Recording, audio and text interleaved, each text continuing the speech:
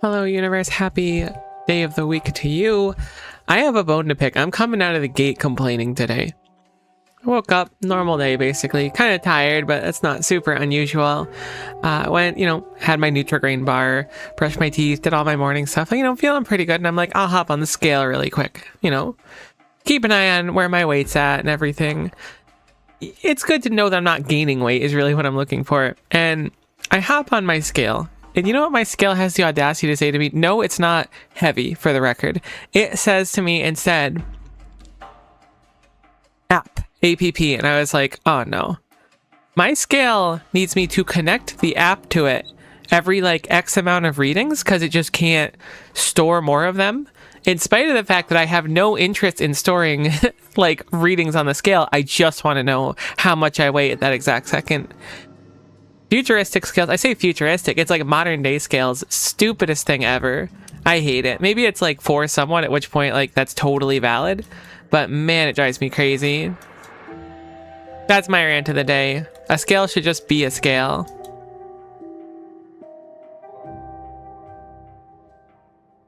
Right, we're cubing.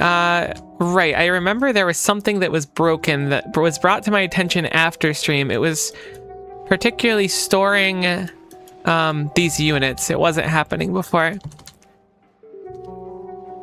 Because we're currently using this box to move over to this box over here to make more rail supports for us, which are out of. So we're gonna have to fix that one. Moral of the story is not everything has to be smart, so to speak.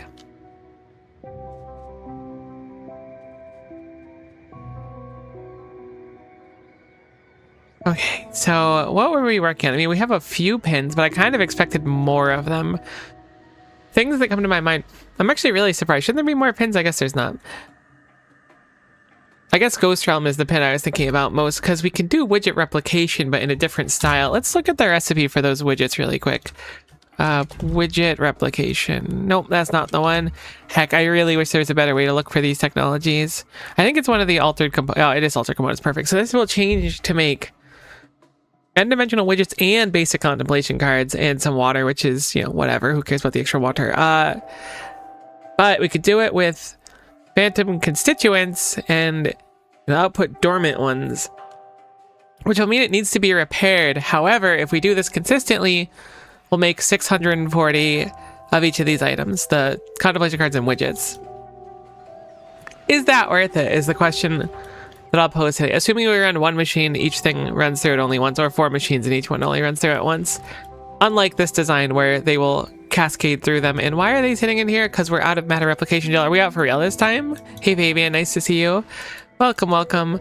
We're not out. I feel like I've plugged in this pipe like 400 times and it still hasn't plugged in. That's actually crazy. Oh. It really isn't plugged in.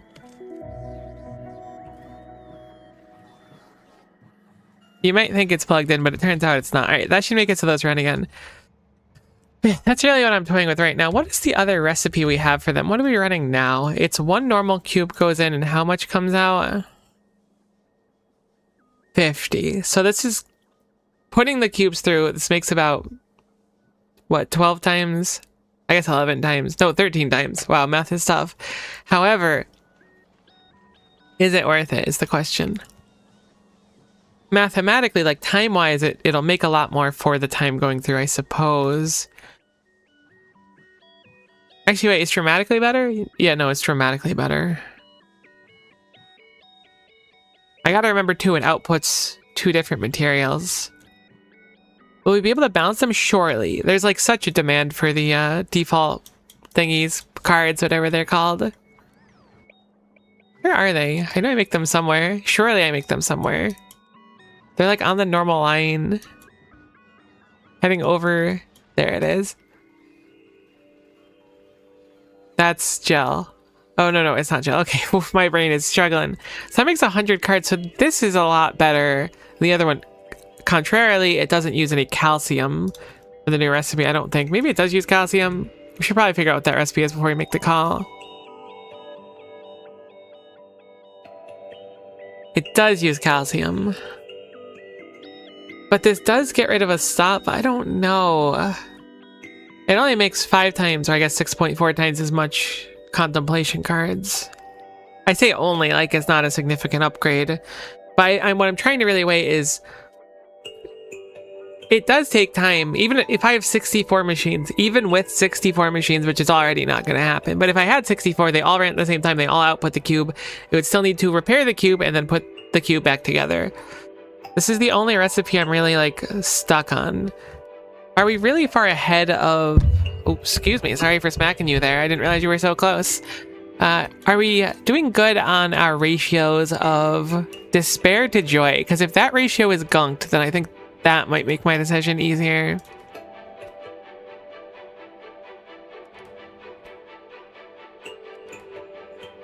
It appears that we are very similar in our ratio, but it's hard to tell due to the length of the belts.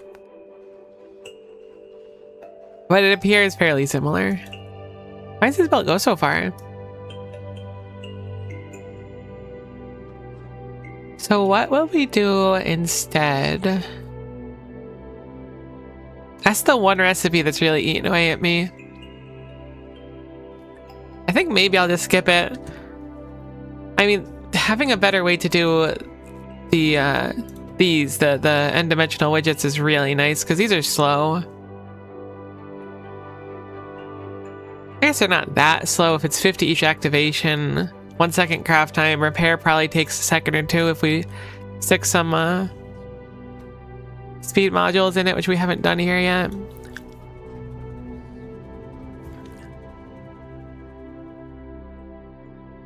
I guess we can kind of look at our consumption. It's tough because we haven't been doing science super efficiently for a while, but let me do a quick search for n-dimensional widgets.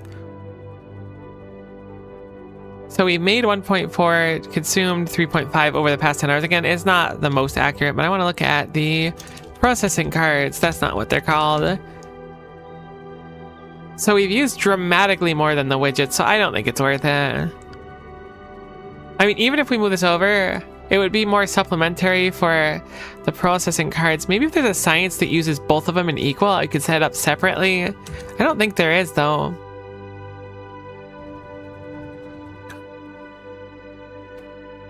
Yeah, because this uses just the widgets, and then the basic science goes in. I guess I could have different setups for them, theoretically. This uses 1 widget per science pack. And then this technically uses like 1 science pack. So at this ratio, one of those like ghost machines would feed this one and the science themselves. But like the packs are used for other things too. Like we already have them set up around some places probably that I could totally find.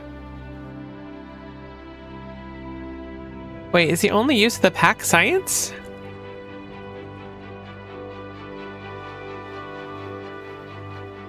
Okay, no, it goes down here as well. It's like, there's no chance. There's totally one more recipe for him. Ah, intelligent calcium. Yeah. In that case, no. I think we're going to leave it as is. We might move it because it needs the cube. I mean, we have to move it, I guess, or like figure out a way to get it in. But I think what I'll do is move it over to this side here because we have a bunch of space here and it feeds in here anyways, and then just reverse this belt and hopefully that'll be sufficient.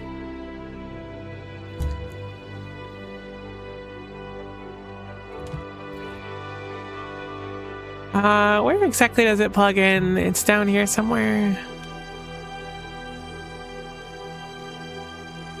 Another thing too is we need to get the matter gel around as well.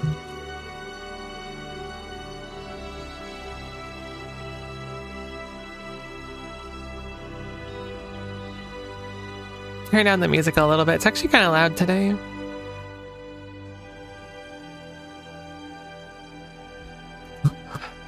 Okay, tough decision.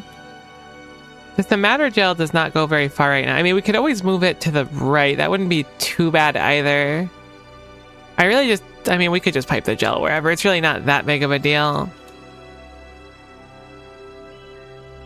Could theoretically move it up to here as well and then just pump it down. I think that this is a remnant of the cube belt, so I'm going to just get rid of this. That must also be a remnant of it. Getting rid of the cube belt feels so wrong.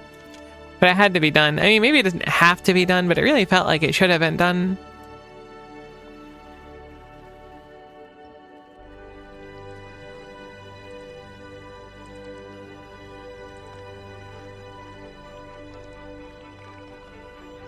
I've noticed the cube is still stuck, which means I probably didn't fix the core problem.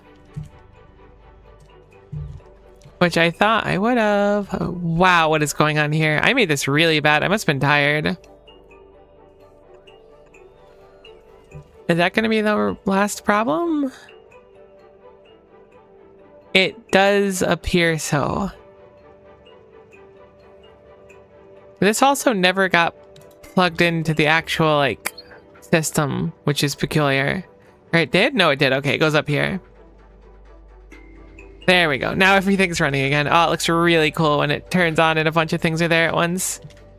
Big old whirlpool. Reminds me of like old Pokemon games where you'd have to like use whirlpool to like get past areas. I don't know if they still do that. They might. Alright, let's think about this. So we need to move this somewhere. I guess we don't need to, but it's that or a big train line, so we're probably going to move it somewhere. Currently, this is the output of it, so we would need to get a belt over there.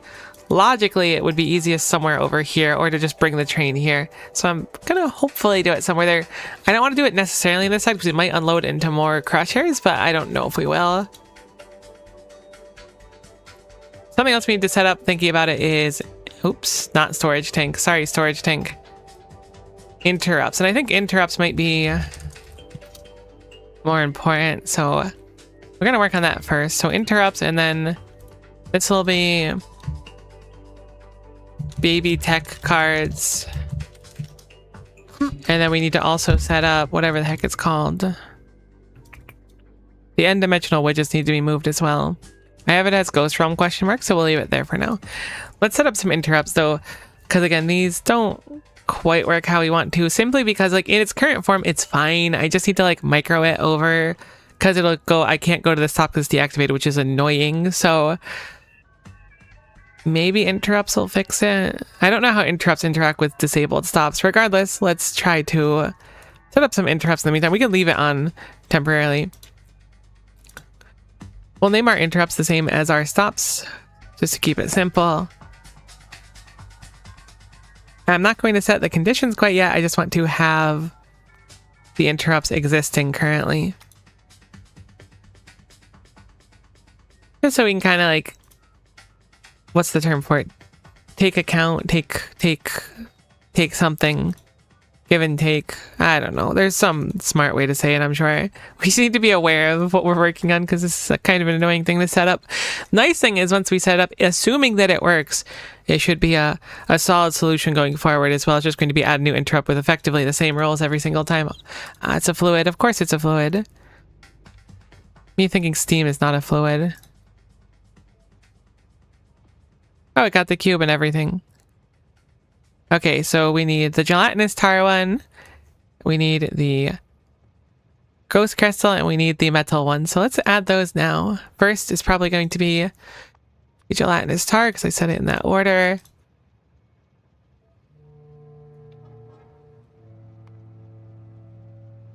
Then we'll add ghost crystal, which I don't think I said in that order, but it's now when it's fresh in my head, so it's being added. I hate that if I type ghost out fully, it goes to entity ghost instead of ghost crystal.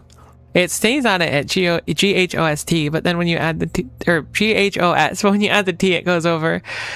Where is our ghost crystal stop? We can't access it. Fair enough. We'll have to figure that out as well. Then it was the metal stop as well. So we'll add a new interrupt. We'll do cube. And then do we use the enrich one? I'm sure we use the enrich one. That makes sense. We do. Cool. Great. So we have our interrupts created. They don't do anything functional yet, but they're created. This is probably a problem. I mean, it's probably not that big of a problem, but it's like a problem, potentially. Cool. Oh, no, don't get rid of that. I mean, it's not that big of a deal, I guess. Alright, well, I just undid all of it. That's cool. It's probably what we wanted there for the sake of brevity. Clearly, I'm still half asleep. Alright, whatever. You know, you could just reform it. Have fun. Wait, what? Oh my god, they made so much of them already. Look at this. Wow, I'm impressed. They came all the way down here already. Cool. So we can set up... Oh, the ghost crystal stop was inaccessible because it was literally inaccessible, but it might be now, which is good. Did I ever set up this top as well? No, it's just called Daniel Johns right now. Perfect. I think all of these like recently came into being once we set up that box. Really spring together quite quick, shockingly. So I figured we'd be spending a good chunk of time. Deep core 4. There we go. I thought we were spending a good chunk of time kind of like stuck in limbo waiting for everything to craft, but we just had so much of it available.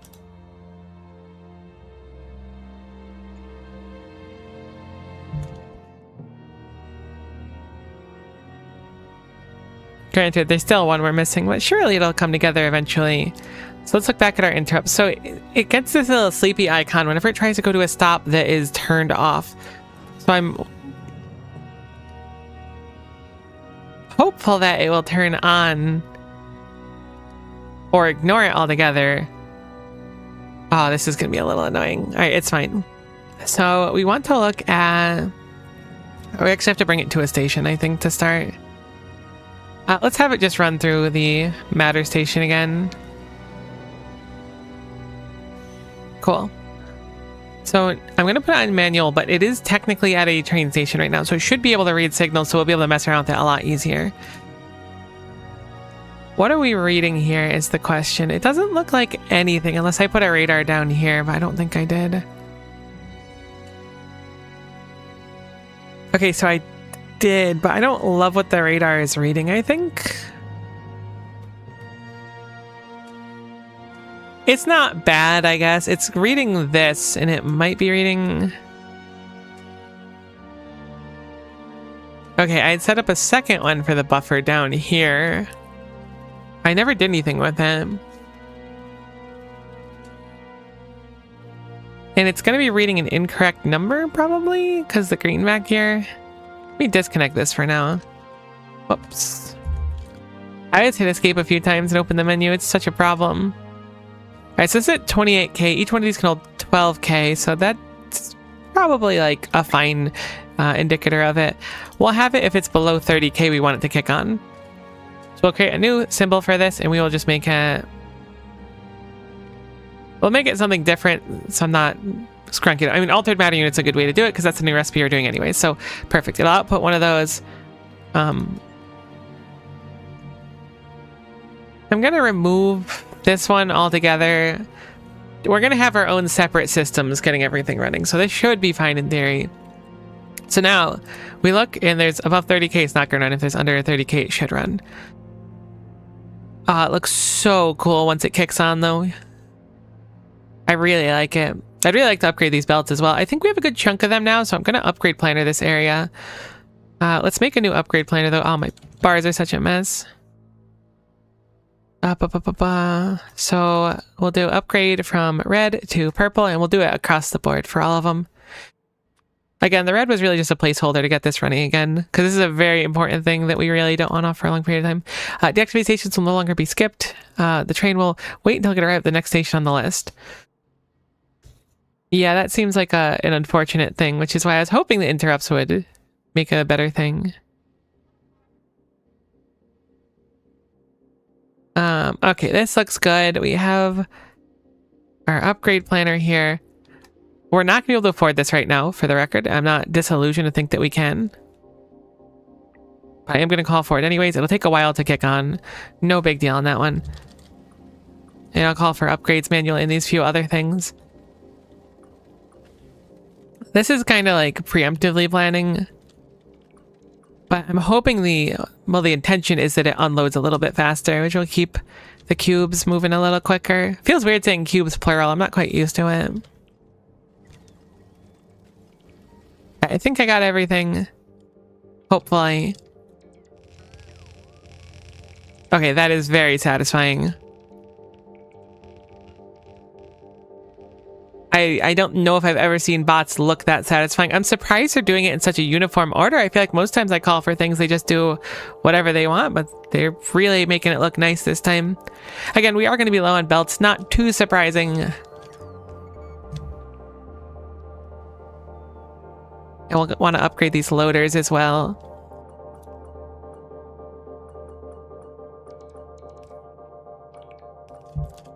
Ideally, we'll get purple loaders sooner than later, but I figure this will be a small upgrade. Okay, so let's work on these interrupts. So you want to look for interrupt condition is circuit condition, and then we want to look for this recipe is equal to 1. And then the weight condition is going to be very similar to what we had before, where it's item count. Most important thing, end of the day, is always going to be the cube needs to be 1 or you cannot leave here. It is against the rules to leave without your cube. In addition, we're going to do inactivity for 5 seconds. That should hopefully give it time to remove the cube and come back. I also don't know if I'm sending that signal properly thinking about it, so let's go recheck that really quick. No, the signal's literally not going anywhere. So we probably want to make it so that's readable. Thankfully, we can just plug this one right in. I mean, I may as well do the radar, right? Heck, I should have went the other way around. Really? It's so far away. Okay.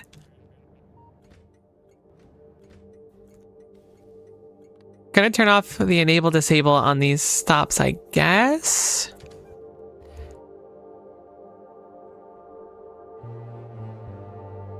I hope. I don't know if this will work. This is gonna take some sussing out, but we'll figure it out. This has no enable disable because it's not plugged in yet, which is fine. This set, I'm gonna just connect this to the wire here because then it can access all the requisite stuff, including that radar, which is where we're gonna get a lot of our signals from. Cool. Hopefully you'll finish reconstituting soon. Why have you stopped?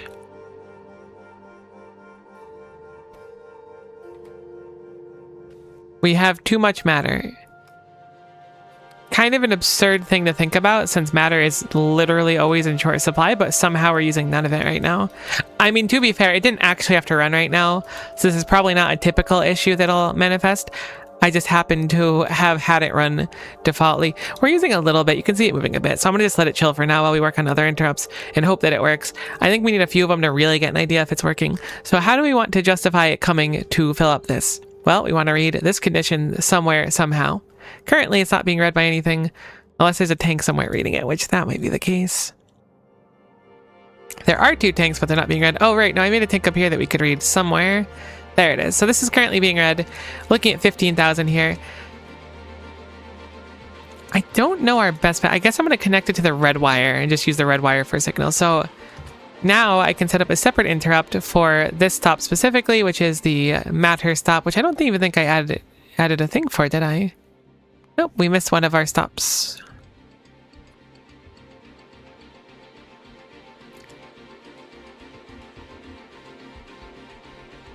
Cool, so we want the interrupt condition to be, I mean, I can do an item count here.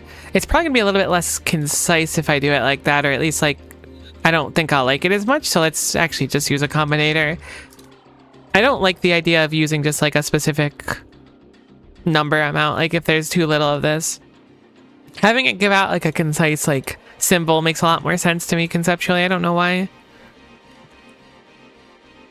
All right, so we'll be looking at the amount of matter replication gel that is in here. It's looking at 15k. If this drops below, we'll say 20k. We'll have it run here, and then it'll output the matter replication gel signal as a 1. Simple enough. That way we can check the interrupt for that instead. So that'll be this one down here. Interrupt condition, it'll be circuit condition, not item count. I wonder if I should put item count on the interrupt as well for the cube. That'd be an interesting thought, but I'd be a little bit concerned that it would just kind of like bounce immediately. It shouldn't in theory, but regardless, matter replication gel is equal to 1. Weight condition, item count, cargo, the cube needs to be 1. This is the most important thing. Rule number 0 for all cube trains is to make sure the cube is in the cube train. And then inactivity 5 seconds or time pass 5 seconds. They should all be effectively fine. Time pass should probably be better actually thinking about it. 5 seconds of inactivity means it'll hop on and then sit for 5 seconds. So it's technically time loss and it'll add up over time quite a bit. So we'll do time pass. And again, I'm only setting this so it has time to remove it successfully.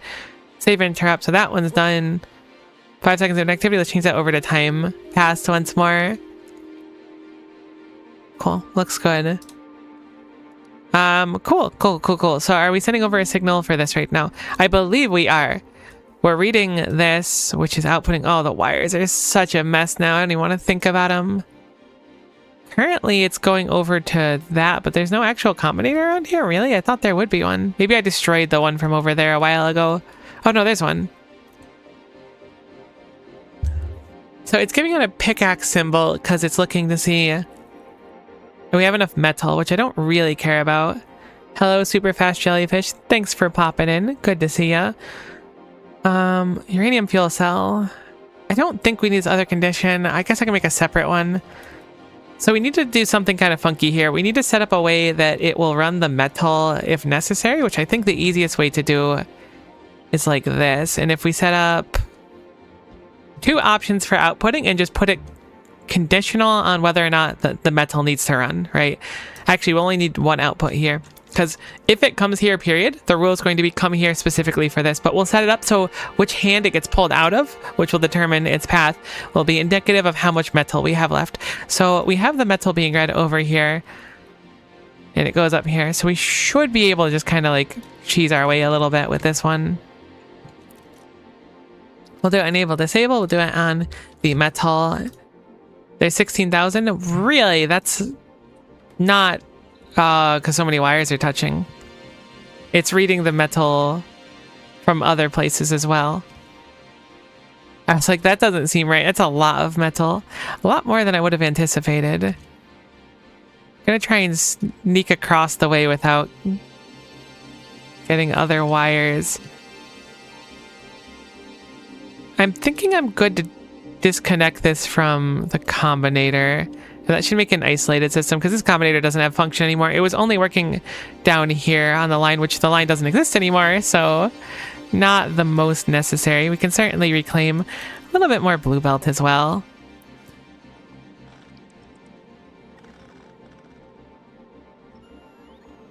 Okay, this is all cube line. Cube line from a bygone era. Cool. So now this should be reading a lot more accurate of a number. 1.4K, that's a lot better. We'll say if it's under, how much do you make per activation? It's like 6,000. It's 2,000. Okay. So this can hold 6,000 in the box. So if it's under 4,000, we may as well run it again. Might as well, right? I guess we'll do 3,000 to play it safe. So if this is 3,000, less than 3,000, this one will run. And if it's greater than 3,000, it'll just go straight through and then do the normal process. Because we have it set up over here where it'll turn on our nuclear when necessary. But now we have it so that if we need to get more metals, it can make them on the fly, which will be really nice. Should be flawless to set up like this without really needing to think about it too, which is a big one in my book, because Ultra Cube take big brain, and my brain not always so big, which is unfork knife. This is now a nothing. You know what would go crazy here though? Is it not called Ultra? Extremely long-handed filter inserter would actually go bananas here. I'll have to craft one though, I think. I don't think I have any available. How far do you pull from? Oh my gosh, you pull from a gorillion miles away.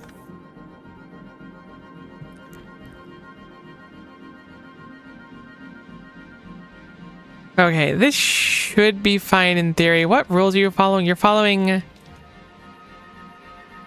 that pickaxe symbol that I set up before. We're gonna just get rid of that. I don't think that's necessary. In fact, all this isn't really necessary. Simply put, I'm going to just make it so that it loads down here. Actually, you know what? It's gonna be easier. Just do it like that. This belt is superfluous at this point, so we're not going to worry about it. Great, now we have a lot more space. The cube gets picked up. So I got to move that down one over here. It'll end up there, it'll get pulled, it'll put where it needs to go, and it'll run into the system and then return on the other side. We do need to make sure the cube still goes in here, which I haven't figured out how I'm going to do yet, but I'm sure it'll be pretty simple. I think what I'll do is kind of retrofit this old design, because there was a place to load here. I think we'll have it so it loads the explosives like this instead. Then we'll have the cube come down here, right across here, and there we go. So now the cube will run exactly one time through this. There's no rules for pulling it out or putting it in. It'll just run this once, because this is 2,000 rare earth metals. And keep in mind that each time we run this, it takes 20 rare earth metals. So like, surely it's just not going to matter. So this should now just work. Hopefully. Cube comes through here. Explosives are available for it all the time.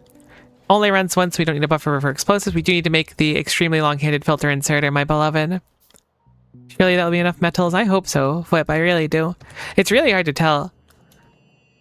Okay, so why aren't we making more Oh, are we out of metals? There's no chance. But why aren't we making more of these now?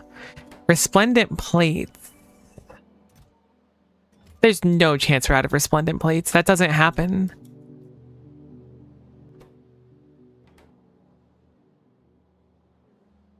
The humble running out of deep core ore powder? Is that really like... Is that possible? I mean, it must be possible. We're experiencing it right now. Okay, well... Let us see what signal this is giving out. I see there's a red signal going here. It appears it's just reading the contents of the box, which is probably not the most ideal thing. I mean, it's probably fine thinking about it, and I could just read this, but I really don't want to. I'm going to set up a combinator down here. I don't know why. Again, the combinators just make my brain feel like it's rubbing the right way.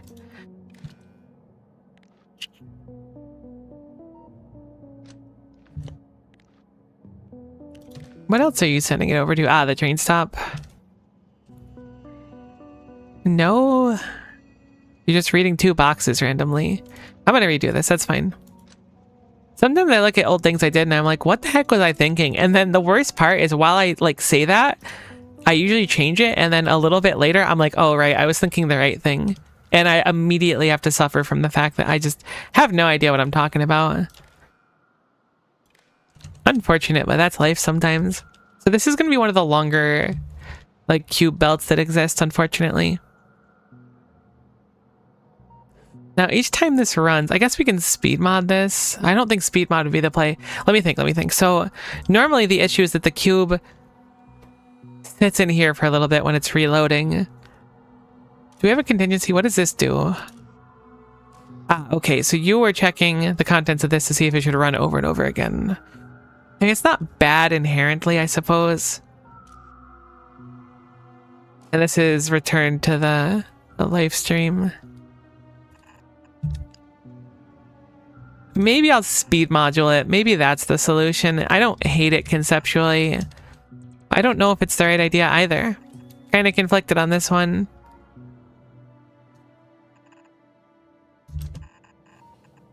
Heck, I was slightly off of where I wanted to be. Never lucky. Okay, so now cube loads in topside, unloads here. We'll repeat the process if it's needed a few times, I guess. We need to do something about this. I haven't figured it out yet, but we'll figure it out. If we have more loaders, the blue ones specifically, I'd like to put them... I think this part's the most important part. We don't even have loaders down here, but I don't know if it's necessary with it being bulked out 9 directions.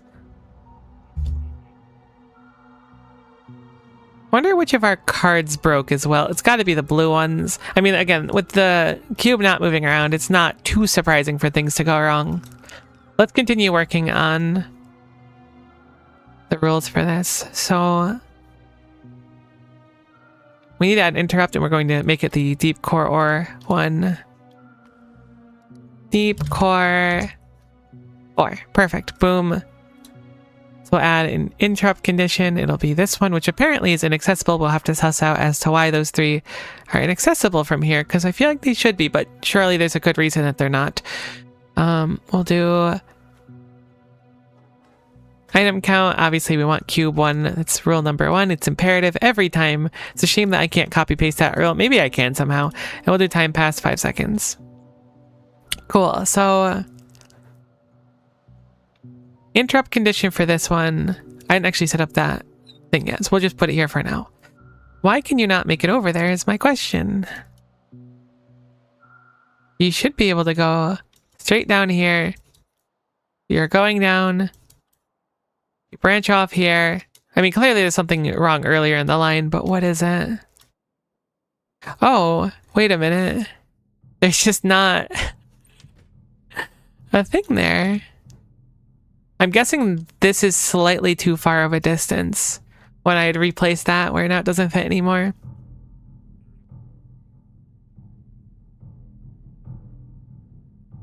All right, let's continue working on a few more interrupts. This one, oh, actually, we didn't even finish that one. Let's finish the one we were on first, then we'll work on the other ones. So what condition is this going to be? This is looking for how much deep core ore is here. So we'll check for that. And if that is under, we'll say 2,000, because it's checking for this box specifically.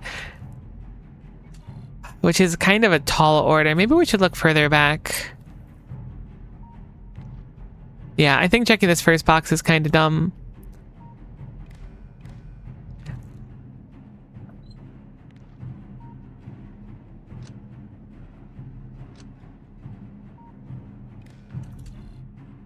Okay, it's not reading the deep core ore. We'll do this box instead. I think this one's a little bit more logical. We'll say if this box is less than... How much can it fit in there? I actually don't know what deep core ore stacks up to. Deep core ore. Stacks up to 50. So that should be reasonable, 3,000. I think that's a fine number. So we'll check for the 3,000 there. We'll output deep core ore as a value of 1. On a red line. So as long as we're using red lines, we should be fine here, because it should be spitting out a bunch on green line too, which could theoretically break it, but hopefully it's fine here. So now we can set up the rest of that deep core ore one, add a condition, we'll look at for a circuit condition, and we'll do a deep core ore. We'll make it a value of equal to 1. And if it's reading more than 1, it's going to be a problem, and we'll have to fix it and figure out where it's reading it, which I'm not looking forward to. So let's just hope that that's not a problem. I did not set up the nuclear one altogether, so we'll set up that one too in the meantime. I know I set up the offloading, but how are we setting off our signal? It looks like it's at a green signal. I had a combinator here, but I think we got rid of it because I figured we weren't going to use it. I'm going to just use a combinator here. We will simply read the contents of this box, which we were kind of doing before anyways, so it's not going to be too crazy. Connect it to the radar, and we'll just do it so that we're reading the contents of the uranium fuel cells. Uranium, it was really a rough typo. Whoops.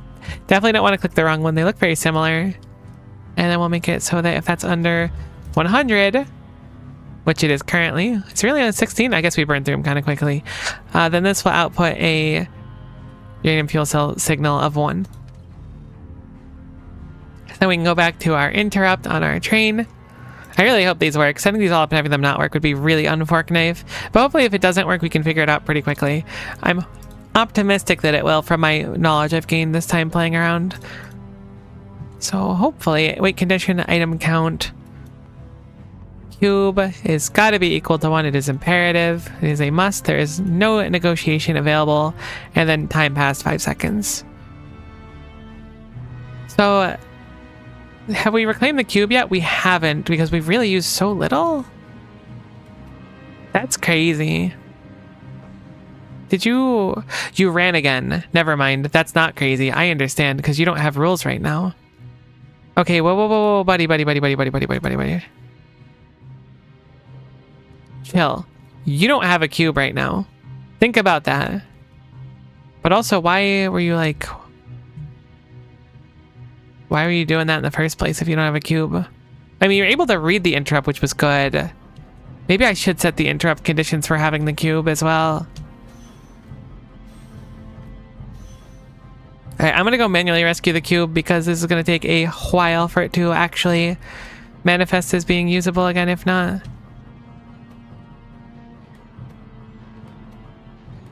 I did not mean to let it run again. But it makes sense, you know, it had nowhere else to go and there's no real rule. It's really just if it's sitting here and not activated, then it'll run multiple times. Okay, so there's 25 in there now. Hopefully we can get the rest of them pretty quick. Thankfully, they're not like in a consume state where we need to pick up the whole machine. This is annoying, and I have done it more times than I'd like to admit, but it's at least like serviceably annoying. Could be a lot worse. That's what I keep telling myself. Oh, there's still a bunch of these machines? Oh no, there's still some stuck in there. I celebrated too prematurely.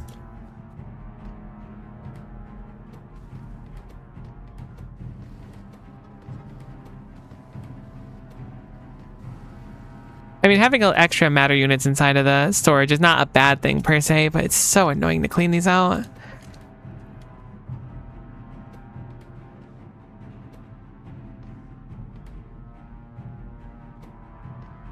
I mean, it's not a bad thing. We're making a bunch of a very important material, Miko. Stop whining about it. Wah, wah, wah. All right, put it over there. We'll go store more of this because we don't need that much matter units on us. Of all the things to be stuck with, though, that's not a bad one to have as a problem. Cool. We snagged a bunch of them there, so we're almost full back up. I'm gonna try to run over and get that cube before it goes through the system. It should be easy enough to do. All right, it's 8 more somewhere. Seems like there's one further back still in this machine, which is gonna run a few more times. Okay, we can rescue that one. And it's the last few machines down here. It's really just those ones that are further down, because if I don't keep an eye on them when I'm releasing them, they'll just keep making more stuff, which is fine, I guess. I think I nabbed that one. I did not successfully, but that's okay. These ones are now just going to cascade to the end on their own. Something we do want to do is turn this so that we don't have to re-rescue the cube again. It's a really unique way to get the cube stuck, I'll admit. I mean, unique might not be the right word, but it's like stuck, but we just have a bunch of materials. Okay, it is now reconstituting. It's going to go onto the train. I guess I can't technically go on the train. Let me inch it up a little bit.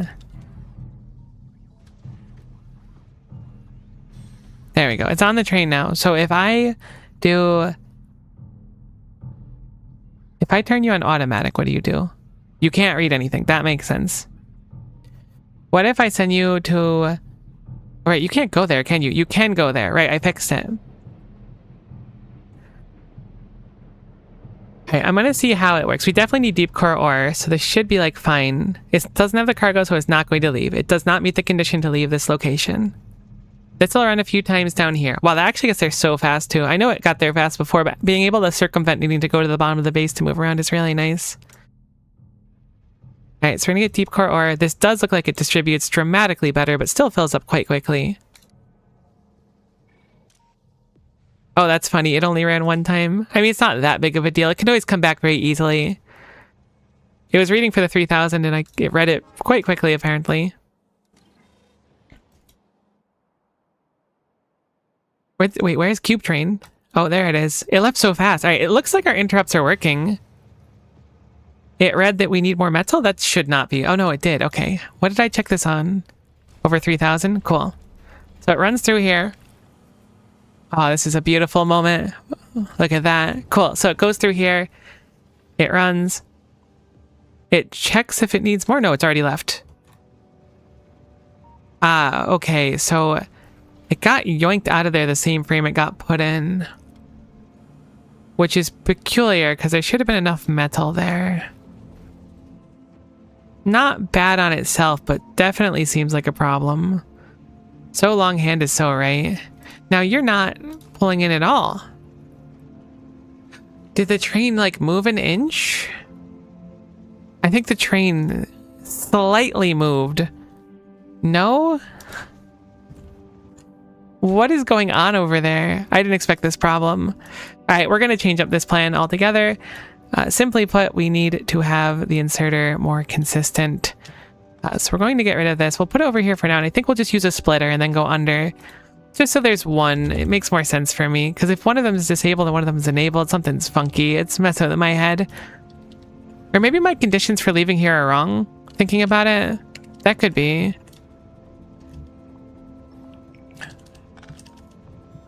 Let me change the rules. We'll have this go over here, and then I wish I could apply that there. Set output side, and we'll just do the same rules here. Hopefully this fixes the problem. I don't quite understand what's happening. I think the metal wasn't in storage yet. That very well could be. I just don't want it to like yoink out of there again. I just want it to stay a single time at most, you know? Like once it's back on the train, I want it gone. Okay, so now this logic should work. We'll just disconnect this from this, and then we'll make it across here. So this is just a normal inserter now. So if I send you to this top, you're now waiting for your cube. Where is your cube? Ah, the cube is stuck in there. That's annoying. Not totally unexpected, but it is a little bit annoying.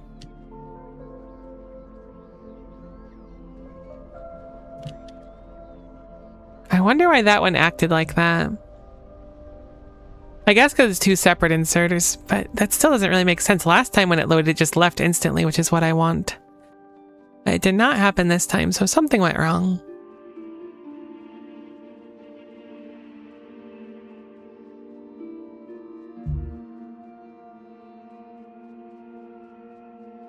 Let's go rescue our lovely cube from its eternal damnation inside of the rare earth smelting explosive thingy, which almost just ran. Why are you doing this? Oh, it's because I manually put in. That one actually makes sense. So this one should just go in and leave now, right? Why are you doing this? You didn't do this right here. You just functioned just fine. It must be an interrupt issue I have. But no, it closes. It satisfies the interrupt. Perhaps because there's nowhere else to go right now? Spitballing maybe doesn't have anywhere else to go to. That's kind of the conclusion I just reached. That's peculiar. I wouldn't have expected that to happen. That would make sense. I mean, would it though? Surely that condition's going out. This should be outputting Deep Core Aura 1. Okay, what if I set the condition here? And then I manually put your cargo in. Okay, so you're reading the signal wrong. Oh, wait, this isn't connected to the stop. That's why. Okay. That's better. That's totally what it was. It just had nowhere to go because I had gunked it up. Now, after 5 seconds, it should just go somewhere. We'll figure out where it's going. We'll hitch a ride.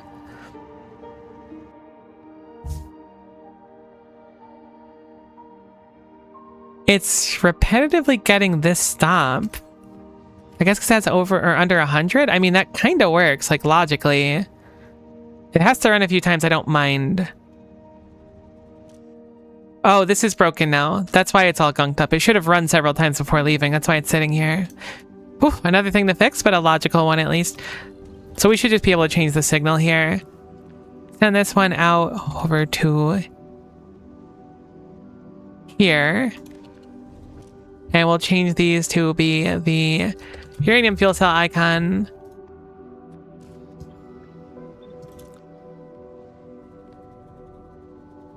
Okay, it's... Why is it reading that? Oh, because it has green on it still? Okay. I figured out what's going on. Okay, disconnect the green from over here because that is not necessary. These just need the red wire. These need to be equal to 1 or not equal to 1. I have them backwards right now, actually, I think. Equal to 1 loops it. Equal to 1 means we need it. Not equal to 1 means it goes. There we go.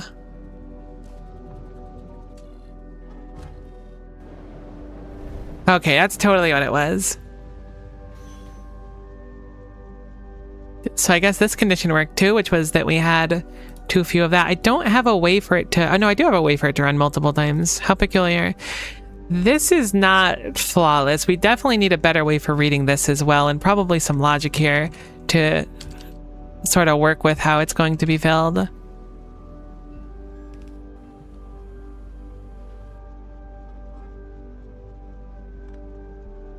Hopefully we have a tank available on hand. We do. Alright, so that's actually really full, surprisingly so. We probably want to set up a secondary rule for this stop if we can. Like, we can have a single circuit checking multiple things. Like this one right now is outputting or checking just that, but we can easily set it up for a second one. I'm going to even keep the signal just to keep it simple. So this is also going to be reading how much substrate is here, or yeah, cerebral substrate. And if it matches under cerebral substrate, we'll do an OR condition. And if it's under 20K, we'll say it'll come through. Now, why have you gotten stuck? The water, what is going on with the water? We had no problem with it for the longest time, and now it's like a really solid problem. Does it connect here? It does connect here. What is going on with it?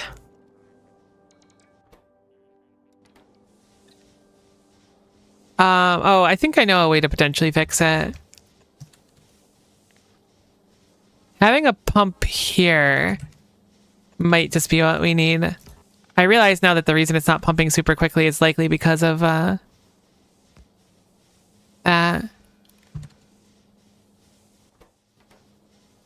So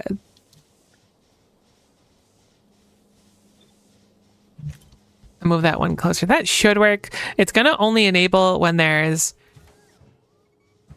less than 5,000 water in here. So this should be able to priority output. I hope. Right? Are you enabled? No, you're not working. So this pumps out, goes into here, is used up and turned into steam, which we have a true excess of steam right now. I guess switching over to nuclear kind of ate a lot of our water, perhaps. Although thinking about it, that's in an isolated system.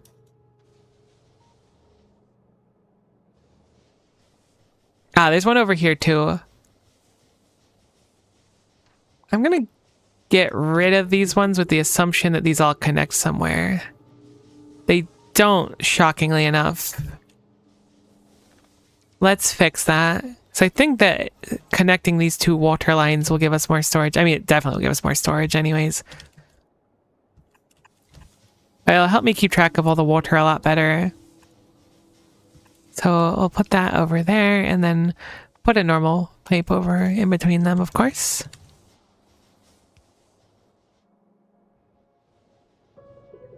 And now with this pump logic, it should only pump when there's enough excess water and can... It's still not really producing much. Can I join here until my friend joins my Palwood? You're always welcome to hang around here, Han. Nice to see ya. Okay, see, now it's got a little bit of pump speed to it. A little bit. Do we have any more offshore pumps I'm missing? There's some over here that go up, but again, I think those are isolated. They are.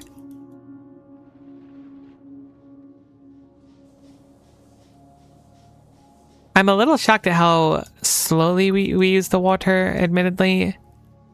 It's just something's not right. Surely we should be using it way quicker than this. I mean, at least it's being used up now, I guess. It might just be that we have a big buffer of it. But yeah, this pipeline contents isn't connected still. No, I guess it is. No, it totally is. Bizarre. What if I dump everything? I mean, it's water. It's easy enough to fill it up again.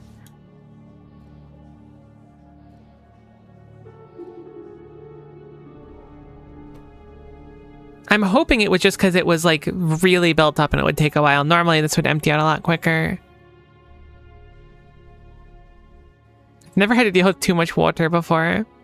Miko, you only stream Factorio? No, certainly not. On Thursdays I've been doing Back to the Heavens, and Fridays I've been doing Final Fantasy Game Fridays. Although I haven't streamed any gachas in a little while for sure. I think last time I did Arc Nights was during the... They had like the auto chess event thing going on. That was really fun.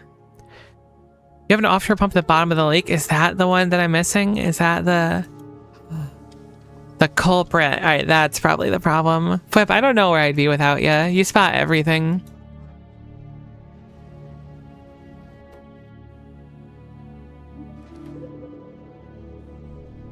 I've been really enjoying doing Back to the Heavens. I wonder how much longer the game is.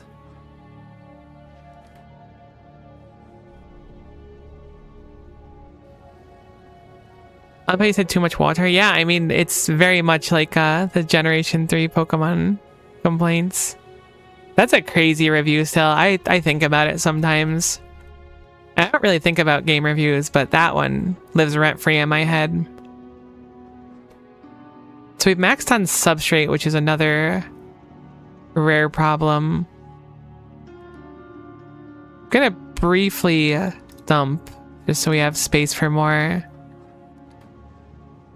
What's your ruling? How much do you want to have of 23k? Again, this is a weird balance, the substrate versus the matter replication gel. It's a very, very weird middle ground. I guess I don't technically have to make them side by side, but it's very convenient to do so. I'm hoping that when the factory's like running, it'll just not be an issue. Oh, you know what we can actually do is we can skip this altogether, can't we? This is very silly of me to think that we couldn't do this in the first place. A very, very simple solution, in fact, is to just skip this altogether with some logic. Don't know why I didn't think of it in the first place. I think we'll just use green wires for this. Make it really simple. That way we can have it enable, disable based on the substrate we have available to us, which is probably in tab 1 because it's a weird thing.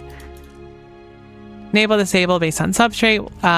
We'll say 23k. We'll just keep that 23k rule.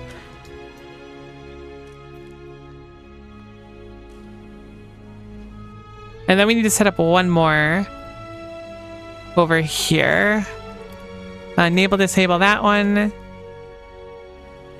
based on how much of that is available.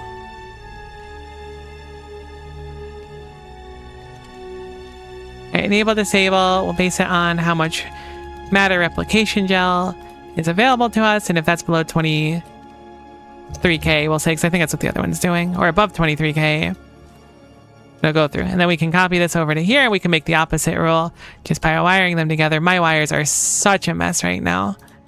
Cool. So now, when the cube is done, it will simply return either direction. This one is set up so that if it's running through the synthesizer, it'll look for that 23k and then stop running. If it doesn't need to run anymore, it'll return. Otherwise, it'll just skip the synthesizer altogether. This should be just fine.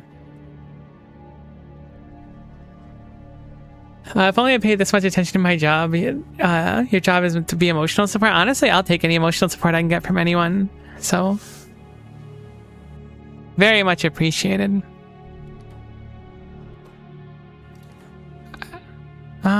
This lane empties a lot quicker. I haven't really figured out what I want to do about that yet. Oh, interesting. This lane is actually entirely dedicated over to there. I wouldn't have expected that. I mean, it's not bad to have. We need a really big storage of basic matter units here, so I'm really not upset with that concept. Although that means this lane doesn't technically do anything. Which means that this side's always going to be a little bit late, I guess. But it shouldn't matter in practice. Don't know what I was doing over here, but I'm not doing it anymore. So we'll just remove that part. Okay, this is almost filled up now. I wonder if we get a better recipe for basic matter replication, because it's kind of slow right now. Let's change these over to better loaders, which will speed up the process, because it's simply not loading quick enough right now.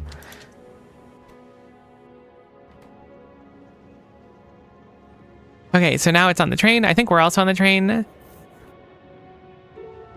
We're under 100, so it came back. We're slightly under 100. Let's work on setting up our other interrupts, because clearly this plan works, or at least it seems to work on the surface. So let's work on the steam one next.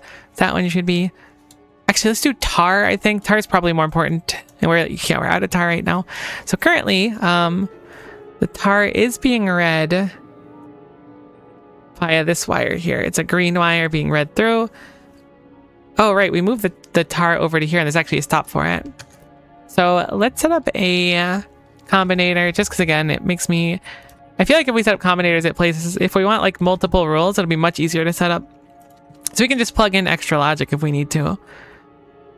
So we'll bring this over here. We'll go for the condition being the amount of gelatinous tar we have available to us. And then make it... What's the rule I have over here? 180k?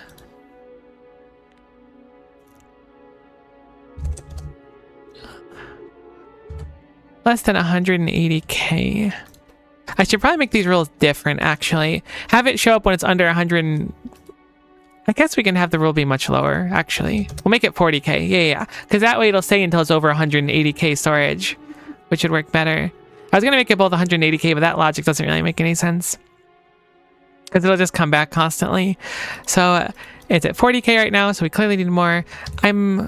Or no, it's below 40k, I should say, sorry. So we clearly need more. So we're going to make it... I'll make it the enhanced recipe. I guess it might be an easier signal to read in case that tar is somehow connected. We will go connect that over to there and then over to there.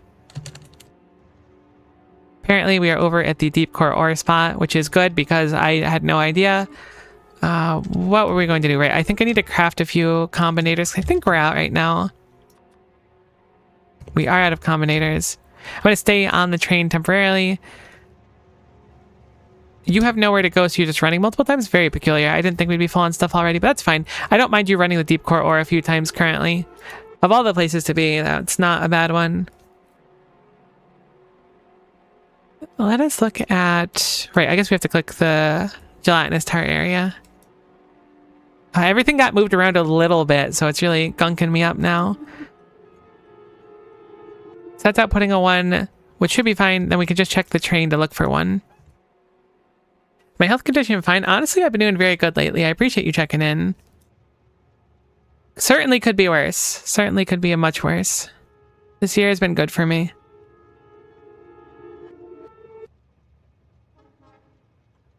So we will absolutely take it. Okay, so we want item count. Oh, obviously want the cube to be equal to 1 or else you cannot leave. Do not pass go. Do not collect $200. I don't know what I'm going to do about the cube not leaving.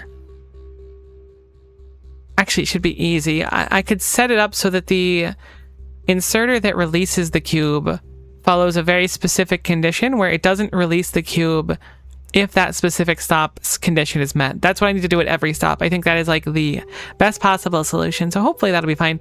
Let's set up this one in the meantime though. This time pass will be 5 seconds. The interrupt condition will be the item count, or excuse me, the circuit condition will be that gelatinous tar recipe one that we just used.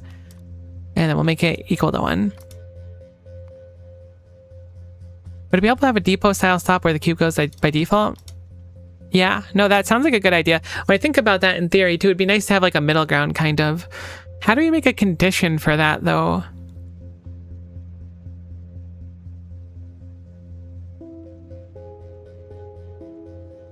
I guess I can just have a stop with just a generic interrupt and make it so the other interrupts can interrupt it, I guess?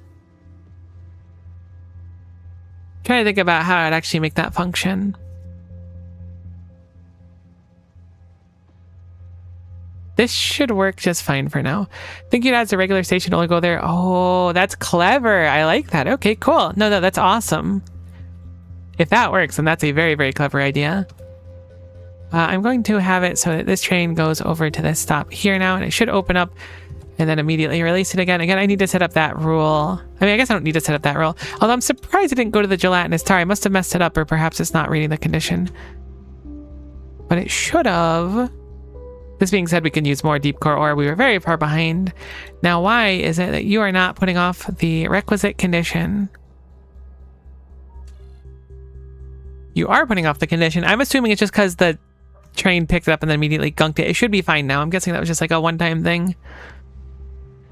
Perfect. So that's gonna work.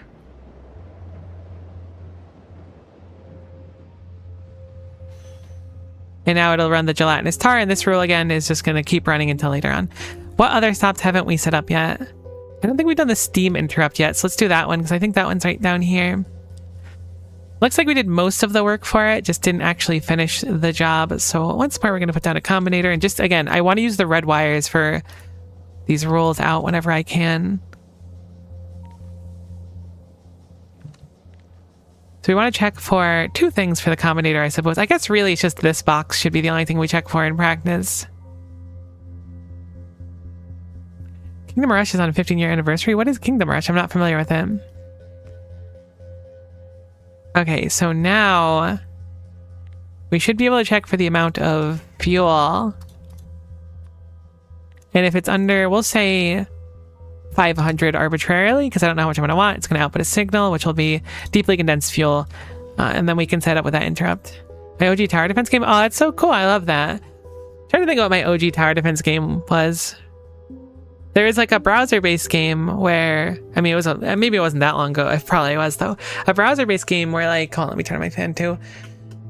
All of the things were like shapes. All of the towers that were like attacking, or all the people that were coming to you and the towers you set up were all just like different shapes that were like outlines of things, which is really cool.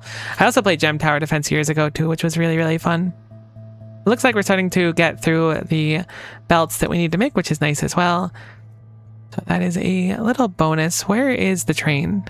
Here's the train. Change this interrupt. We will add circuit condition and we will look at that equaling 1. And then we have a wait condition for item count. Again, the cube is 100% the most important thing.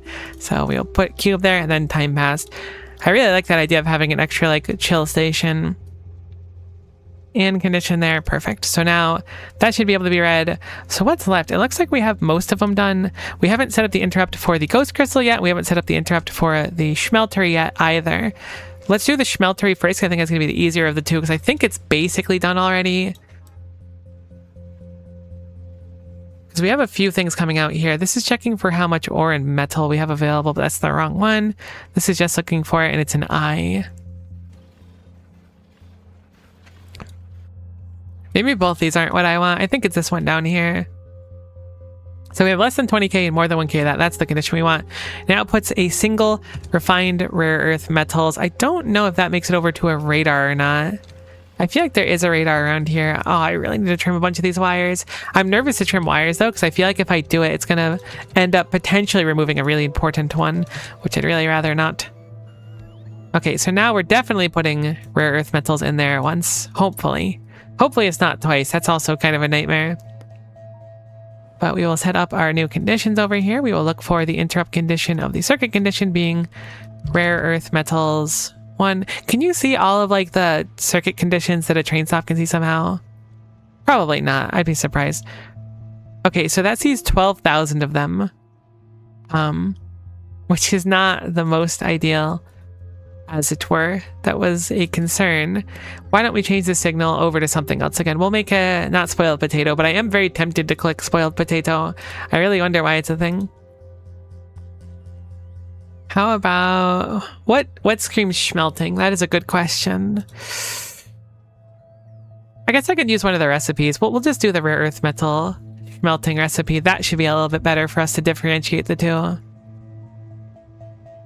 Okay, so we'll make it so that this is going to be rare earth metal smelting the recipe. There we go. Now that's equal to 1. And now it'll go over there, and then we'll make it so that the weight condition is item count. Of course, cube being 1 is paramount. So we'll set that up. Cube is equal to 1. And then weight condition for, whoops, not item count. We're looking for time pass and then 5 seconds. Again, that time pass is just to make sure it can run. It really only had to run once. I should set up different rules for that swinging down here. And again, with this combinator, it's a lot easier. So we can go like when it's less than 100 show up. But currently, it's also like making 100 and then dropping down. So let's make it less than 10 instead. So that way, I guess less than 5. It'll stop by here way less often and then run more. I really need to fix my rules like that. There's probably a few of them that kind of suffer from that right now. I'm guessing this is one of them. We want over 500 of them. That's the rule for it coming out. What is the rule for it repeating its activations? It currently reactivates arbitrarily with no rhyme or reason. Under 1,000. Okay, so that's a bit of a surprise, to be honest. The inserters load it fairly slow too. Wait, can that hold 1,000? I guess the whole box can hold 1,000. Let's make it so it only swings around under 200 instead. And again, it's so nice because we can just change the combinator rule. We want that to be lower, so it goes to the top, does some stuff, and then hex off for a while. These are good, but we didn't finish setting this one up too, so let's bounce back here really quickly. Because theoretically, it could come here just to do that. I mean, I guess it wouldn't actually ever do that, thinking about it. Because we need to consume it anyways. There's no chance we'll ever have like infinite gel and no way to run the substrate machine. So it should just be fine. I'll leave it as is for now. I was going to make it so we have a splitter to come here, but we'll need matter gel no matter how we slice it. Matter is way too necessary. See, now the bots are placing it in their weird willy-nilly way where it doesn't like line up perfectly. Beforehand, it was like a beautiful array of bots placing everything, but now they're like, all right, random spot, go. What stops have we missed so far? Okay, so I've noticed a problem. And that's that currently this has been loaded with condensed fuel.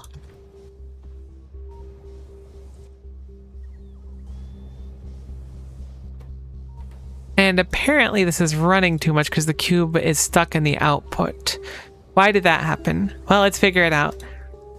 Currently, the rule is to send it down here if there's less than 2,000. Each recipe makes 160, so logically it shouldn't have got so high. So what happened? There's less than 1,000, it goes out here. It probably wasn't able to unload successfully out here. Let's make the numbers lower. Maybe just getting too close to 1,000 was playing too close to the sun. Let's make it 800 instead. That's probably a much safer bet. This is why I accompanied the train, or the cube. If there were any weird contingency issues, I'd be able to rectify them.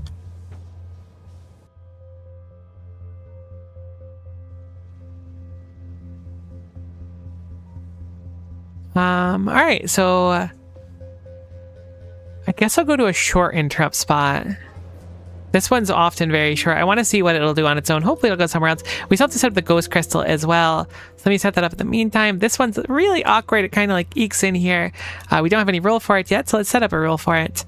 So currently we have a bunch of stuff. We're going to be mainly looking for how much ghost crystal we have sitting here, because that's like the core of everything. Currently it's going to a combinator, which is reading how much is there. And if it's less than 12,000, it outputs a ghost crystal 1 symbol, which is fine, I suppose. So why don't we just work with what we have already, and we'll take our combinator with this logic, which already goes all the way up here, and then we just smack it in there. And now we should, in theory, be able to tell our train to look at ghost crystal 1, and when ghost crystal becomes 1, it'll come out here. Cool. So let us edit the ghost crystal 1, add circuit condition as ghost crystal is equal to 1. Once more, I typed the word ghost out, and it popped up with the ghost emoji, which is very cute. Ghost crystal is equal to 1, and then obviously item count cube must be equal to 1. We do not cube without the cube. We must cube with the cube. Then we'll do time passed for 5 seconds. Cool. It cannot make it to the ghost crystal spot. Why is that? It should be able to, right? I'm guessing there's something missing somewhere.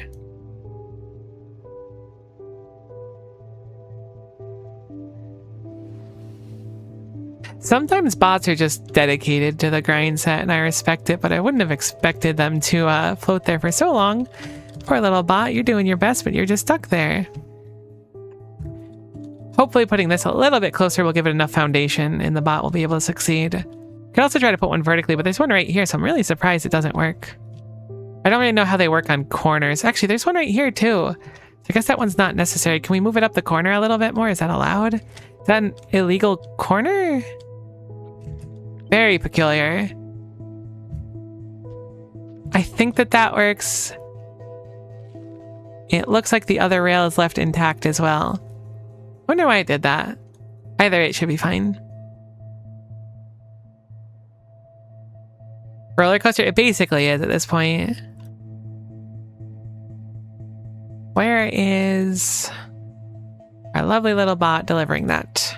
There it is. Perfect. Hopefully. Oh no, it came back. This time it has a rail support to hopefully work with it. Okay, now the train should have its destination. And there we go. It's so heckin' fast though, especially when it can open up on a long straightaway like that. So now it comes here. I don't remember if this section actually functions. I think I put it back together so that it functions. It's trying to make substrate, which is not... Oh, it's actually trying to make joy and despair. That's fine. Making joy and despair is totally fine. I thought it was trying to make substrate. I was like, please don't make substrate. We have so much of it. The question is, does the substrate actually connect to where it needs to connect now? Looks like the answer is yep, because as long as it goes here, it should be fine.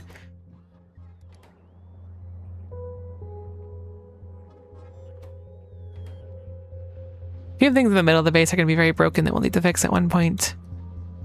The cube is just running through for this. It's become stuck. It's looking for a rule that doesn't exist anymore? No, it should have a rule.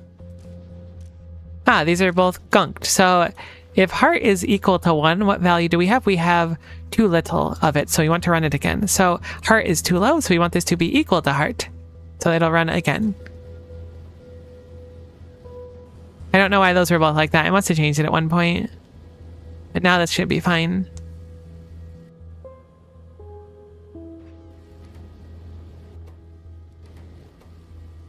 Now we're making a mondo amount of the fluids. Getting our joy and despair back to where they need to be. Apparently this has never been able to run, but thankfully we were just making a buffer anyway, so it didn't have to run at the time. The premonition cards can't run because it hasn't had any extra spectralite for a long time. Oh, there we go. We're running through the system now, so the spectral light kicks on. I think I still want to improve this somehow. I just haven't figured out how I want to do it yet.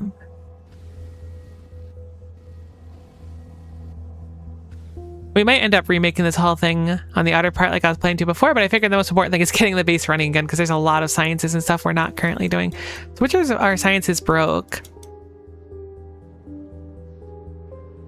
Also, I want to remake our science too because it's very small right now. You know, that makes sense. It hasn't run the default card for a long time. So what are we going to do about the default card? Currently, it is all the way over here somewhere, I want to say. Somewhere here. Where the heck is it? There it is. Currently, it's all the way over here. Another thing, too, is deep solution we will just never make again in its current state. I think the logical thing to do here is to move the deep solution elsewhere. Maybe I'll manually run it to empty it out really quick because we have a long heckin' line. We can easily make the deep solution like all the way down here. It'll be much, much, much easier to do. Maybe that's what I'll do is I'll make it the deep solution here as well as the tech cards because those are kind of close as well. Alternatively, I can just try to elevated rail it in, but I don't think that's a good idea. I probably could, but I don't think it's a good idea. All right, the cube is running through. Good luck, have fun. Thanks so much, Han. You have fun too. Thanks for stopping in.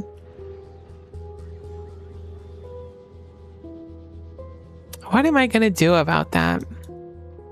I mean, it should be really easy for us to just like feed this downward. I'm thinking about like the availability of us bringing a rail through. But also I'm thinking about those tech cards because those require the cube every time. Kind of wants to stay near calcium as well. I guess that's what we'll do. These are already like right next to each other. So I think logically we should just take this whole like setup and move it a little bit elsewhere.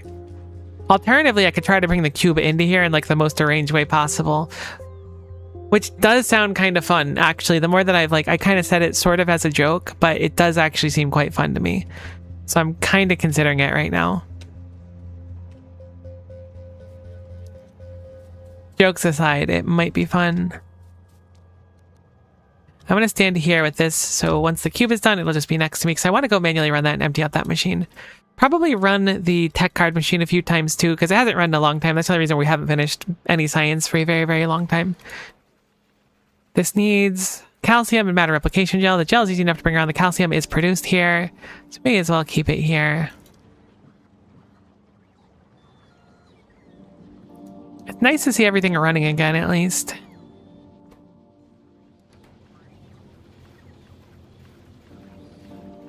Kind of a bozo move for me to be ripping the resplendent plates from the science belt that directly needs it, but you know what?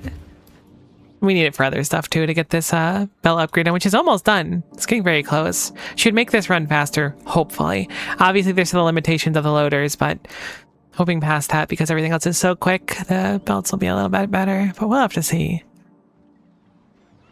We'll upgrade the loaders eventually too, so it's not that big of a concern. Where do I want to put this is really the question.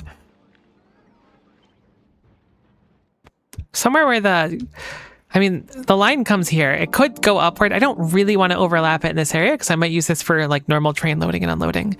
So maybe somewhere like over here. The downside is somewhere like here. I mean, I guess I do it more like here. Is that it's very far away from what we had before. The closer I can get, the better, especially if it's close to somewhere like here where we have the materials. So maybe this spot here. Does that core powder go anywhere else but up there? No, it goes just up there. So you know what we're going to do? I'm not going to reverse all of the belts, but I'm going to make it so that... Oops, at least some of them feed back in, I guess. Just for now. I mean, actually, it shouldn't be too bad to do this, right? I need to do the angry one.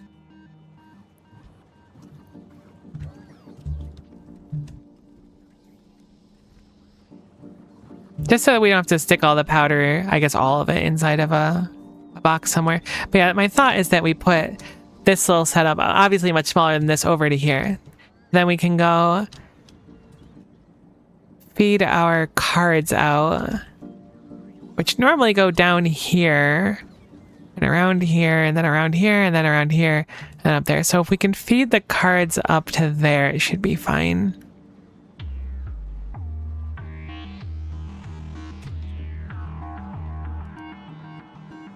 We'll make this card input plus change directions.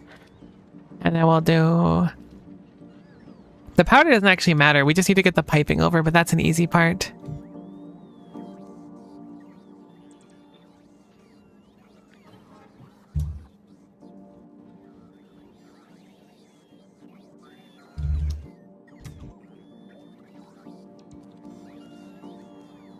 This is probably a waste of time. I just put it in a box. I'm like, maybe I'll salvage some of this. This is going to take 5 ever to do very little. Granted, these take up a lot of space in boxes, and boxes are surprisingly in short supply. Ultra Cube does not like you running boxes. But I'm going to start getting rid of this now.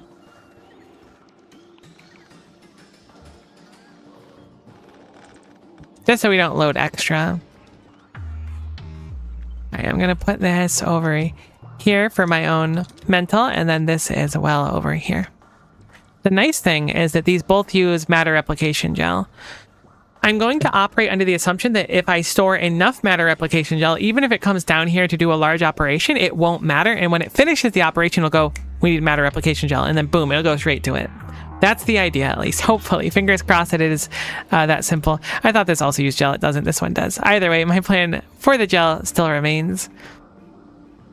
Thankfully, it's probably pretty easy for us to get some water over here. So we will bring our water across. I guess we'll disassemble the rest of these as well. Hopefully we didn't catch any pipes. It's always my fear too, is getting some really important pipes or something else in the meantime. Okay, and those can stay for now, I suppose. It doesn't really change anything. I believe we have another line. We do have another line of sulfuric acid that comes like right down here. So this is kind of an ideal spot for it, to be honest. I mean, it's really ideal.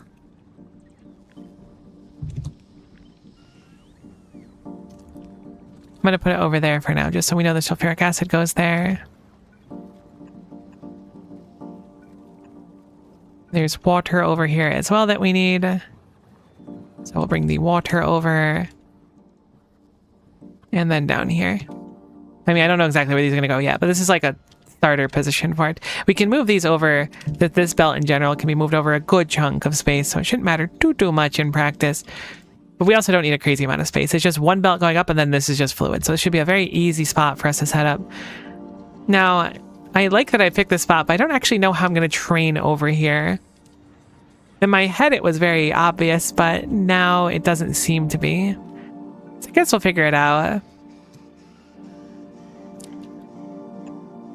We'll bring it down here, and then hopefully we'll loop it up in some divine intervention via some wacky belt. Actually, I kind of love that. Wait. Oh, it'll blow up one of the, those ones over there. Actually, is that just a tree it's cutting? Hold on.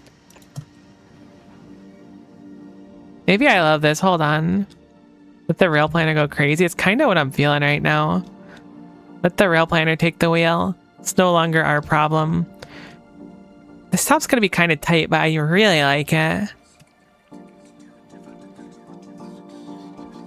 Also, it's not like perfectly rounded, so I'll probably change the corner myself manually. Although that's not perfectly rounded either, is it? Ah, oh, heck, rail planner, I can't say no to you. Whatever you want, do it up. You're just making it more efficient so that it doesn't have to turn as much. Actually, that corner is really nice. I like that one. Because it slows down when it curves. Let's do a rail. Shift click should only be wrecking trees. I always mix up shift click and shift right click in their levels of violence that they bring to the table. Dead hairy tree is in the way. 07 hairy tree.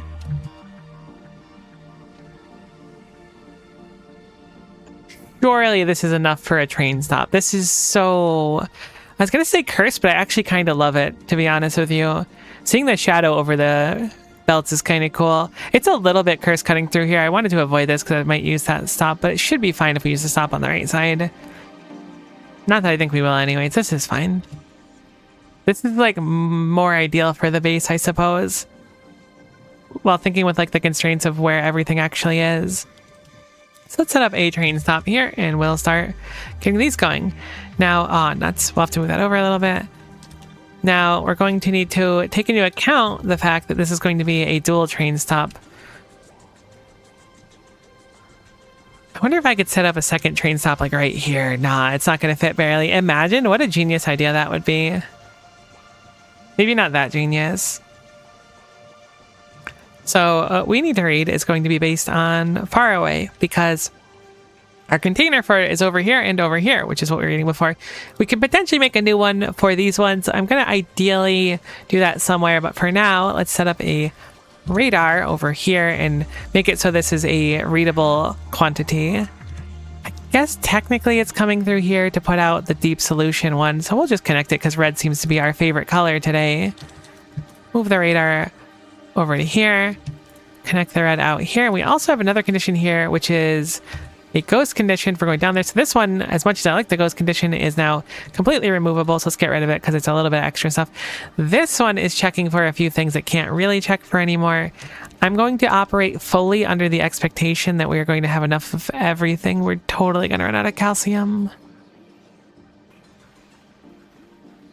Maybe I'll keep some of the logic from this, particularly the calcium.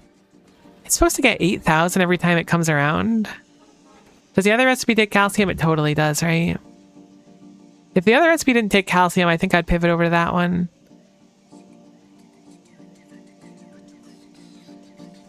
It's the same ratio, right? 5 calcium to 10 versus 50 to 100. So yeah, it's the same ratio of calcium, unfortunately. If it was even slightly lower, I would have considered it. Unfork knife, certainly. I'm really concerned about the calcium. Where is the cube right now?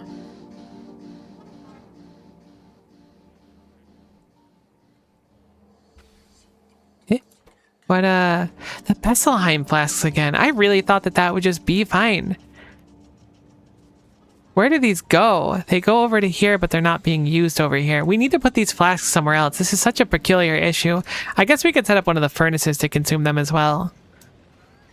But calcium's always in short supply now. I guess in this case, it's the cars that are in short supply. Maybe if the cars were running again, the flask wouldn't be as much of an issue, but this has happened almost every time so far. So it's really not good. Avert your eyes if you don't like seeing someone who is going to avoid her current problems for future her to deal with, because that's what I'm doing right now. Pretty egregiously at that. But again, Future Miko loves problems. That's the thing about Future Miko.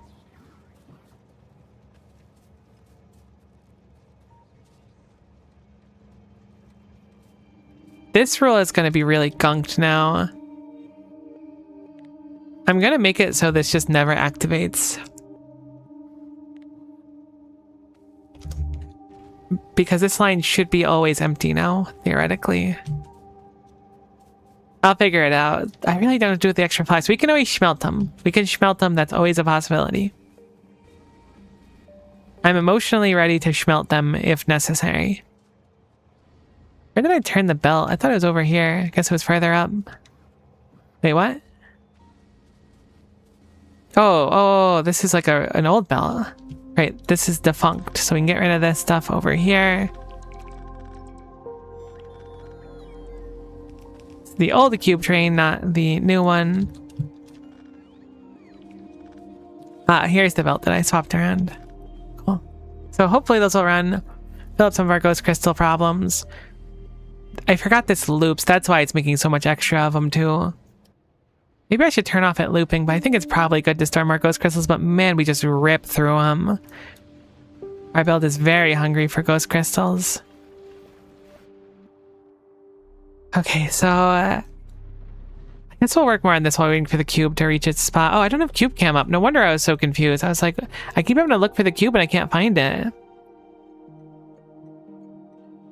Forgot cube cam existed briefly. I think we need to make a train stop manually. We do. So train stop. Oh, we have a bunch of them on us. Fantastic. Looks like we also need a schmeltery. We could repurpose one. Might just do that. No, looks like I can make it. So we'll manually make one. What else is it? And then a radar. Make a few of those as well and just toss them in a box. Up here is almost done. 300 more to go.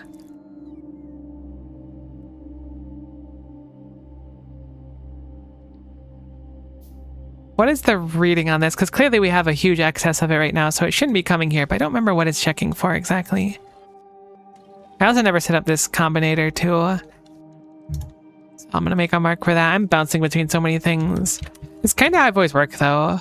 It's like, if I'm going through like a million things at once, it's a lot easier for me to like keep focused. It's looking for 30,000 here, so it should be fine for now. It's got another 9,000 to get through. My big issue now is that our storage doesn't equally go through because one side is used a lot more than others, but that's fine.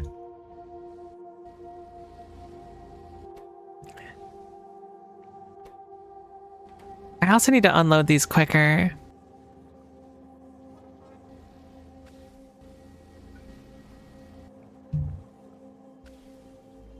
If I go like this, I can load them slightly more efficiently, but I need to change a few things around.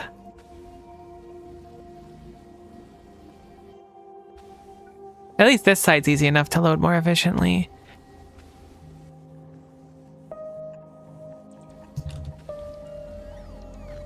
Oh, don't pick up the cubes, actually. No, that's fine.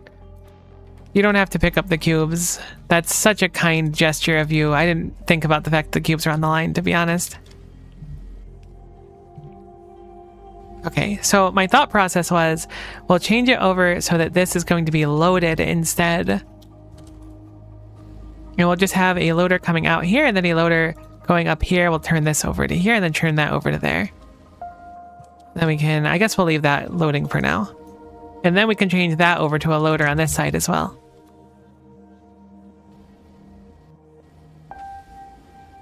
And that's like at least a few of them fixed up. Shouldn't be too bad to grab. Actually, it should be really easy to fix up. I mean, it's not eloquent, but as long as we have the loaders, which we totally do.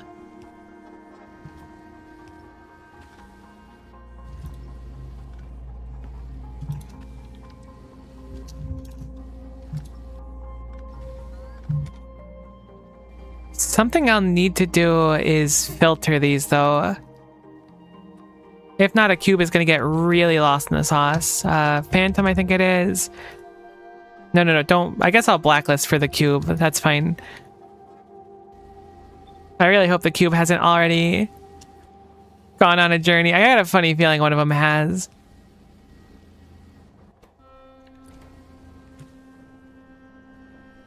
Okay, it looks potentially fine.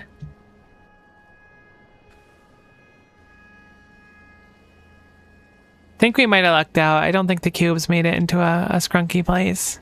They look fine. Sweet. So now these are unloading dramatically quicker. It's not quite as pretty as it was before, but it's better by a lot. So I think that's something worth noting. And hopefully that means that this will read the right rule and then send them to the proper path rather than keep looping them for too long.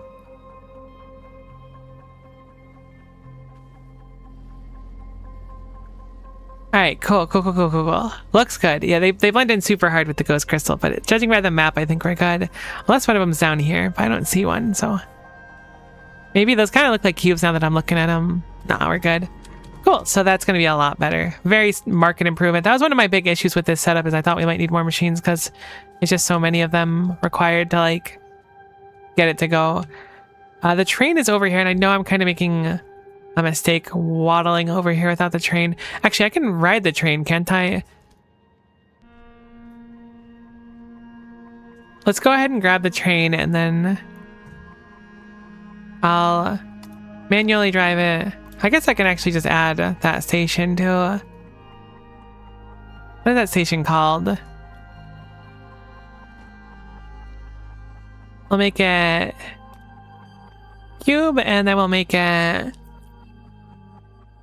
I guess the primary thing here is the cards. I feel like the other ones are not used quite as much. Contemplative replication. Perfect. Now we have that stop that exists, and then we'll just have our train go over there for now. Hello, Ooh, Fire. Good to see you as well. Hopefully you're doing just stellar today. I guess I'll just add it as a stop for the moment. It can't reach it. Why can you not reach it? That makes sense, because there's no way to reach it. I wonder what the best way to do it is to make it look okay.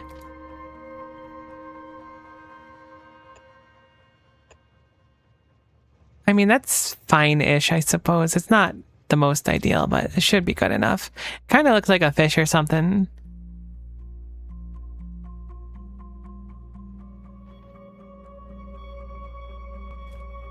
But it should be sufficient at least. We can always fix the rails later. It's very quick to do.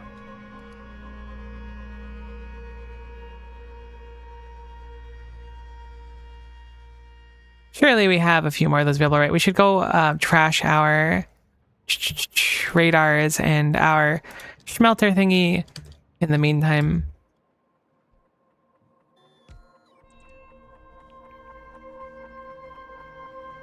I'm plexed on it not being able to make the destination now. Surely it should be able to.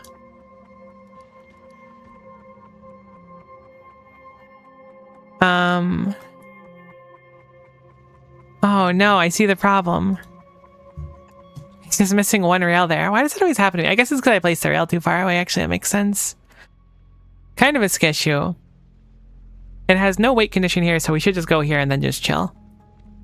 Actually, no, we should add a weight condition, which is time passed, and we'll just do 600 seconds. Should be plenty of time to do what I want. Cool. So now that we're over here, leave map really quick. I have the cube on me, and we want to go put the cube in this machine over here to empty it really quick. One of the last times the cube's gonna be really in this part of the base, probably. The clock starts now. It's true. Wait a minute, cube. Wait. Actually, this is fine, I guess. But I forgot that the cube belt still exists in here. Alright, let's dismantle the rest of the cube belt so it can't accidentally go re-enter the system.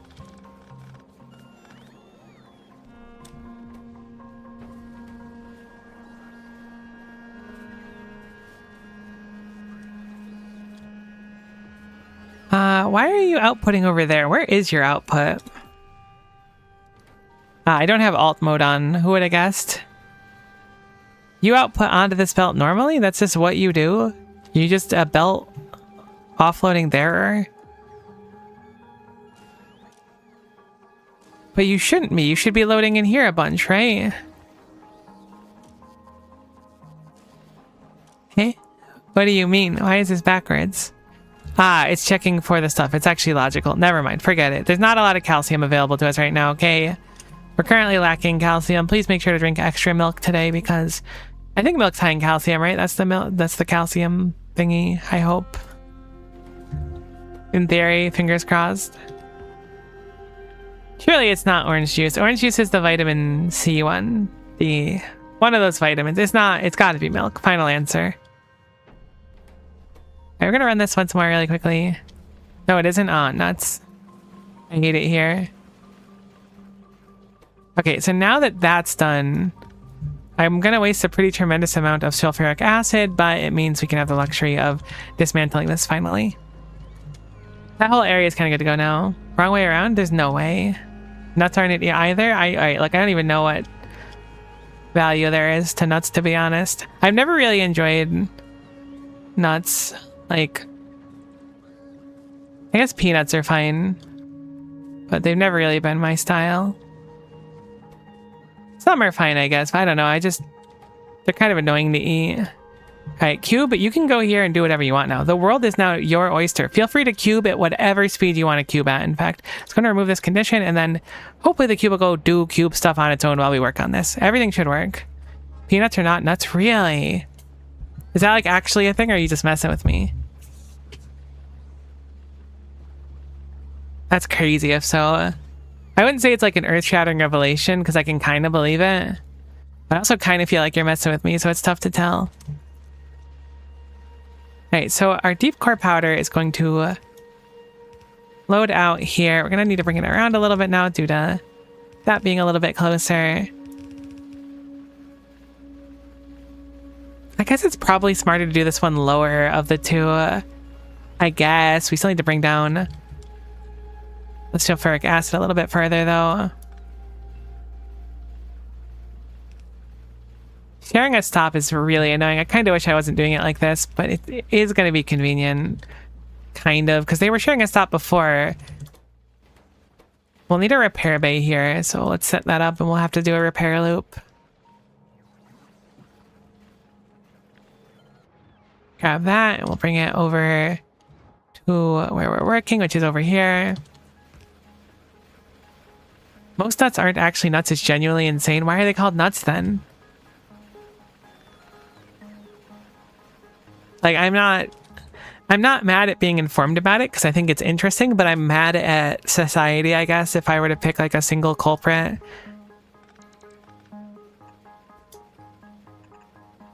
Because like we had one job and it was like name stuff goodly, and apparently we can't do that.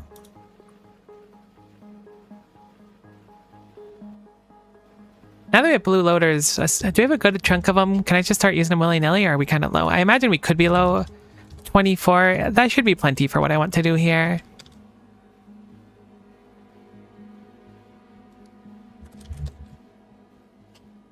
Same reason the Dewey Decimal System is cooked. Brutal. Didn't think I'd be thinking about the Dewey Decimal System today.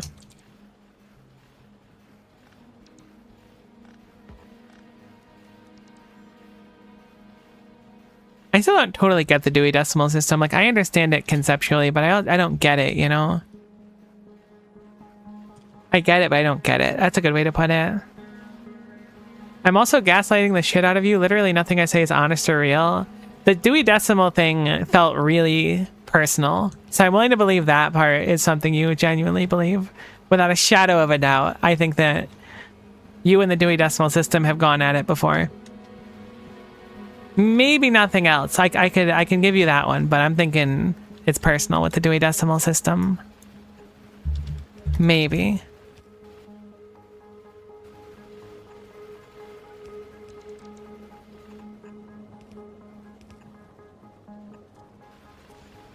Okay, this is going to be our gel outward.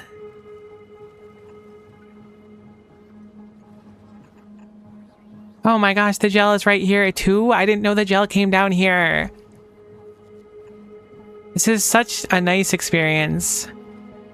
Whoever invented Ultra Cube deserves an Ultra Prize or something. It's a very granular subject classification system. I have a four volume set, gosh, I can't read today, of Dewey classifications, and an interesting read. Yeah, I never really understood it conceptually, and I quite enjoyed books when I was younger, surprise, surprise. And I never really got it. I knew it existed, but it was a lot easier to just like look in the catalog for the specific thing. One of my coworkers like mildly obsessed with like the philosophy. Oh my god, I'm really struggling today. Of ontology, as he puts it. Categorization of how is one aspect of ontology. Apparently, I don't know what ontology even means. So I'm gonna hit up Google and pretend that I don't do it. I'm not Googling anything.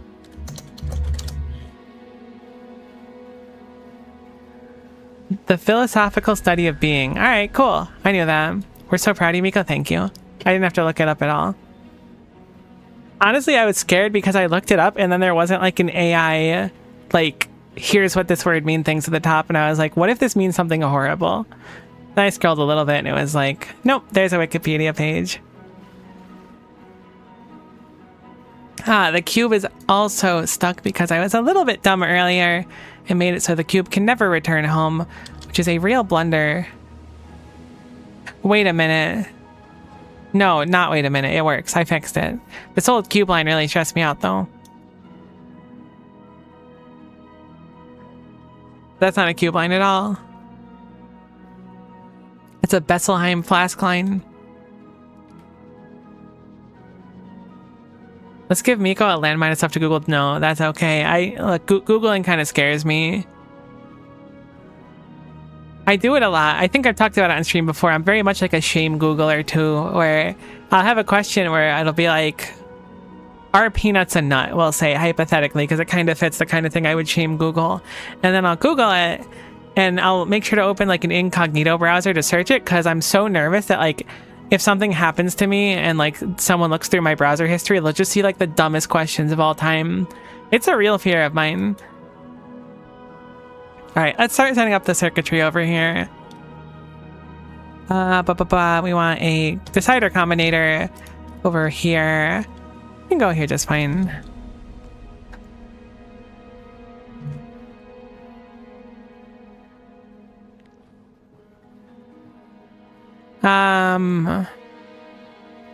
What else do we need over here? We need steam, water, and water looks like it's right here in rare indigo, but we do need to be a little bit careful with our inputs and outputs. Really fighting auto moderator today. I really can't speak. I'm going back to bed. This is a rough one. Normally it's not so bad, but I'm just struggling today. All right, that is the wrong cable, which means that one's also wrong. Grab the wrong thing. Plug it in right here. Now we have water available to our contemplative replication. I was gonna say reclamation, but it's not quite what we wanted. We also need to get the oh hey, look at that, a line full of I say full, but it's not quite full, of calcium. Is calcium actually like a powder? There's no way it is. I was little, those libraries have those computers with green and black text interface. I loved using it to look up books. Card catalog was too high for me to reach the top drawers. Oh, that's awesome. We never had one of those at mine.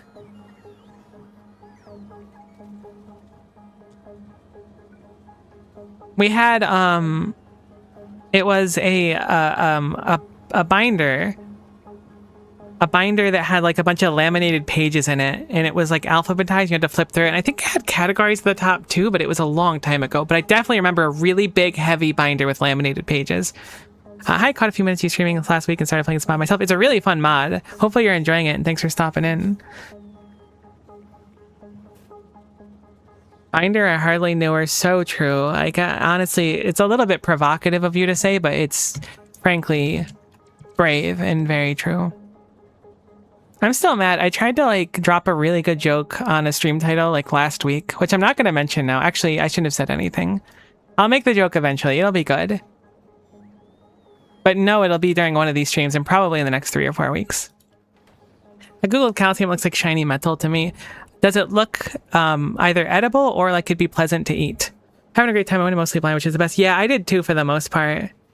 Like a long time ago, before I got into Factorio at all, I had watched a YouTube video of it because my roommate was watching it and I was there, so I might as well. But I don't remember anything about it, basically. Too late, you gotta say it. Now I can't. No, it looks like eating aluminum foil. Who hasn't... I was gonna say who hasn't accidentally eaten aluminum foil in their day, but I haven't, I swear. This is how you start rumors about yourself. You go, who hasn't eaten aluminum foil? And then people go, have you heard that Miko Stellar eats aluminum foil? Which is something I'm trying to avoid because I don't eat aluminum foil and I would really like to keep that rumor to a minimum. No, I don't eat aluminum foil. There's nothing necessary. Saying a rumor to your truth now. This is the worst timeline. Nobody told me. Oh, right. Our combinator actually needs to be farther away. I forgot about that. All right. So we have a combinator up here checking for a few things. I'm going to dismantle this now as we have this set up elsewhere. The calcium line can still go up here because we don't want to get rid of the entire calcium line, but we want to check this over here, which is a green wire going downwards, and then that up there. So I'm going to see if I can bring this green wire and then combine both them and then hopefully make a combinator that satisfies both of the rules for coming down. And then once it arrives at the stop, we can... Whoops. Is that what I want? No, it's not, but that's okay. I mean, it's kind of what I want. These all connect now, which is good. I guess I can repurpose this combinator. I don't see why I wouldn't. Should have the rules of everything I need, right? Assuming it connects over there. It does not, in fact. So let's bring that over really quick. I might dismantle the rest of this. I want to keep the poles up primarily. Heck, that pole is already connected. We didn't tell you, you told us. I didn't tell you anything, buckaroo. Should probably upgrade the deep solution storage as well. Although I feel like we don't use it very quickly. Deep solution storage. Deep solution. We'll make it under 23k for now. I guess we'll do it under 10k actually. I keep setting these way too high for my rules because with the train it's a lot different than with the... It's not that different from the splitter, but this is much smarter. So if there's less than 8,000, which feels like an absolutely absurd amount of those actually, so I'm going to set that a lot lower. It's currently reading this over here, which is problematic to put it lightly, I should say. So let's cut this out and we'll have a new space for this somewhere. I don't know exactly where yet. So we have our green wire coming down here. It should connect all the way across here. Assuming that we're building to our southwest, we should be able to bring the wire down somewhere near here. That should be fine, it looks like, at least.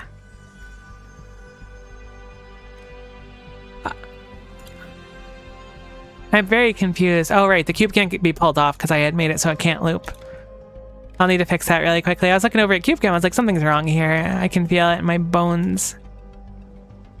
All right, so now this comes down here and all the way down to here, so this line here should be fine to connect over to our new storage, which is going to be somewhere around here. I don't know exactly where yet. This is getting heckin' confusing. What it cube? It cubes. It cubes. Am I hip now? Did I respond in an appropriate way? Where does our cards go up normally? I thought there was a card line like right through here. Am I losing my mind?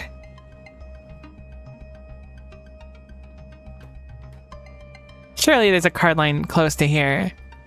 I told myself there was. That's why I set it up like this. All right, let me make it so that can run too. I do kind of want to watch this run now that everything is like good. It looks like we finished placing our belts, so...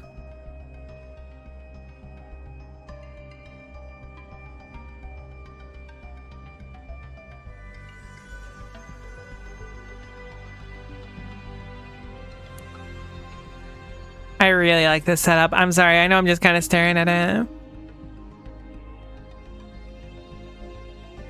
I totally get why this side runs out so much quicker. We have consumed 10,000 Phantom Ultra Dense constituents at 52 hours into our lovely playthrough. Everything else later on gets to run way more often, so that's certainly a flaw. Hey T, good to see ya. How are you today?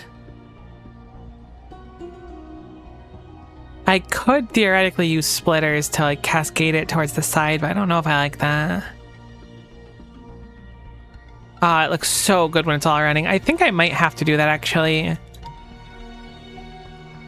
Because like logically speaking, this might also be like kind of ultra stinky, so prepare yourselves for something that might not be great. Logically, we get way more of the ending stuff, so cascading it down this way should be a positive. But this is not like an eloquent solution.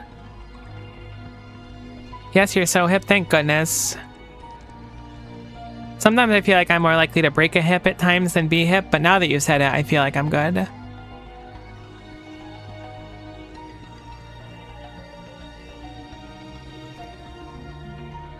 There we go. I mean, it's not perfect, but it's like a stream of extra stuff going down to this side, which gets way less than everything else. Hopefully that means it'll help the cube kind of dump out quicker as well. We need better loaders. Have we made more of those yet, or are we still kind of low on loaders? 21 of them. I think they're contingent on... Oh my gosh, our metals are quite low. Are really low. The whole base is out of metal, in fact. Whoa. Did I set up the rule for that incorrectly? No, it's been here before. Do I have a rule for the cube returning, I guess? I have it messed up. It'll never loop right now. Okay. I deliberately did that so it wouldn't stay here, so it just hasn't filled up properly. This should be fine with the rules we're using. Hopefully. Oh yeah, the cube is unloading dramatically quicker now. The last time it was like several minutes to do it because it took so long. But with these cascading splitters, a lot more gets put through the other side. OMG, wait, did you end up doing circuit stuff? I've done some circuit stuff. It's painful, but I've done some of it. It's crazy how quickly our whatever this is called matter gets like drained. Once we set it up, it's just like gone. I mean, it makes sense, but What's going on here? Where's one of them stuck? What? There's no chance we're out of matter replication gel, so I must have broke something. Where did it break is the question.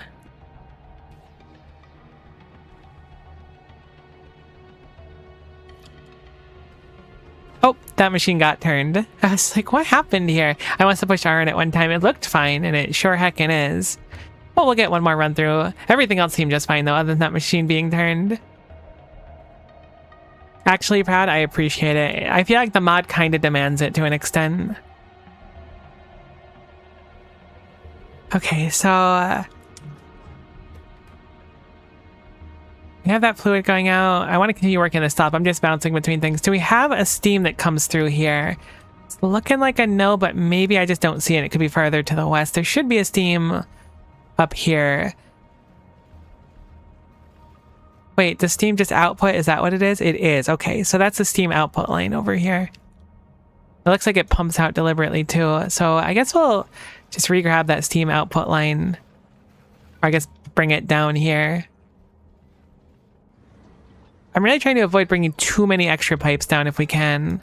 So, you know, fingers crossed that we won't have to do too many of them. What is this combinator reading? I assume we don't need this logic anymore, but I'll keep it here just in case. Move this over here, and then we'll plug it in. Cool, that looks good.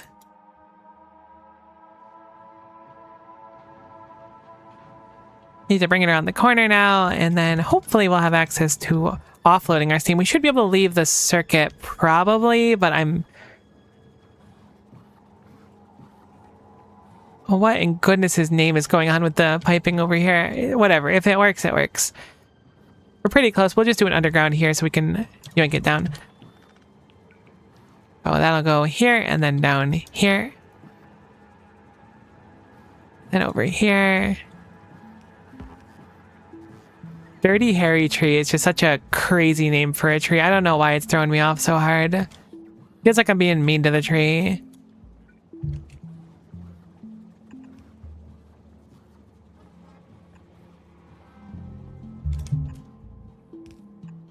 Okay, so that should be the steam done. Gonna be really awkward with pipes here. A lot less space to pull out the stuff that I thought we would do.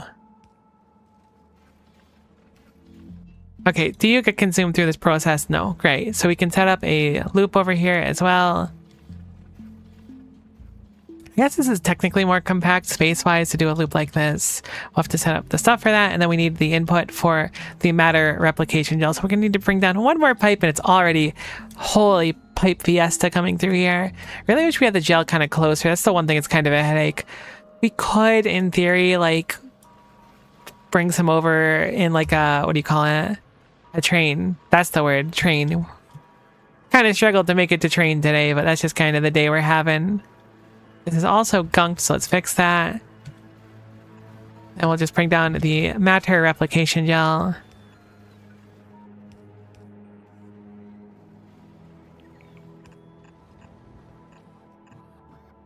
Look, I just don't want to call trees names, that's it.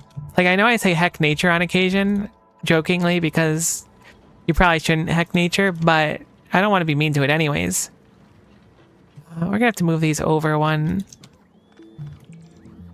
Hopefully that still reaches. It doesn't, so we'll set up one more. Easy enough fix, at least.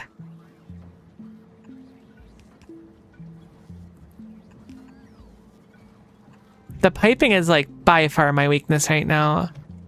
That sucks. I mean, I can move this. It's fine. This is what I was going to do in the first place without trying to be responsible. Trying to be a good pipette. One who pipes. Oh, I guess those are called plumbers, actually. I don't want to be a plumber. I mean, nothing against plumbers, don't get me wrong. But the few plumbers I've interacted with recently, I guess I've already told stories about them, but they're very funny. I don't think I'm built for the plumber lifestyle. Hearing the plumber in my basement be like cursing the gods because there's old piping in the house was really a lot to take in, to be honest. I never plugged that in fully. God, these pipes are awful. Corner pipe is there, which is good. We just need to make it down one more line. This was a really rough spot, but I figured it'd be efficient for loading into the basement. At this point, I'm not even confident that that's true. I think this might be a bad spot, but it's too late to go back on it now.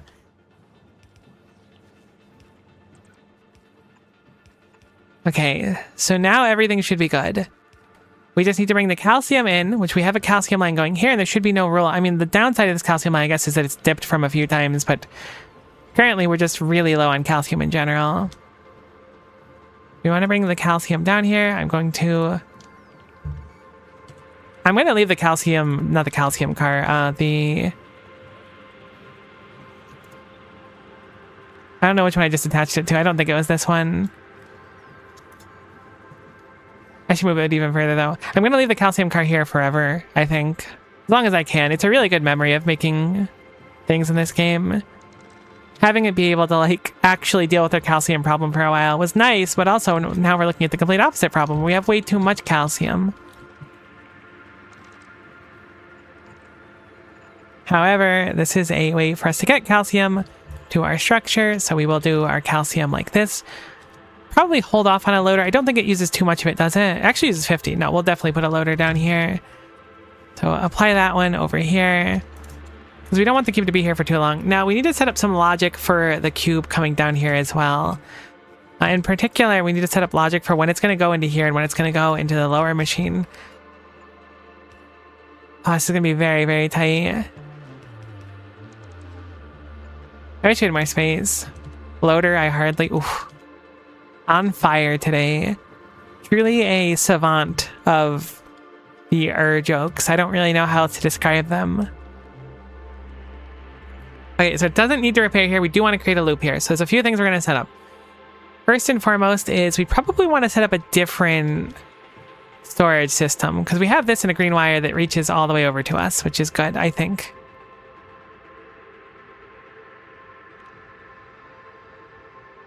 Maybe not. That might not actually go anywhere anymore after moving stuff.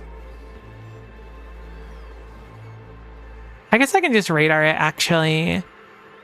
That's probably much easier. I'm going to just radar the information over instead of just trying to keep doing wire spaghetti. I should be doing this way more often. Wait, there's a radar right there. Holy guacamole.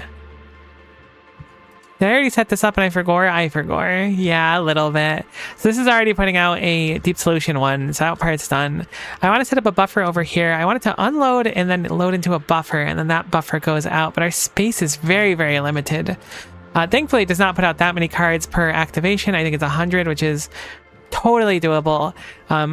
These are 45 items per second, so this almost just matches up on its own. If we get the better loader, it'll be even better. What are we looking at now? So we want to find where that line was. Didn't I make a combinator? All right, I still need to work on that. Card input plus change direction. Really? That's where the cards go? Oh, they do. Okay, cool. So we can actually make the cards go straight up here. That's way easier than I thought it was going to be. Good job, Past Miko. Ish. Good job, ish. I mean, it's not bad, but the line needs to be over one more. That's kind of a current Miko problem, but that's the beautiful thing about Past Miko. You can blame everything on Past Miko, and there's really no, like, what's Past Miko gonna do? Or Future Miko? Future Miko can't say anything to us. Past Miko can't say anything anymore, because I guess the past has already passed. Present Miko can say some stuff, I suppose, but let's not blame Present Miko. We'll just blame one of the other ones. Okay, so we need to set up a filter on this one, obviously, and we'll set it up for... I guess I'll just blacklist the cube.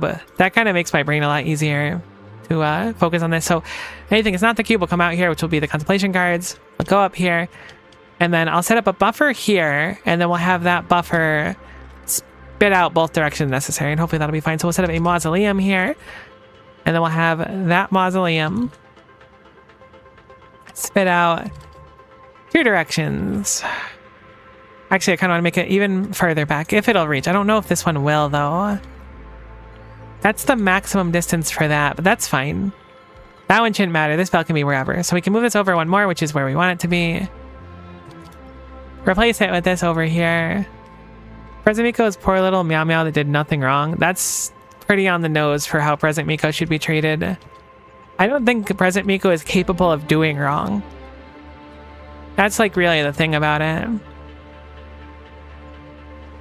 Okay, so now this should be fine. As long as we change this belt, assuming that past Miko was right, which, you know, thinking past Miko was probably on point here. This should be a belt that leads where we need to go. Being that I see this radar, this does seem to be right. Created 100,000 spectrally at 53 hours into the run. Cool, and that should be where the cards go. I'm going to follow this line to make sure that there are cards necessary where it goes. These need cards, perfect. So now this should be fine.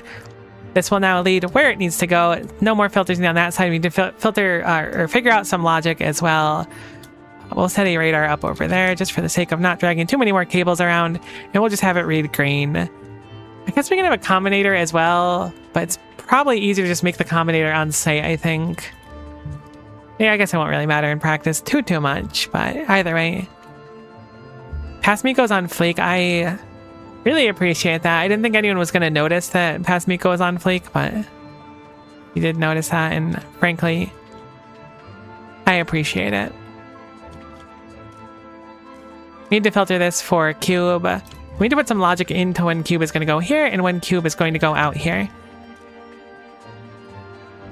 So filter for cube. This will also, I guess it doesn't matter if that's filter for cube. These two will need cube filters as well though.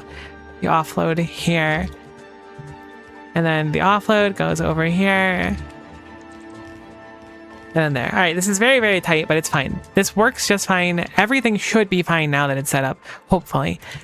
We got to set up logic for a few things. One of which is, let's put our radar down here because we're going to need some of the information from that radar, especially for our train stop over there. So plug that in. Now it'll have access to information at this train stop, which will be good. When do we want it to output? Currently, our combinator over by these is reading for...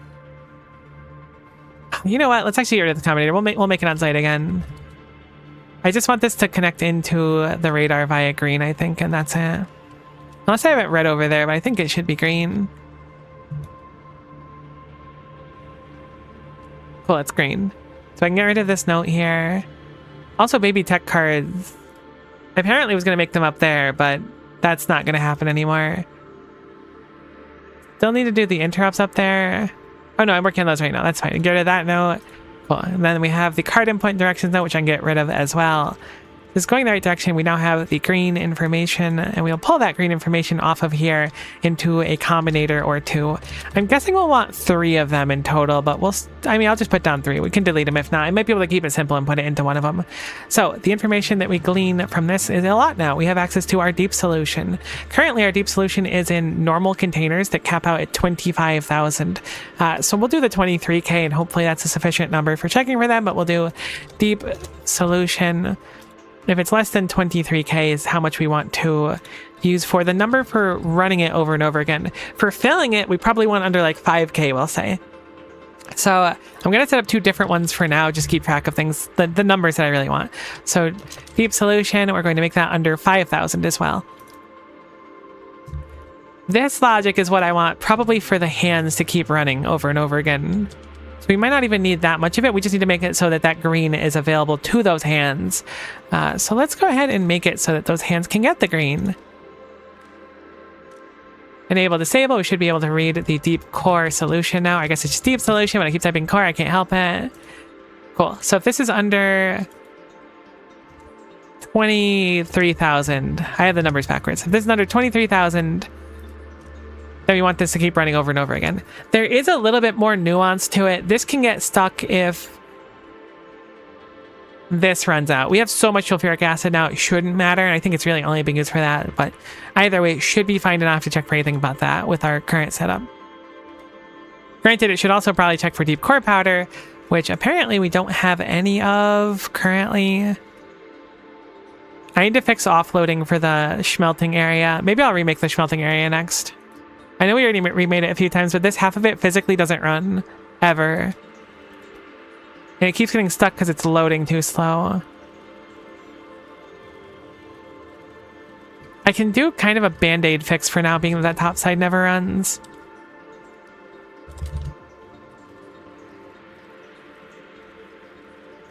I can do a loader here. We'll have to do the same filtering where I'll just... I can't actually click the loader on it. There we go. Use filter, and then we'll just blacklist cube for simplicity's sake here. Actually, that would be spent cube, I think. That would be spent cube, so we need to change that filter over to spent cube instead. Actually, we need both cube and spent cube if we're just going to set up like that. Either way. And then get rid of that. We'll have it so that one of these does the loading over here. It's going to be like basically the same logic as we had before. I think I'll have these two feet out the top. It makes more sense logistically to me. Get rid of that. I guess technically we could have kept part of that, but that's fine. So get rid of these as well, and then change that over to a loader. And then that goes across here, and then that has its own dedicated line. Similarly, we will do... I guess I'll get rid of one of each of these because I think it'll be easier to get it across like that. Loader.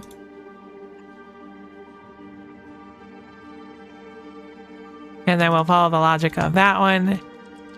Turn those so they don't get all contaminated with each other. And then bring that one down.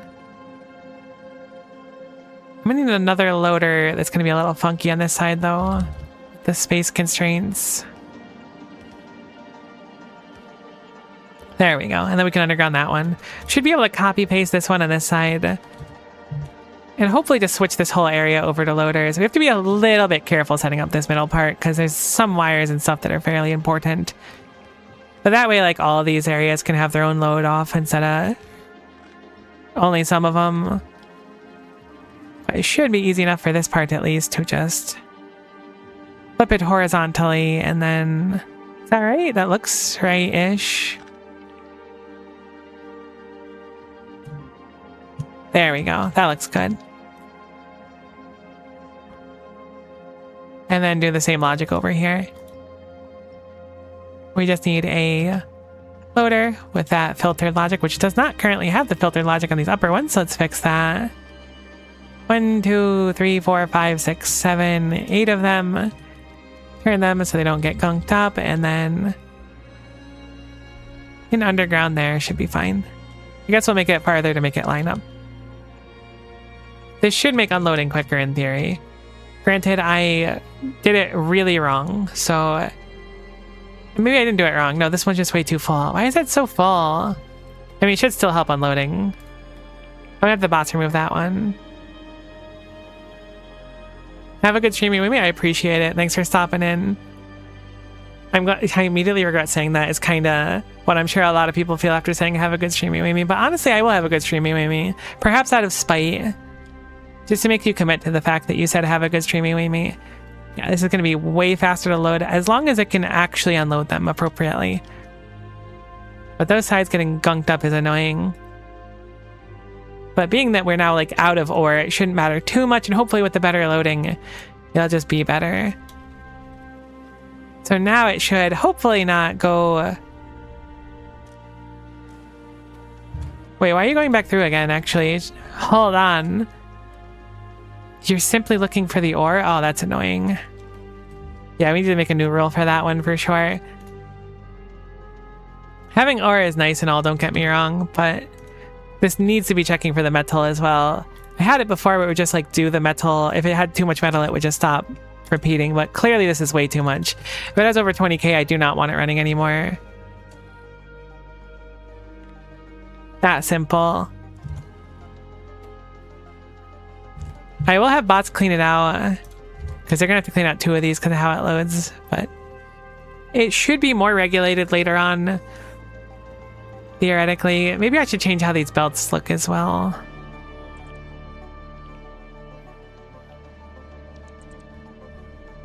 Either way, it's going to be a lot of rare earth metals wasting box space, which is a little bit annoying. But it should be able to run through now at least, which is good. If there's way too much metal, it can't run. It wastes so much time and so much space. Cool, cool, cool. So now that that's taken care of, back to what I was working on, which is this stuff here. We now have calcium coming through. Cube will not go out that way, which is good. We set up logic for this repeating or not repeating, which is fine. I had to change the combinator logic if we're going to use that combinator up there. I think I deleted that combinator, didn't I? Perfect. We'll make new combinators. We were making them. Awesome. Okay, I caught up. I was a little bit behind where my brain was there. We do want it to be the one where it's under 5k. It'll swing back here. So we'll use this one, and this one will output our... what is it called? Deep core something or other. It's not deep core. Deep fluid. Deep solution. Deep solution will equal to 1. We'll output that red over to... here, and then we'll have a separate one over here that is going to be looking for our total number of those tech cards. I don't remember what they're called though. Heck, I see them over there. There they are. Basic contemplation cards. Going to be looking for those, and if it's less than, we'll say 300, then we want it to swing back around. And that'll output a 1 of, whoops, that'll output a 1 of the tech card. That's simple. So then I'll have that also output to here. And then we have both of our signals that we want in this one over here. So we'll look at our tech cards and we'll look at our deep card solution over here. And if those are, either of them are equal to 1, I should say, we do not want an and, we want it or. It'll output a symbol. What's a good symbol for this one? We should probably pick something on this page. I keep looking at them and thinking of what I want, but how about map marker? Map marker goes crazy. Science pack might also be good. I can't believe it's just gun. I mean, it makes sense. Factorio has guns in it, but it still throws me off. We'll do map marker. That one's fine. So now we have map marker, which will come out to this over here, and then we can set a signal where if either of these conditions are met, it'll come down here. We're still not done. That'll tell the train to come down here, yes. What's going on with the cube up there? Why is it just chilling? I totally put the rule on the wrong thing.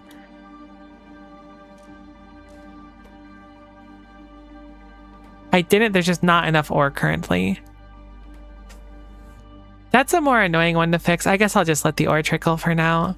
Why is there so much ore on one side versus the other out of curiosity? The stone backed up in one of the stone lines specifically. Weird. I guess we can get rid of more stone. I'm surprised that one side takes priority. Ah, no, it makes complete sense because it's going to only offload on half of the line.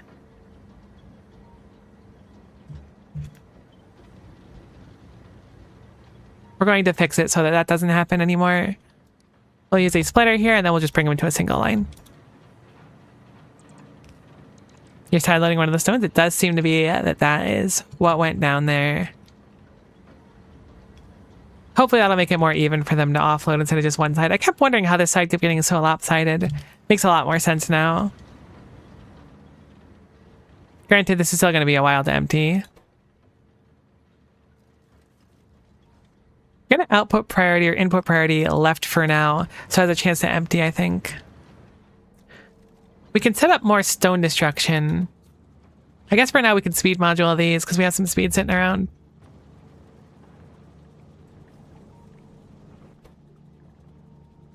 Because this, I mean, it destroys sand, not stone, but stone turns into sand, so we can process more stone and just kind of waste it.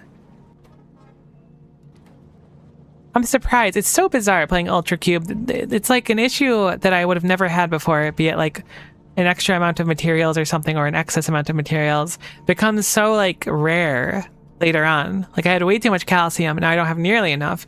I didn't have enough stone, I have way too much stone. It's very hard to balance it, that's for sure. Okay, so this logic makes sense. It's going to keep repeating until it satisfies having over 23k in the storage. Next up is to look at this over here. We're going to figure out when the contemplative replication goes around. And we have green coming over from this right now, so we should be able to go green from the radar over to these hands, which it looks like the green from the radar already reaches over here. So we can do this, and then we'll be checking for those cards.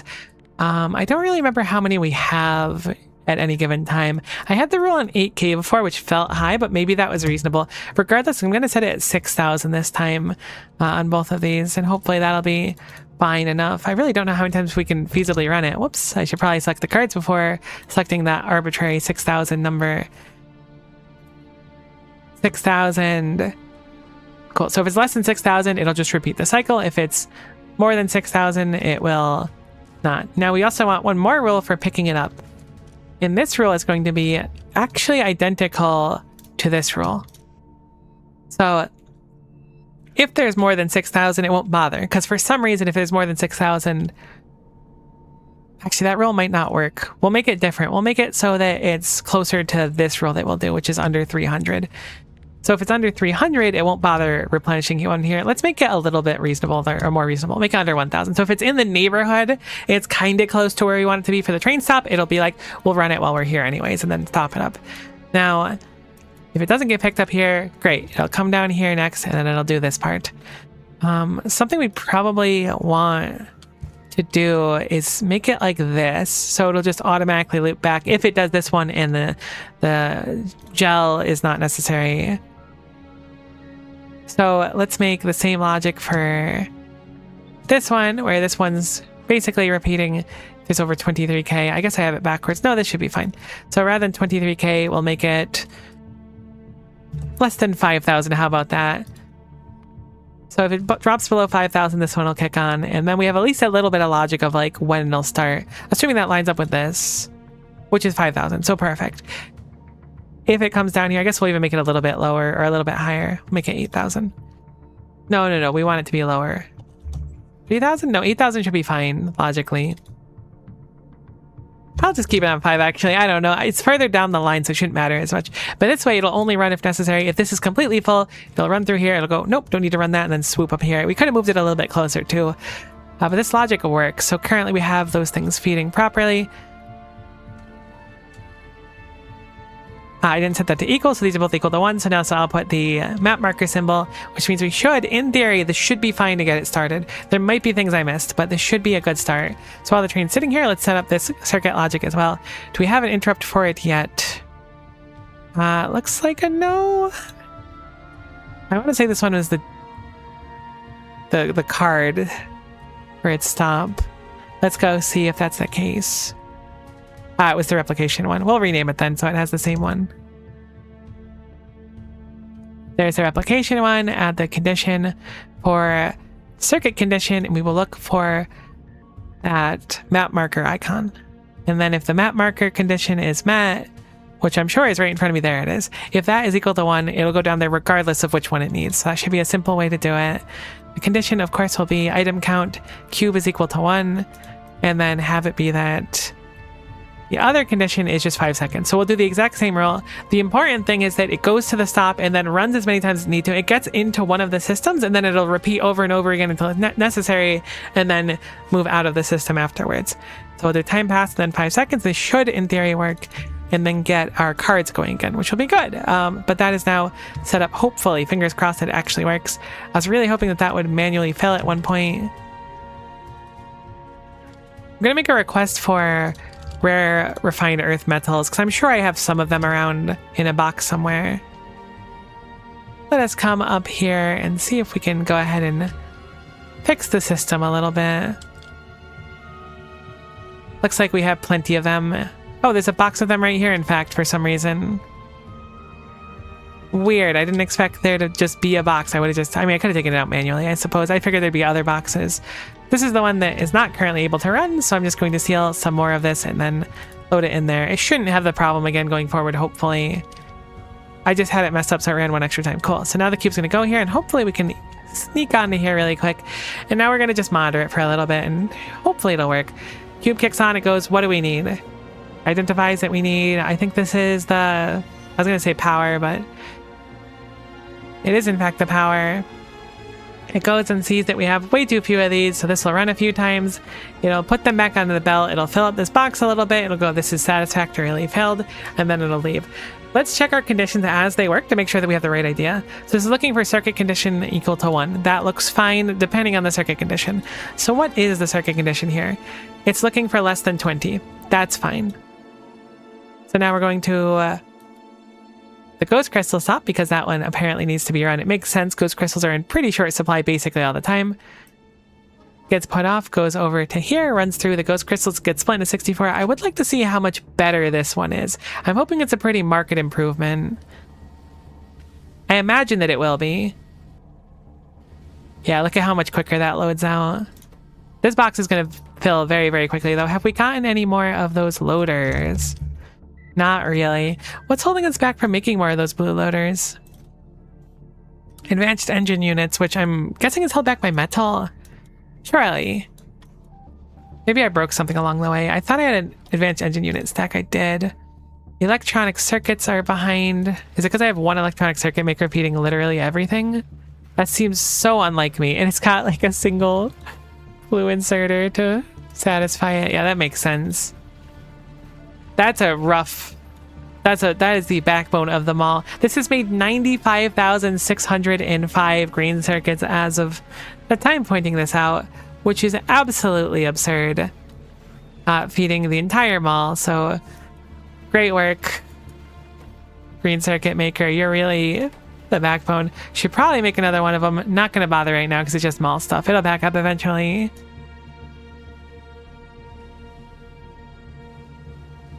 We are going to want to upgrade that though. Loader. We have 8 of them. Do I want to spend my last 8 over here is the question. I think the answer is a resounding yes, actually, because it's going to help our circuit condition be met sooner. I don't mind about it unloading here. That part doesn't really bother me. It's just this internal one. This will be the last of the blue loaders we have for now, so I'll have to wait to get more. I can always just set up another green circuit maker anywhere and it would be fine and produce more of them, but for now, we'll have to suck it up. Because I am too lazy to fix it. So they will continue to circle as long as this condition isn't met. We need 12,000 of them readable across, I guess it's across all 3 boxes. So it should help it so that this number is met much quicker because this one can just flow through a lot better. And when that kicks on, this will switch over to the other one. We should be getting mighty close now. There's 10,000. Almost 11,000. So once that kicks on, they'll go to the bottom area and then reload. Still some improvements to be made here. Something notable is we have a lot of extra space here. I could very easily move this over here now that the cube line doesn't go through here anymore. So there is certainly more space to improve it, which is good. I'm going to go ahead and start dismantling more of the cube belt as I see it as well. This is certainly a remnant of the cube belt over here, so we'll get rid of this.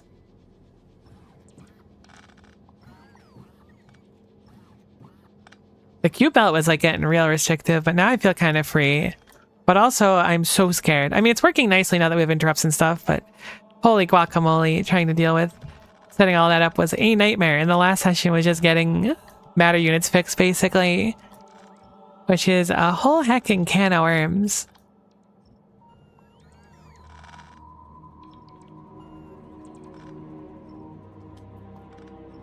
It does feel kind of good to dismantle the cube belt, though, I will admit. I'm mainly doing this so we have more space to build in this area because the cube belt is currently a very large structure that goes through the entirety of the base. I guess it's not that big, but it's big enough. Okay, so now they're traveling to the bottom part here. We can see now that we have over the 12,000 required.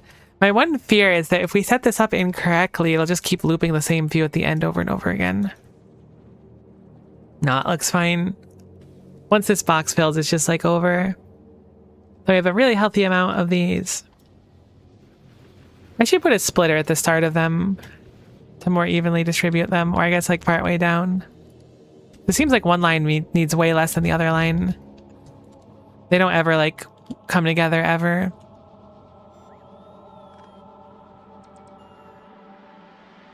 Oh, cool. The cube is going. Are we on the train with it? I think we are. We are. Cool. So what's next? I want to see you do a stop I haven't seen you do before. This stop is a problem if we're revisiting it so quick, I think. I mean, we are ripping through power apparently. Let's change the ruling for it a little bit. Let's make it make more of it. So currently we have it so that we're looking for... Wait, why'd you leave so quick?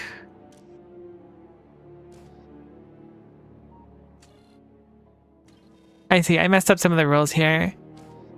This is only looking for sub 5. We should make this just separate. I'm going to disconnect this from these and then just manually feed the green logic into them. I think I meant to do that before, but I messed it up. There we go. So I want these to be less than, we'll say 200. Less than 200, it'll refill, and then we'll do it the opposite way here. That should give us more time because we rip through uranium fuel cells. What's our production or our consumption of them? Fuel cell per minute. We do eat 20 fuel cells per minute. So that means if we set it up with this logic, it'll come back every 10 minutes, which isn't so bad. Roughly every 10 minutes. It won't be exactly 10. Okay, now the replication gel is working. It's also doing substrate. It's using the logic here of less than 23k substrate, means run back through here, which is good. This logic is checking to see if we need to run up there again. It looks like we don't. It looks like we have plenty of matter replication gel. Does it work? Did I fix it? I mean, I guess fix is the wrong word. You're coming back here again. Okay, the rule for coming back here is certainly not right.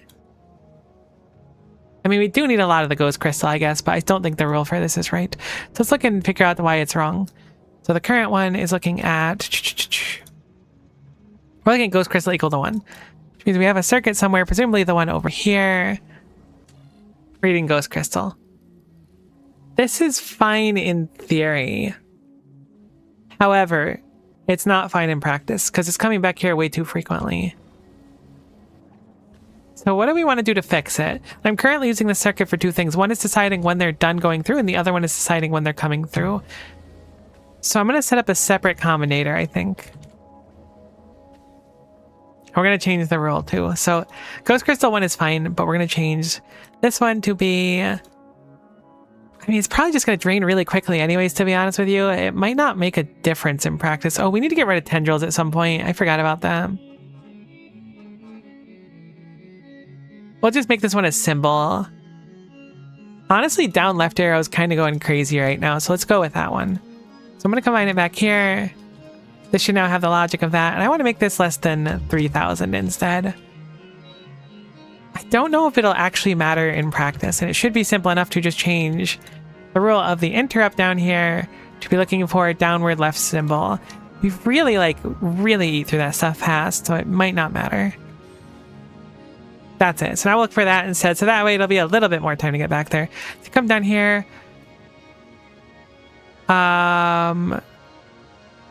So this is broken.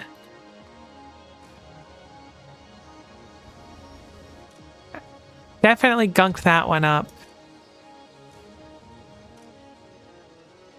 It was just pointing the wrong way, so now it should be fine.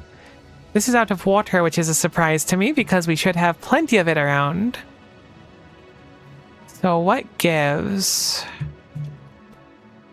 I guess it does use a pretty bountiful amount of it.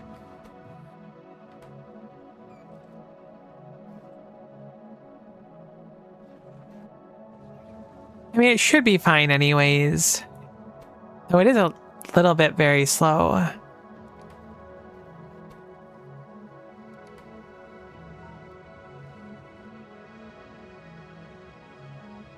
I want to fix it. How do we fix it? So our water is currently being pumped outwards and occasionally pumped in.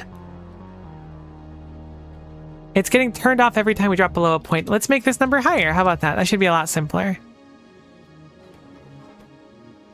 I put in the same number again. There we go. So now if there is 10,000, less than 10,000, we'll keep it above 10,000, and let's keep it below 20,000. Should be much better now. But now the steam is excess. I can deliberately pump the steam if we don't have that. We do have it set up, actually. It's pumping all the steam through that we can. Does this steam connect up to the top is the question. It does not connect to the main steam, it looks like.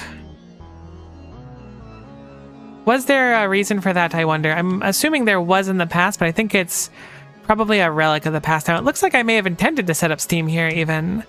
So let's go ahead and get that steam set up here. Surely.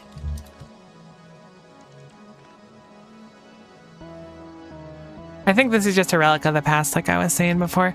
We can pick up this old steam engine. We were using this to kind of make the base function, but it's no longer necessary.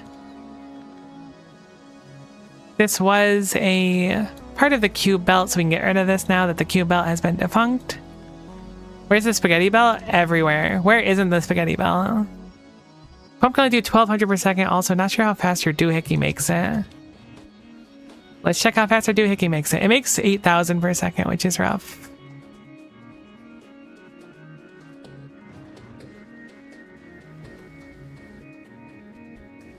Okay, this is going much better. With just a few changes we've made.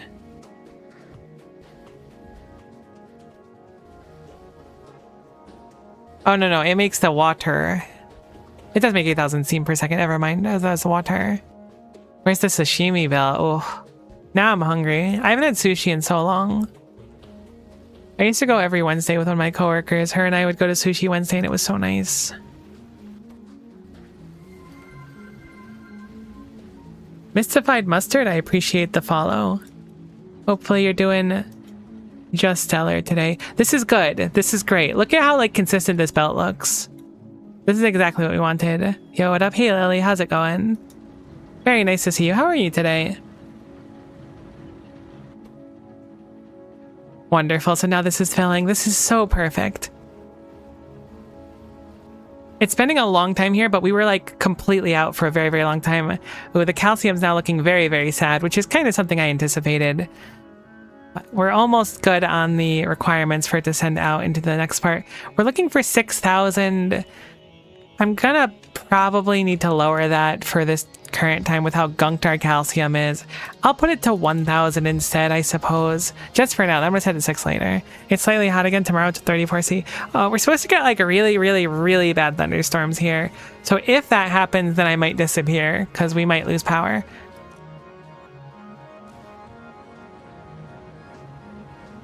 Unfortunately, like, we're starting to do science and stuff again, so our cards are going to be consumed very, very quickly. How's the calcium coming? As good as it's going to get. This is Ultra Cube? It is Ultra Cube. I don't know when the storms here are supposed to start, actually. Let me check. I lose power here a lot. The storms are going to start... Looks like 2 p.m. So... about an hour from now, if I run out of power, or I guess if I lose power, then please be sure to come back for Ultra Cube tomorrow, because we're doing Ultra Cube tomorrow as well. But I'm sure I won't, probably. Fingers crossed. Ideally, we'll be here for quite a while longer today. And if I lose power, I will be complaining on the Discord, so I look forward to that. It's still kind of consistent, even though it's a little bit slow, like with the calcium. This is not terrible. Although we're making it at a slow pace now. I'm going to have it so that this one just doesn't work anymore. There we go. I'm going to just have it run for now. I'll set this back to how it was before.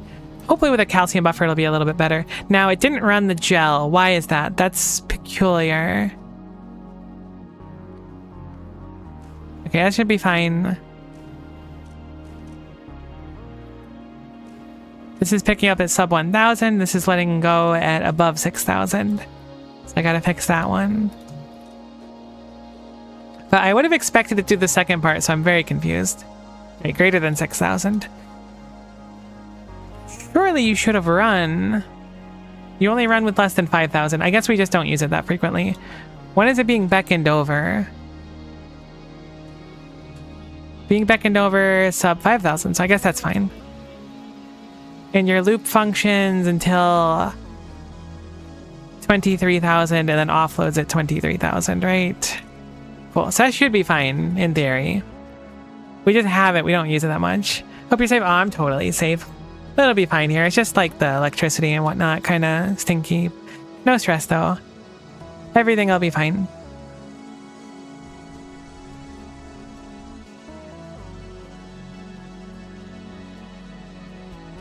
Okay, the tar still feeds kind of slow. Hopefully the coal is bumping now too, thinking about it. It looks like it's bumping. It's nice to see the tars running, but I think like, and maybe I'll be a little preemptive saying this, but science is going again for the first time in a while. I do want to remake our science setup so that we can have more of them going, but the fact that it's working is a nice boon. Everything seems to work. The trains seem to work. It seems like we're stockpiling so much of everything that if it goes to a stop and then comes back, it doesn't, like, nothing bad happens, right? Because there's so much extra stuff. We won't run out of, like, matter gel or whatever because we just have so much of it stockpiled. And when we get low, it'll go there and then resupply a lot. So I think we've done well on that one. It looks like we're going to want to get more wood, probably. I mean, it might not matter. It depends on how long it spends here. Let's keep an eye on the wood, I suppose.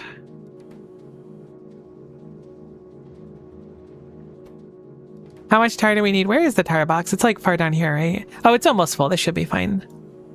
As long as these boxes can fill up every time before it comes back, it doesn't matter that we're a little bit off on it. Having these be perfectly loaded would be nicer, but again, I think that's just going to be... I guess technically we do it with the wood, but the coal has the best loaders we have available right now, and it doesn't load quick enough, so it doesn't really matter in practice. Either way, tool belt extension 5 can be completed, but I'm going to probably bump up some other, like, more interesting sciences now. Particularly, I really want to get over to the forbidden ziggurat and figure out quantum analysis, because that feels like a fun thing to deal with. I was kind of dreading it before, but now that I've spent so much time doing base, like, upgrades and stuff, it's feeling a lot more enjoyable to me in theory. Any other important things we can go for?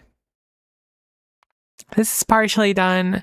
Cargo size is probably nice, but not super necessary right now. This is a recipe for when it is dormant to get cerebral substrate. I don't think I'm going to mess with that. I like our current setup with it, but we can research it eventually. Looks good otherwise. Do we use more loaders? Oh, there's another loader research, right? What does this take? It takes the arcane drive units. Ultra Cube really does tickle the brain, though. It's been doing a lot to me. Oh, this is Gleba music. This is the one Gleba track that I know and love. The output is full, which means we've broken some logic here. Probably? Or it's just loading too slowly because there's no pump. Is a pump going to help here? Maybe it will, because it's just so full it takes longer to load. Surely that's the problem. I don't know if a pump would really help. Surely it'll help, though. I don't really know. I've never used one in this kind of situation before. I'll put a pump here. And hopefully just by putting it in, it'll make it so the flow goes that way and is a little bit better. I just unlocked Cubits on my own in my playthrough, and oof, ouch, I'm enjoying it. I'm so scared. Like, genuinely, the fear that I feel is really not understatable. Just looking at them conceptually, I wouldn't even know where to begin. I mean, it's pumping a little faster, I guess, but I guess when it gets really full, it just takes longer. Perhaps we should take that as a sign. I mean, it seems fine now, actually. So we're going back over here because we're low on these. Everything seems fine. I'm going to assume the cube's going to function on its own for now. So when we do something like quantum analysis, it should be fine. Also, I'm going to improve our science. So I'm going to leave the cube on its own for now. You still have cube cam over there. You also matter, so keep that in mind. That is very important. It will be on the final exam. It looks so cool when it zooms out now because it like pans over. I love that. What a great design. So many purple belts up there. It's true. I'd like to upgrade basically all the belts in the base with purple eventually, but they're a little short supply right now. So focusing on getting this one running good is the ideal. That is so cool. It's like every single time it flashes, they move around a little bit. That's very, very cool. Hopefully it loads quick enough and that'll just be fine. But I wanted to look at making a better lab setup. This one's fine, the bowling ball labs. I also think we got access to beacons at one point, right? We did get beacons, and it needs beacon juice, which is made from fermion conduit? I don't know what I mean, I know what a conduit is in theory, but I don't know how we get fermion conduits. They're apparently from the cyclotron, which is put in ultra dense utility cube, powder, solution, and ectoplasm, and you get a 50% chance at 50 of one and 50% chance at 50 of the other. And you can deliberately turn fermion conduits into boson conduits. So the nice thing now is that because we've done this whole step, we don't need to go, where should we build this? We instead go, okay, so the deep core powder, which is the primary thing here, because the solution ectoplasm can go anywhere. But those are located all the way in the southwest. Right? We already have a stop for it here. The powder goes here, it pops out here, it's used up here. Simply put, we can just have it so that we do a setup over here or something, because it's just so close. It'll be very simple for us to set up things on the cube line now. I think that we need to improve our setup for the crystals, though. I really wish you could load out of this more than just the one direction.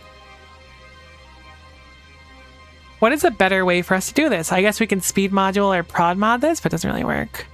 Nice design spacing. I feel like it has become quite unfortunate in a lot of its designs, but I'm glad you think so.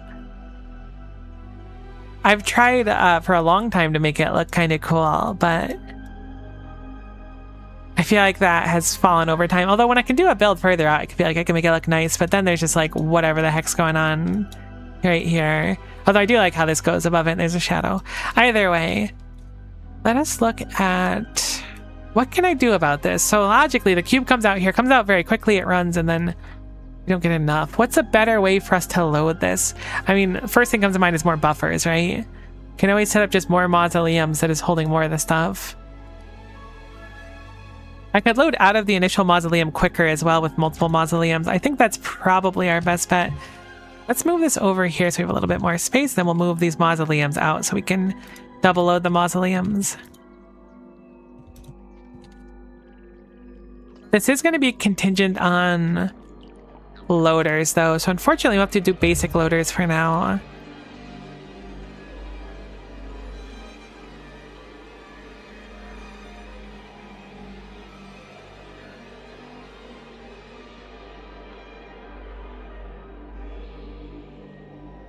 These still appear red and green, so I'm trusting that these wires will be fine. They should be. I'm thinking it's probably a better idea to do a setup where we feed 3 of them individually, right? This should be evenly distributed. I mean, it won't actually be with these red loaders. So I guess we should downgrade to red loaders, as weird as it sounds as well. This will help it be more consistent with how we send it through. And then we should be able to just copy it like this. That'll perfectly split it 3 ways. Theoretically, I hope it actually will. It should. I don't see why it wouldn't, at least. We have that output like that, and then I guess we can just have it load out the side. Why not?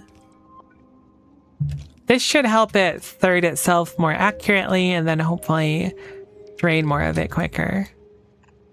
In theory. I don't see why it wouldn't, but I'm also not married to the idea just yet, so we might change up something down the line. So do that over there, that over there, and then just bring those out. I'm hoping that this helps it so the cube can run a lot quicker here. Better than me to just make a mess of spaghetti. Honestly, the spaghetti is the charming part. I like making some of the more like cute designs on the map, but the spaghetti shows that you really put heart into it. Let's add the power back over there and then over here. And so this should mine out here, then distribute quicker into these side ones over here, and then evenly go out here. This will give us more storage. We've increased the storage actually quite dramatically. Rather than having 3, we'll have 9. So hopefully this will fix our problem. Currently, what are the rules being read here? We are reading for whether there's 3,000 in this box specifically, which is not the most ideal. Actually, it's not that box at all, apparently. I have no idea what you're reading. It's so hard to see where wires go. I guess they just go across here. Surely that's connected there. That's what it is. It's just connected to the pole above, I see. So I'm going to change this off. I'm going to disconnect this from the pole. Disconnect this from this pole as well, and then from this pole. Because what I want to be reading, and we might have to check our circuit conditions after this as well. Ah, it's over there. We want to be reading the ones that are further out, I think. So if we can, I'm going to try to avoid that and then go over here. Oh, we have to handcraft some mausoleums too. That should be easy enough though. We have the materials on us. It's just doing it and then wait for a few more materials.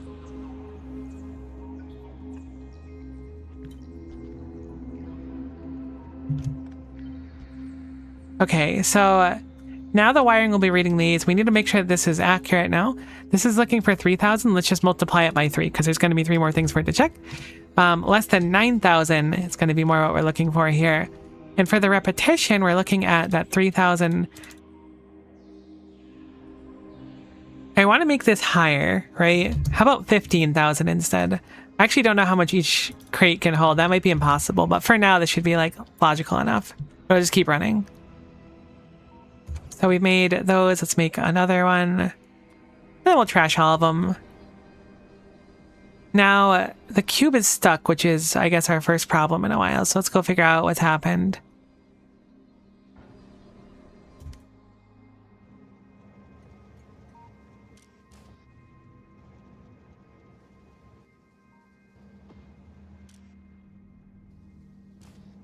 I see. It's exactly 200. That's very silly that that's how that went. I guess greater than or equal to is necessary for these. If not, the cube will not do anything. Or I guess greater than and then greater than equal to. Or less than and greater than or equal to. Either way, it should work now. Where did the cube go? The ghost crystals, I think we changed this, right? Or did we not? We changed the loading at least, and I think we changed the logic for when we need it. Wait, what? Oh, whoa, right. I was like, what is that over there? More joy and despair to be spread in the world. Shockingly enough, we've run out of Besselheim flasks. Like I said, our issues just kind of manifest themselves because beforehand, it just wasn't even like possible to be an issue. But now it's a real issue. So we're going to change our rules here. We're going to make it so this is no longer read belt contents. We don't care about the contents of these belts anymore. What we care about now, instead, in fact, we can get rid of this wiring, is we want this to enable disable when the content of that storage box is under 200. So if it's under 200, this will kick a bunch through. This will be more than 200 for the record, but this should enable that our secondary maker of these flasks over here won't overtake this one, but will feed into there. So if we're ever really far behind, it'll take a long time for them to unload, which is fine. After a little bit, it'll load these back on. We can probably switch this over to a loader as well. It shouldn't be too necessary. This is just one of those fringe cases. But it will help it get a more accurate reading and not release extra. So we'll upgrade it to a loader. Cool. So that way, that should work better now. Getting our crystals, they're loading much quicker. This condition will be met quicker, and then we'll go through. So that's fine. Everything's looking good-ish for now. Wasn't there some other toy that we got I wanted to, like, learn about? Oh, right. Work on the science. Gosh, I'm really bouncing between everything today. The cyclotron. Okay, so we didn't set up the Z and n-dimensional widgets. I was going to say Z, but n-dimensional widgets. We also need to set that up. I don't think we're going to Ghost Realm. I considered it before, but I don't think that's going to be the plan. So let's not Ghost Realm it and instead just set it up somewhere. It's 1 a.m. and I'm looking at rentals in Japan. Going on a trip, or you could also be local, but surely you wouldn't be looking for rentals in Japan if you weren't local. I have a friend, well, I guess a friend of a friend that went to Japan recently. From what I heard, it's a nice time. Got a whole uni semester there soon? Oh, that's awesome. I'm sure you'll have a great time. What do we have? Where do we want to put this? That's really what I'm thinking. Currently, this outputs n-dimensional widgets, which are necessary right down here. They literally only go through this way and into the green science. So we need to fix that, because if not, we're just going to run out of green science. It takes matter gel, which is really easy to get around. I think we'll just make it over here because it's so close. So I'm going to put this over to here. And again, we should be able to hopefully load it pretty easily. Maybe I'll make it a little bit higher for the sake of it. I mean, this is kind of really out of the way, but maybe it'll be fine. Try to think about if I can drag a stop down here and make it viable. I mean, this belt is like completely negotiable, so I probably can.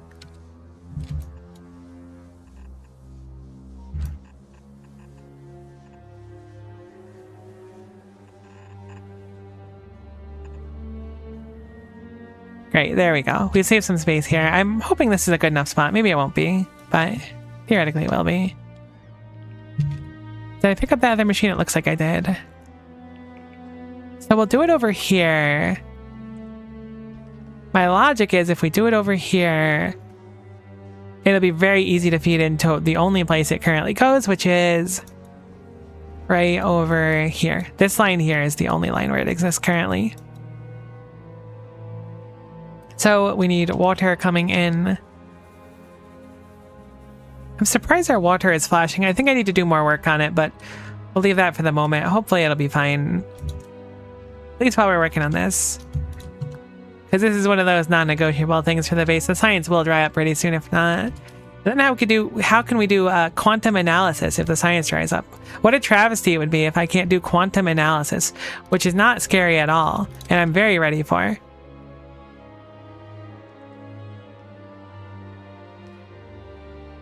This pipe is kind of in the way. Kind of super in the way. Kind of profoundly in the way. Can I like wiggle it over to there? You don't think we leave like the sickest loop-de-loop of all time, right? Jokes aside, I think we're gonna just undo that whole setup over there.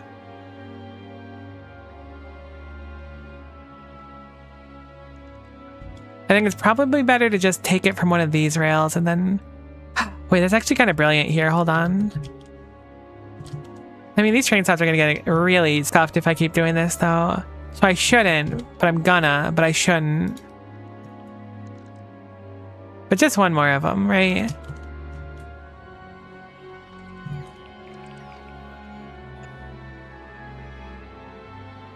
I wonder if I could just retrofit that train stop. It'll be a lot easier logically to have different train stops.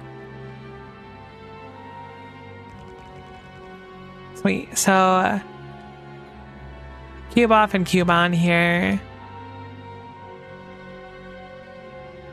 This should be able to go any direction, so it should be fine. Oh, new tip, quantum decoder. Here we go. The entity quantum decoder works quite differently to most machines. It can consume any of the following: item up, down, strange, charm, top, or bottom qubit. These items are consumed one at a time, but processed in pairs, with the result produced after every second input. The result produced depends on whether the pairs of processed qubits was the correct one or not. Item qubit cell for an incorrect pairing, or item quantum calibration data for a correct pairing. The correct pairing of qubits is randomly determined for each entity quantum decoder individually, and changes randomly for a given decoder each time it successfully decodes. Note that order does not matter. Inserting up qubit followed by down qubit is the same as down and up, which is good to know. There are 21 possible pairings.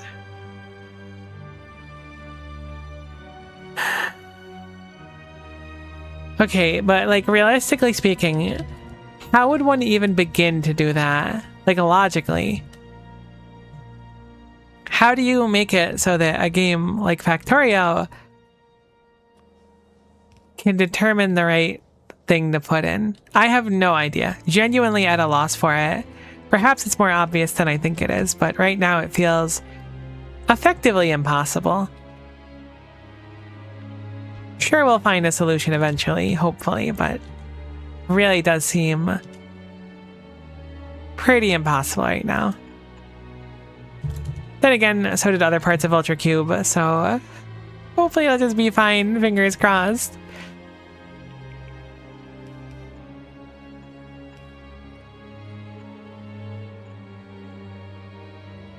Okay, we have the water going in over here. We have our loop over here. We'll have our offload over here, which will go right up there. So we have our return path. Then we need to set up the offloading, but we also need the matter replication gel, which I don't think comes up anywhere here. Quantums? Yeah, no, I'm really not feeling it, to be honest, but we'll figure it out, or we won't, and we'll cry about it. Like I've said many a time, my mother absolutely raised a complainer, not a quitter, so we'll figure out quantums. I watched the Mario Kaiser level explainer. I'm going to see ideas from that to use in Mario. Oh, it's interesting. I never thought about that kind of thing. It's a very clever use of it. But really, how the heck am I going to do this, like, unironically? Let's think about this logically. Let's brainstorm. This is coming from someone that's never taken a physics class before in her life, so bear with me. I don't know if physics would apply to it, but people say quantum physics, so it makes sense to me. If the input is random, how do we figure it out? Follow up. So if it's fully random, we can't figure it out, right? We just have to trial and error it. We could, I suppose, set up some kind of way to balance it so that an even number of them go through. How do we produce the qubits?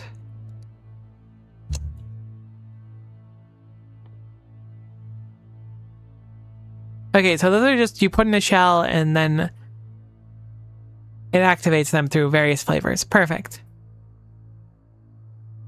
So we're going to need a bunch of those. If we have them output into a storage, and then we can use logic to bring the storage out. How the heck are we going to do this? If we bring out different ones and then put them in specific groups of 2 and then feed those out and then have a different group each time, it would make sense. We would be wasting a pretty tremendous amount of qubits, but I don't know if there's a better way to do it. This is going to take a lot. I don't want to think about it in a second. I mean, I kind of do, though. Surely we can figure it out. What science are we falling behind on? Our synthetic premonition cards make sense, since that one is a very high demanding card. And the spectral processors are a little bit slow whenever this doesn't run for a little bit. It looks like they're pumping out processors now. We need the improved loaders over here. That was part of the problem. I think I'm going to prod mod these, even though it'll make them slower, just because they're so expensive. It just feels worth it to me. It'll make it so everything else is making excess. Can we prod mod these as well? We can. Let's prod mod all of this stuff. Making it slower is fine, since it's not always running. I don't know if we have enough prod mods. We certainly do not. Missing quite a few of them. How's the Cuban? It's Cuban. I think having to deal with quantum stuff is going to be a real nightmare, but it's Cuban for now. How are you today, T?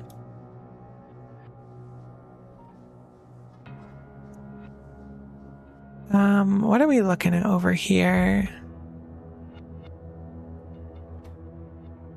Right. Oh, we need metal over here as well. Heck, I forgot we needed metal. I mean, that's fine. We smelt it pretty close. It might just be better to steal a line of it somewhere else. My cat did well at the vet. Got some meds we're gonna try for itch. About to leave to play golf. Sweet. I'm glad to hear your cat's doing well. And hopefully golf is good too.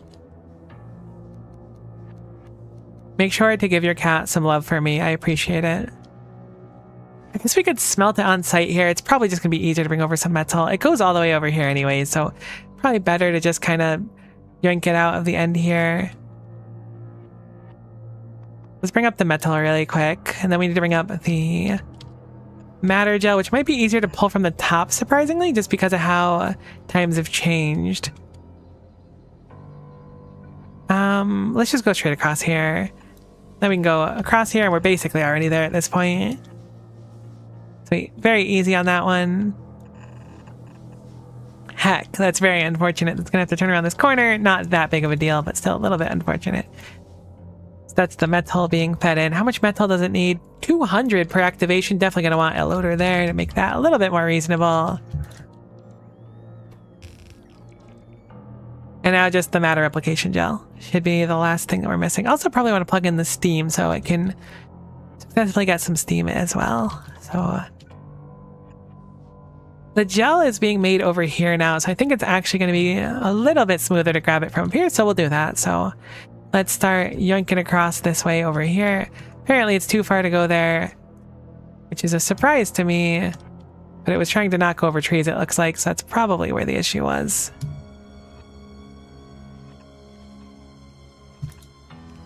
I can't tell if this is right or wrong. It looks right. I should really just deconstruct there more trees now that we have Roboport coverage there so we can see more. But I kind of like the greenery in that area, so I don't know. The pipe clearly doesn't connect yet. Does it connect now? No. Okay, now it does. I can't tell what's going on.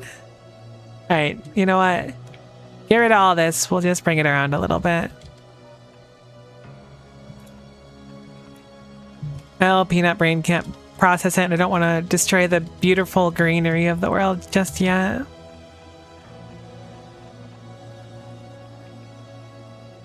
Cool. So we'll bring this up now, and then we should be good to go.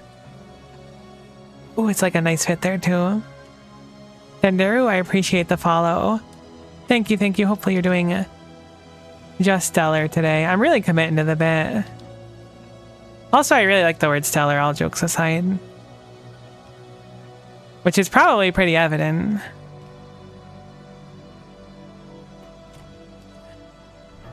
Okay, so hopefully that won't need a pump. If it does, we'll fix it up. ultra dense utility cube needs to come here. We need to set up this logic. Let's name this train stop. This will be cube, and then it will be the n-dimensional widgets. And we're going to want to set a buffer here so we can use some logic for it as well. So we'll do an offloading specifically filtered for those widgets because it's the only thing that we want to come out of here. N-dimensional widgets. How much does it make each one? It's 100. This moves 30 items per second, so it should be fine running through this little loop right here to run again. So that'll be fine. We want that to then load into a buffer chest of some kind. We'll use a mausoleum because their size is really convenient for storing a good chunk of things. And then we'll pull out from that, and then we'll bring that back around.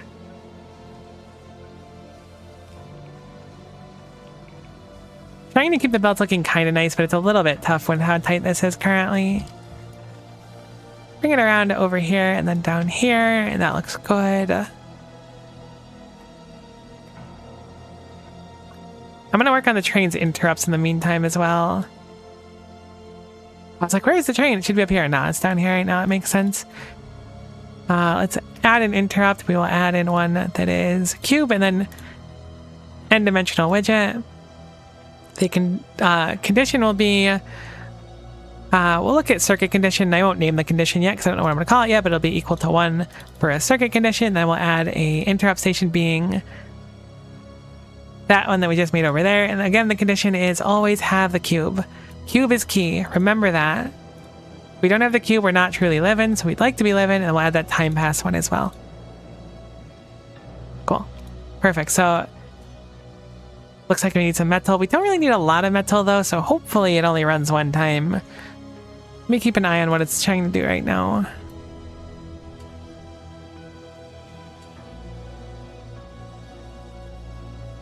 There's no chance it's going to run again. We really need to burn through more metal. Hopefully we'll just burn through more when everything's running. That's kind of my logic right now.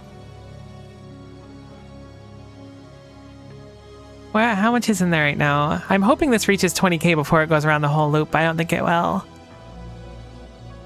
Oh, it's going to be close. I feel like I'm watching a race. Nah, we're fine. So then this logic should change, and now it should output here because there's plenty of metal. Perfect. This is exactly what I want. I just don't want it getting stuck in this loop over and over again. Cool. So let's go fix the logic over here that we didn't finish yet. Also, there's a combinator there, which we were supposed to do, which I'll get to. We need some power over here. We'll put that, and we'll have to make a mausoleum ourselves again because I still haven't set up automation for mausoleums, but we will get around to it. Gosh, I wish the Factoriopedia worked. I wonder how close we're getting to the end game. It's an interesting thought. I don't think we're getting that close because obviously we're only at 5 science packs, but they're adding in like this weird sorting logic thing, so I'm a little bit intimidated, I suppose. Okay, so this will be done. Let's set up a combinator. We'll just do a very basic thing here. Arithmetic combinator. We will... Not arithmetic. I'm so sorry for saying arithmetic. I wanted the decider combinator. Arithmetic combinators scare the living goodness out of me. We will not be taking advantage of those right now. This logic's going to be a little bit weird because it's not going to really work until it backs up. But for now, we'll be looking at those basic contemplation cards. We're going to set it to, we'll say 6,000 as how much we... Wait, that's not what we're making. N-dimensional widgets. Silly me. I think those only stack to 50 too, so we're going to want the number a lot lower. We'll make it 2,000 because I think we can probably fit a good chunk in there. So when that condition is met, we'll have that feed over to a radar, which will... I mean, I guess we can just bring it to that radar over there, technically. And then we can just have that connect up there. So we'll save ourselves a little bit of power consumption, which is good because we're really eating a lot of power right now. I guess it's not that bad, but we spike up to almost 400 megawatts, which is pretty significant. So we'll keep it to the minimum. So this is looking good. This is going to output the symbol. We'll just do the widget replication because that's the recipe going here. And then we'll set up the interrupt for the train with that. Where is the train? It's over here right now. Looks like it's stuck, so we have to fix something anyways. So we'll quickly set up this and we'll check for the widget replication equal to 1. And if that's the case, it'll come over here. Could be okay for now. It's not going to be the most ideal at the moment, but it should be okay to at least like get it to run. If it's less than, actually, we'll do less than 500. And then we'll make this 2000 for the reading. I'll do this one. Whoops, that's the wrong one. That's the one. There we go. So we'll enable disable. We'll make this based on the widgets. And if the widget count is less than 2000 in here, then it won't activate, but this one will, and then vice versa. I guess I'll technically do greater than or equal to here so that it doesn't get stuck like it did last time. So why are you stuck in the gel? Because there's too much gel. So why'd you come to the gel station then? Perhaps the recipe makes too much gel? It makes 4,000 each time. Does that connect to the gel down here? Did I actually like set that up? It does. Okay, so something went wrong. I guess we'll start by looking at this. Looking at gel is equal to 1. Ah, okay, so it specifically needed... Wow, I kind of talked about how this wasn't going to be possible. Shows how little I actually know. Or it was unlikely to be possible. But it's coming over because we need cerebral substrate because we used a bunch of it, which makes sense, I guess. I think we use it while doing something with the ghost crystals down there. Maybe it's the science itself. So I am going to have to set up that splitter I had before. For now, we can manually take it and then put it in this machine, and it should... Oh, we actually have to consume it, too. Wait, that's a weird problem. Huh. So, like... It's very strange.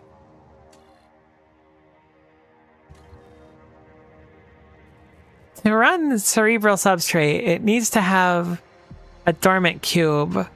But to have a dormant cube, it needs to go through this process at least once. I'll dump it for now so it can run.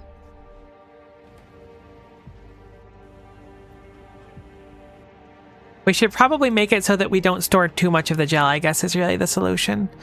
So let's change up our rows a little bit. Let's make this, it's over 20k right now. What is the repetition for? I think it's 23. Let's make this 20k, and then we'll make the rule for coming over much lower as well. I think that if it's under 10k, it'll come over. So then if it's below 20k, it'll keep repeating a few times, and if it's below 20k, it'll leave? No, we don't want that. If it's above 20k, we'll leave. We'll make it greater than or equal to again. I think it's very rare for that scenario to pop up where that's necessary, but probably better to at this point. And this one is based on the cerebral substrate count. That's also kind of peculiar, isn't it? No, I guess it's fine, because if there's too much substrate, it'll run a few times. This makes sense. It'll run naturally otherwise through here, so it shouldn't matter. That should be a fix for it. I'm going to dump this once more so that we can keep the contents a little bit lower. But now it should be fine. I don't think we're going to make extra gel. I don't think anything we do produces gel. New RS3 relics are interesting. Oh, I haven't seen any of the reveals for it yet. Glad to hear, though. Okay, so there's the U-matter machine running. So everything should be working now. The one thing I'm curious about is I don't understand what takes priority in an interrupt. I'm guessing it's the order of them, right? So we have the interrupts. Wow, there's a good chunk of them now. From top to bottom, I'm willing to bet this takes priority over, say, the widgets. To test this out, I'm going to move the widgets into slot 2 to see if those take a priority. I am curious about it. Put that back over here for now. Arcane drive research is getting gunked. I assume it's because of the lack of ghost crystals. It's really just like a crazy amount of ghost crystals you need. I'm quite surprised. That's probably going to be the next natural upgrade for us. Oh, I forgot about the tendrils too.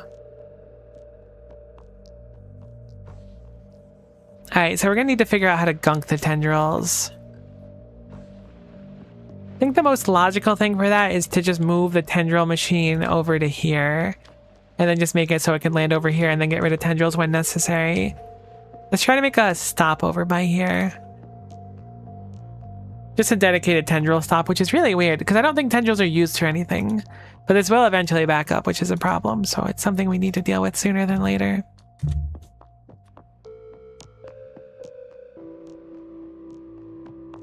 right, so let's put this down over here.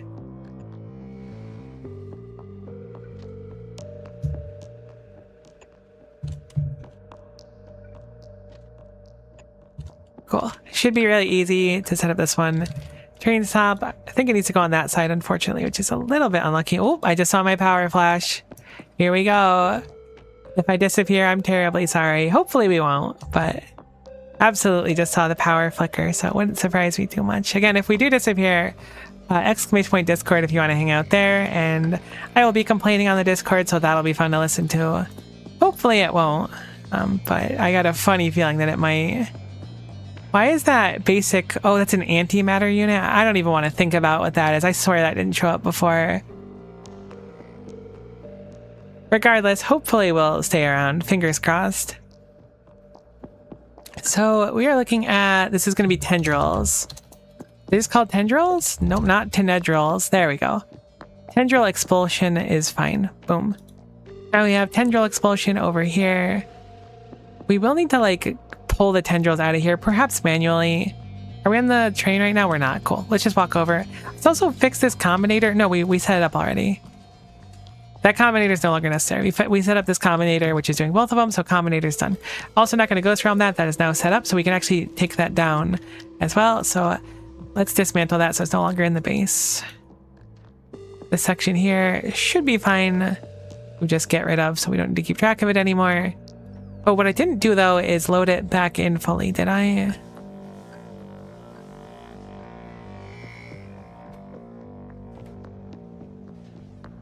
I didn't filter these properly, so I'm guessing something broke.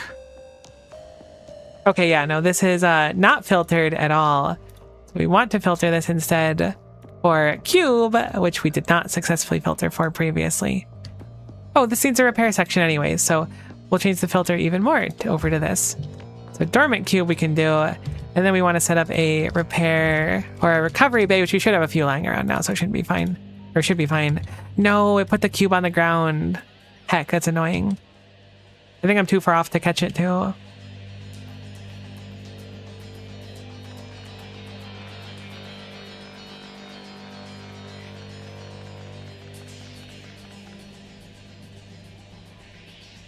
Oh, come here. No.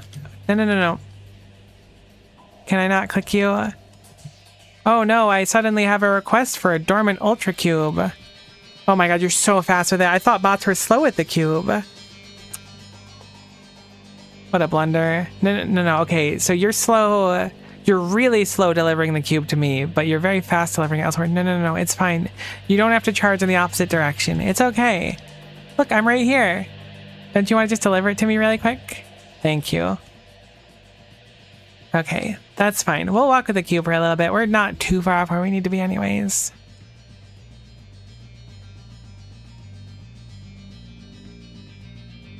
So we'll grab the Ultradense cube, get stuck on a belt, which puts us in Eternal Torment. Those are remnants of the cube belt, which again is now defunct, which is nice. And we'll move it up here. Come on, you can almost see the recovery bay, assuming it put down the bay, which it should have. There we go.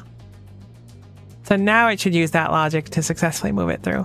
We still have the logic of wanting 2,000 of them, which is potentially quite high. It does feel quite high now that I kind of look at it, but it'll be fine for now.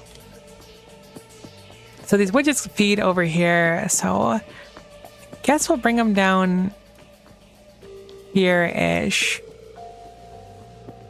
Use an underground here. Probably have it face the right way as well. Might as well have it function. Just for fun. Have it come across over here and then...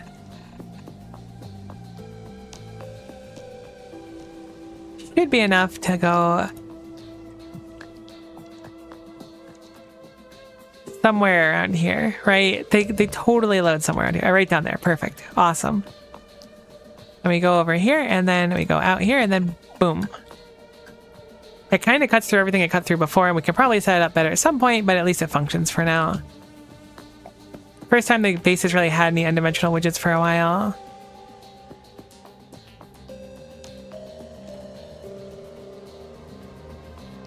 But we are now getting them in the base functional, which is good. That was one of the other major things we had to do. Sludge eventually is something we need to do.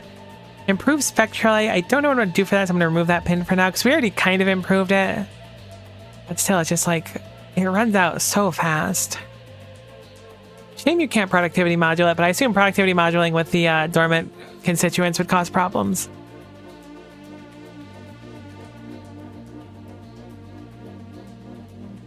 All right, we don't have enough of those advanced motor units, presumably because this one green inserter is still just trying its heart out. It has broken 100,000. I really need to make another one of these. The demand is so high, it's crazy.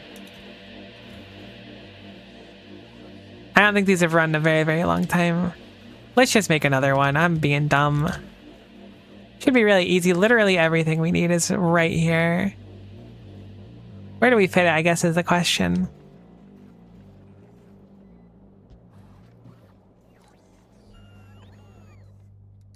We'll make this metal. This is just like part of the mall, so I'm not really sweating it too much where it is.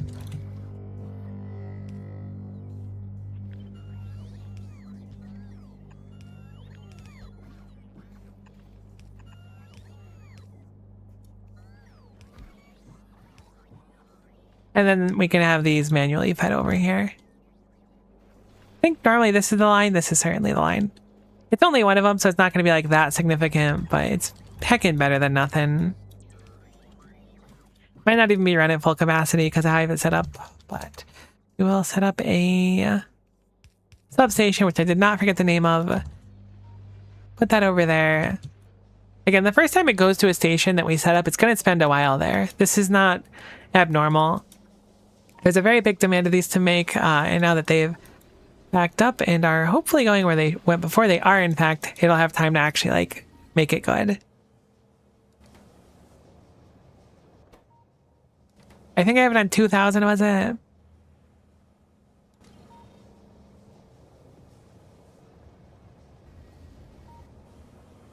Maybe I should have it be even higher, actually. Thinking about it. Let's make it 4,000. What do you stack to? 50? That's gonna be like most of the box. Maybe I'm being a little overzealous.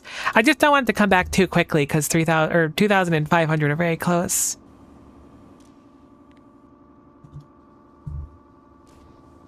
It does appear that we are slowly filling up the box now, which is wonderful. It means that everything is working as intended. We're also using more metal by doing stuff like this too, which will hopefully mean that we consume more metal so this can run more often, which means this doesn't back up, which this side is backed up currently, but hopefully we fix the problem. Oh, right. No, it's just backed up on the ore. We can change this over to no input priority anymore. Just make it even.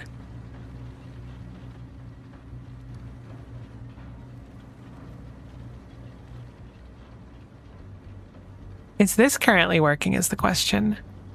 This is input from the ore miners, I think.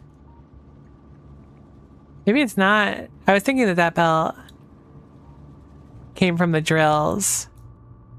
Whatever, it's probably fine. That's the spirit. I mean, if it's not really turning off and we're getting enough calcium, we'll be good. Let's check our calcium, because that is actually one of the biggest things I'm concerned about right now. We produce 300 calcium per minute. We currently consume 20 per minute. So it looks fine. I don't know if I totally believe it in practice, though. That's a lot less calcium than I would expect to be consumed.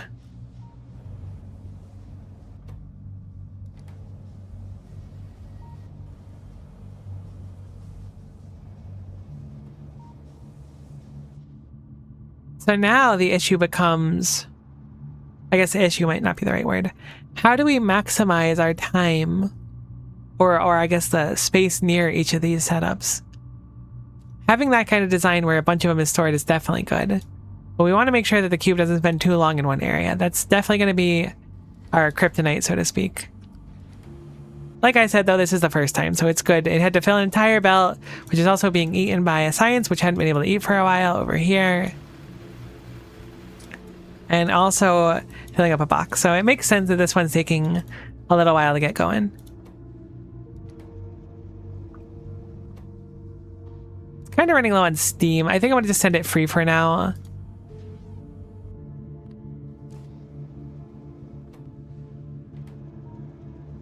I need to filter that for... Oh, right. No, that's not going to work, actually. Silly me. We will need to change up our design just a teensy bit.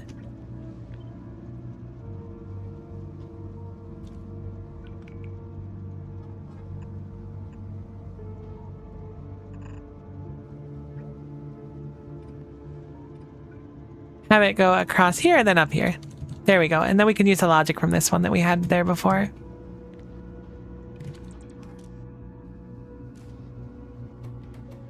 Because clearly we're out of like steam altogether. Which would not normally happen if it didn't need to replenish like literally 5,000 of it. Probably. So I'm going to send it free for now. Oh, right. If I put it in manually, it'll just pop out again. I'll put it here. We'll hop on the train ourselves as well. Cool. So that works. Logically, we'd want more than 3,000 before it leaves. Should work fine now. Is steam required for this recipe? Hopefully not, because if it is, we're cooked.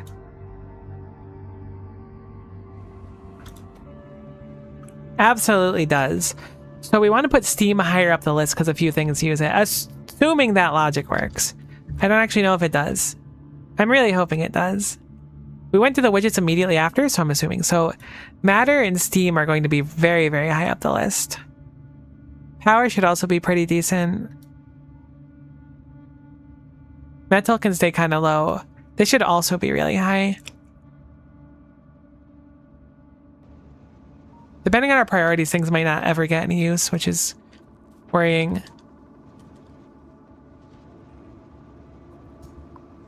So now it should go, hopefully, to... I was going to say to the steam, but it looks like it needs to come over here. Because it needs more substrate, which is fine. I don't have a way for the substrate to feed into itself. That's where the issue here is. I never set up rules for that, which is fine. Easy enough to fix. We'll probably look at the amount of... I mean, maybe we need a circuit for this, right?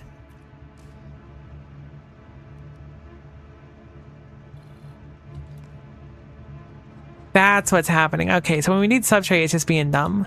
I mean, it's not being dumb. I set it up in a dumb way. Also, this also needs steam, so steam's got to go even higher. Steam is higher than it. Oh, no, I don't know how priorities work. Maybe I set up the steam wrong.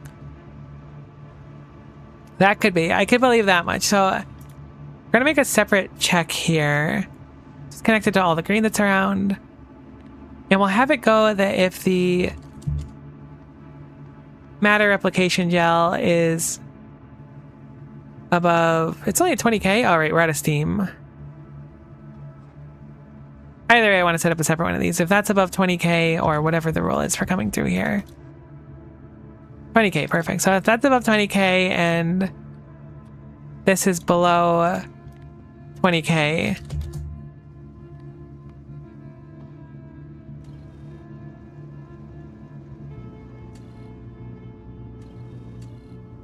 then it'll go again. I think. Why do they call it air fryer? When you fry the cold food, air out, eat the food. It'll work someday, surely, or somehow, surely. I hope so, Wise Wolf. Very nice to see ya. My brain is really struggling with this specific setup. I need to really get it down, though, because it's only going to get worse from here. So the rule I have for it swinging by is less than 20k as well. We want it to swing by when it's less than, like, 15k, we'll say. Not 115k. In fact, let's make it 13k. For the sake of simplicity here. And then it'll loop around until it's above, we'll say 22k. So if these conditions are met, specifically, if those are met, that's above 22k. So that's greater than or equal to 22k. And then this is less than, then it'll output a symbol, which we'll just have be the cerebral substrate symbol. And then we can have it based on... Apparently I have green wires on these.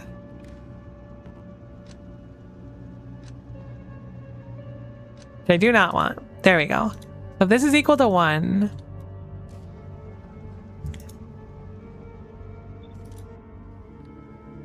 we want it to enter again. Because this is saying we have plenty of this stuff, but not enough of this stuff. If it is not equal to 1, we want it to just go through the loop here. It'll do a check if it needs to or not. Now, this has logic as well, where if the substrate is above 23k, it'll go over there. I should make this 23k to make it more consistent as well. So now, if it goes through here, it goes, you know what, I want to be expended. And again, normally we would not struggle here, but we've run out of steam entirely. So hopefully it'll go on the steam drain next, or to the steam spot. Okay, it really has like no sense of priority. Heck, I didn't pick it up in time. I wonder why not. I assumed that this would work, unless I messed up the steam. It very well could be I messed up the steam and that's why it's not going. Okay, so it appears that this is just still enabled disabled. But wait. What?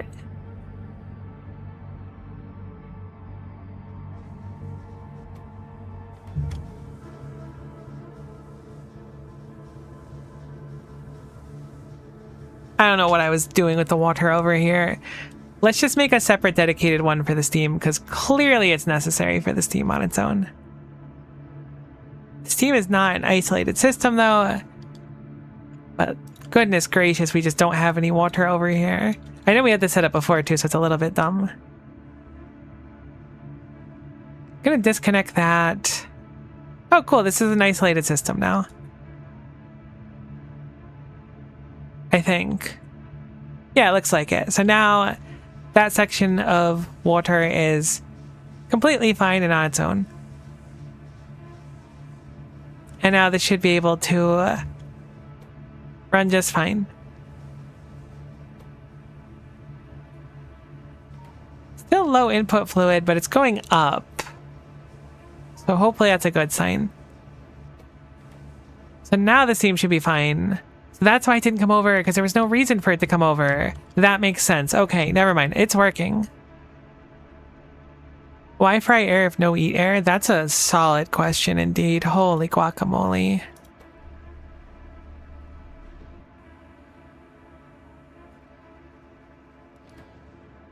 So we're making steam now.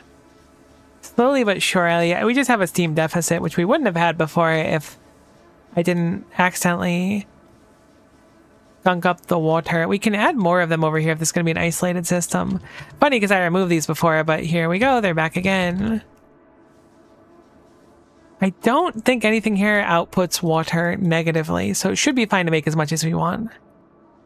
This system over here definitely has weird water issues where it'll like output and get gunked. It's also a full tank of steam here. Specifically pumps outward.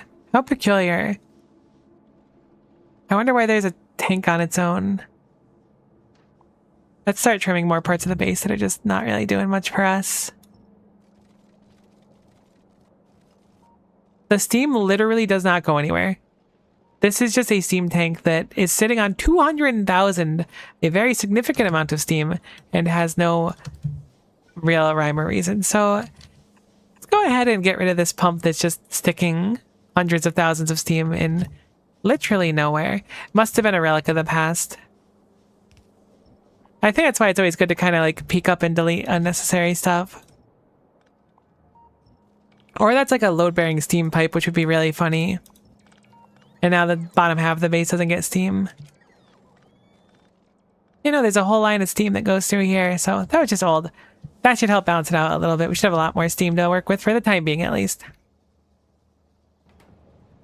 Cool, so the gelatinous tar storage is going up again. Is our logic for this good? It leaves after 180,000. It arrives when we're under 40,000. Perfectly logical. I like it. The speed modules are sufficient enough. Gets repaired, goes back through. We can throw speed modules into this machine to make it a little bit faster. So little improvements. Basically all the recovery bays can take speed modules. Our power is not in question here. We only have half of our power turned on anyways, so I can easily kick on more, though keeping in mind that we would just be burning through more of our fuel cells. Now that this doesn't have the stupid enable disable rule, it should be able to come back around a lot easier.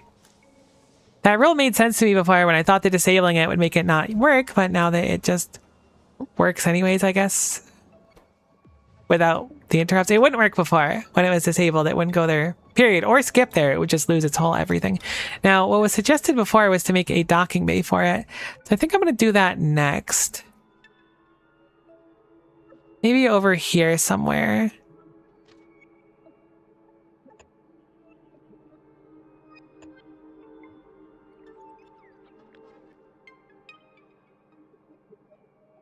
Can we flip this vertically? That work? Alright, sorry, drills. Not the most cash money of me, admittedly. And then we will do... I mean, I don't know if it'll ever really go here, but I think it'll be nice so it doesn't end up in a weird loop. Put that there, and then we'll have some normal rails feed out here.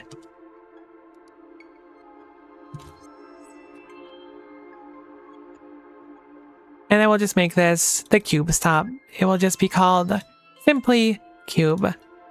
And then we will add it so that this top is also enabled disabled, which we don't want. That's an old relic as well. Oh, it's ghost crystalling. It moves really quick now. We will add in a station just called cube. I'm hoping that it'll just be fine with no weight condition. I don't know if it will be or not. I guess it could just be has cube. I shouldn't necessarily leave at that point, but it will be allowed to leave, so cool. So now we have an actual home for it to go to. Interrupts should take priority. The Factorio experience, what maniac built this? Oh, it was me. That's really how it feels. Redesigning stuff with the rail has been kind of a nightmare. Hopefully that works. Now the cube has a docking bay up here to just chill at when nothing's going on. So that way it doesn't just keep getting stuck in a system on its own. I doubt it'll run basically ever. I also want to upgrade this and probably look into beacon juice too. There's a lot of small things to do. Also the whole like qubits and the acceleratron, what was it called? Cyclotron, I think? Cyclotron. 80 seconds at 3 megawatts. It should be easily done. I don't remember what those are used for. Singularity analysis. That eats a crazy amount of rare earth metals, so if we ever need a dump for them, this is probably a good way to do it. But the question remains, what the heck is the calibration data for? I guess we'll look at cyclotron here.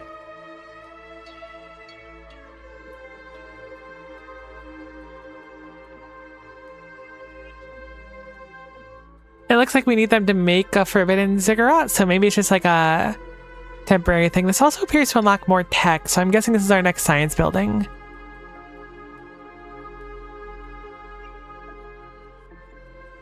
Has 10 module slots.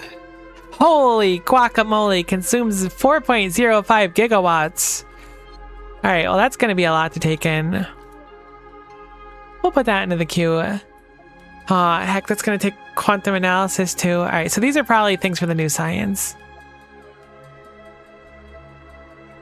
Teleporters are cool too. There's a lot of cool techs we can do now. So we're going to have to do this with science, so maybe I'll hold off on this for the second until we have everything for the science good to go. Here's everything down here is running just fine.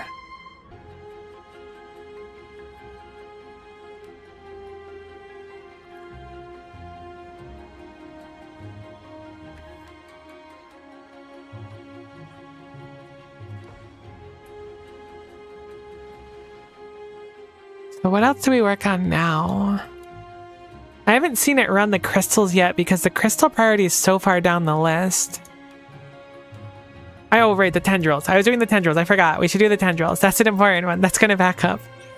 Granted, we have like 18,000 more tendrils worth of tendril before we run out, but I should really set that up now.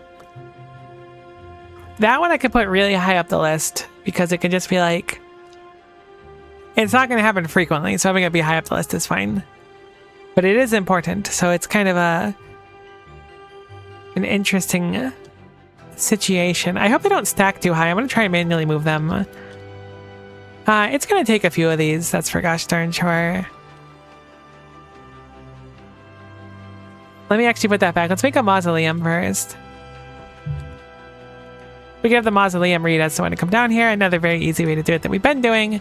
Very consistent. We'll have a mausoleum over here.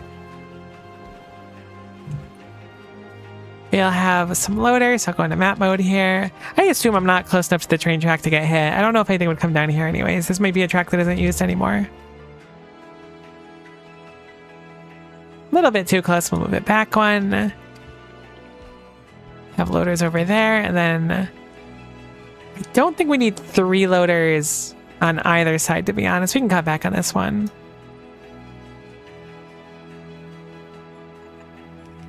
Cool, so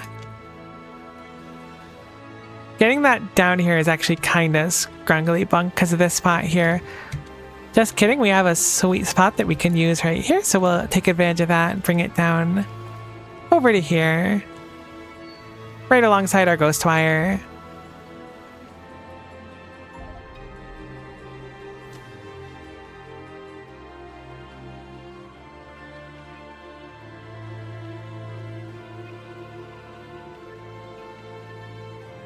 Apparently a train does come down there.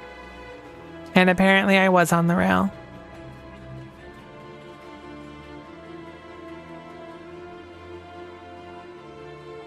I was pretty confident. Like, I looked at it and I was like, I think this is the old cube line. I don't think anything will come down here. And then I looked at it and I was like, oh, it went to the cube stop. There's nothing to do. Or it's busted, but I'm guessing it's fine. Hopefully that's fine and there's just nothing to do, but I highly doubt it. There should absolutely be something to do. My stop doesn't work. Decidedly, it does not work. Maybe it does work? Surely you should be doing something though, right? Go to that interrupt. Start interrupting. Oh, cool. Toolbolt research 5 completed, so our inventory is now slightly bigger. I really wasn't on it though. Like, look at that. Like 80% of my engineer is not on it. I don't buy it, Ultra Cube. Yeah, let's be a little bit more careful now as to not just waste a bunch of time. I'll grab some substations for power over here. We can connect it across there, which makes it simple. Our tendrils will no longer go in here anymore, and instead come across here. And there's our new tendril expulsion. Granted, we have to pick up the machine. Maybe I should have just stayed dead for a little bit, actually. Thinking about it critically, or not stayed dead, but left myself on the ground. It would have been much quicker to move this stuff otherwise. So I can move these into the box over here. I've do this like 20 times, so that's fun. Just kidding, not all of it can fit anyways. Guess I could do a separate storage. I really don't want to put them into the storage system because that's so many tendrils. Honestly, we're probably just going to need another one of these machines at some point. What is this called? The dimensional folding engine? Let's just make another one. I was just trying to move it ahead of time. This will be much, much easier. Dramatically so.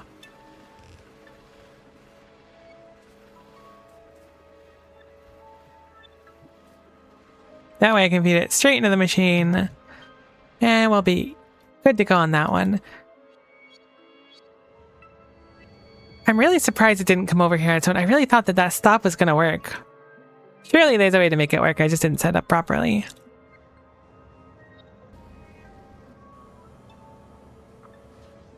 Maybe if I set up 2 separate stops, it would work. Or if I set up that stop twice. Can I do that? Maybe if I set up twice, it'll work. Because then it'll keep trying to go to the same stop over and over again and check for it. That could be the solution. I'm guessing in between each of these, it'll check for an interrupt. It also might not, but it seems like it works in my head.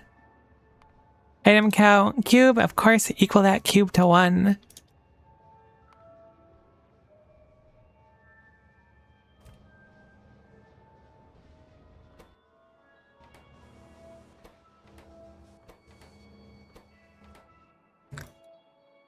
Alright, cool. Back to what we were working on down here. Our bot will place it, and now hopefully I can fit both on the same screen. I totes can.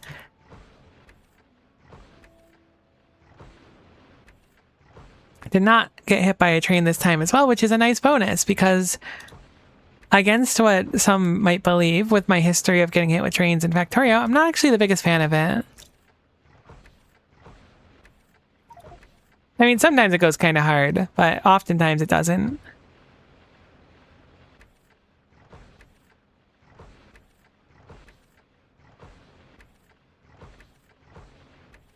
Maybe I'm getting lucky. I hear thunder in the distance, but it's not super close to me, so maybe the worst part of the storm kind of went past us and I'll keep power. Fingers crossed. So far, we're optimistic. Okay, so now we've transferred everything over there. We'll pick up that one. Tendrils will come here. They'll load into here. It'll take a little bit of time to load initially. I guess we'll set up another set of these because they do take a bit of time, and I just put a bunch in there. It shouldn't matter in practice, but for the moment, it's nice to have. It'll make sure that this gives a more accurate reading. So we'll do a radar, I suppose. What a map view. Oh, wait, it's the radar. That's the problem. I never set up a radar here. That's totally what it is. So this can't read the other circuit conditions. That's all it was. We don't need to do anything fancy. I was just being silly. Completely forgot about the radar. Now I should be able to change it so that the train does not need another condition and we'll just go there. Because then when it reads the interrupts, it'll go. Should be wonderful now. So this one holds, looks like about 6K at the maximum. Might be 6K on the dot, in fact. So we'll put a combinator down here. Now this does have an output too, which I'm now remembering. I'm glad I thought about it. So this has an output of residual tendrils as well. It eats 20,000 and it puts out between 4.8 to 6.4 thousand. So we will load it here. I think we'll have these two just go back into the same box. And we'll make a rule where it only leaves when there's less than like... I guess less than... It's tough, right? This can stockpile 40,000 in there. We might need several boxes of tendrils to make it work logically. I'm going to just have it so it runs once every time, actually. That seems more logical to me right now. So currently, we are getting no signal because it's flashing, but we would be getting the tendril amount here. So residual tendrils, if those surpass, we'll say 3,000 of them. Then it'll output the signal come down here, which will be the tendril recipe. Residual. Tendril expulsion? Tendril. Typing is tough. Cool. So that goes out there. Should probably get some power over there as well. Move it so it's a little bit more uniform. Perfect. That goes over to here, which goes over to here, which goes over to here. So now it should be able to read it just fine. It appears we got stuck at the n-dimensional widget maker once more. This said this stop should be mostly functional now. So let's go see what happened over here. Is it steam once more? It's metal. I guess it hasn't run metal in a while, but our base doesn't really run out of metal until now. Wow, okay, so our demands are really high. Maybe we need to make more of a buffer for metal as well. Peculiar. Well, let's go rescue it really quick and send it on the way to the metal. I guess I did manually send it over here when it probably shouldn't have gone over here. I really don't understand interrupt logic though. Like, what makes the interrupt go let's go to this location versus let's go to that location. It doesn't seem like it checks, have I been to a specific location in a specific amount of time? It just seems like it wings it. Thanks, little bots. I appreciate it.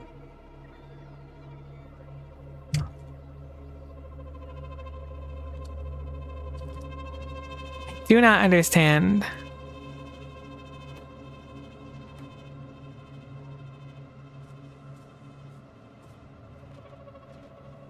Also, it should definitely be going to the metal place naturally.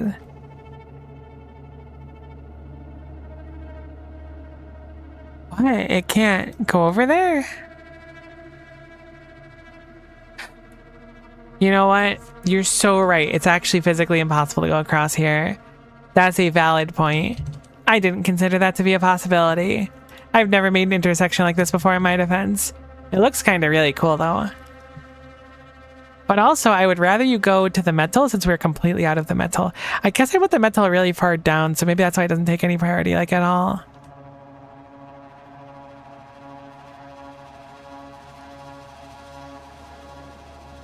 Cool, there we go. So now I'm going to cross here so we can successfully go and get us some more metal because we are completely out, which means we're also not producing any calcium because this is completely backed up. So that'll do something in the meantime. Let's go set up the other interrupt. Probably should have moved that back.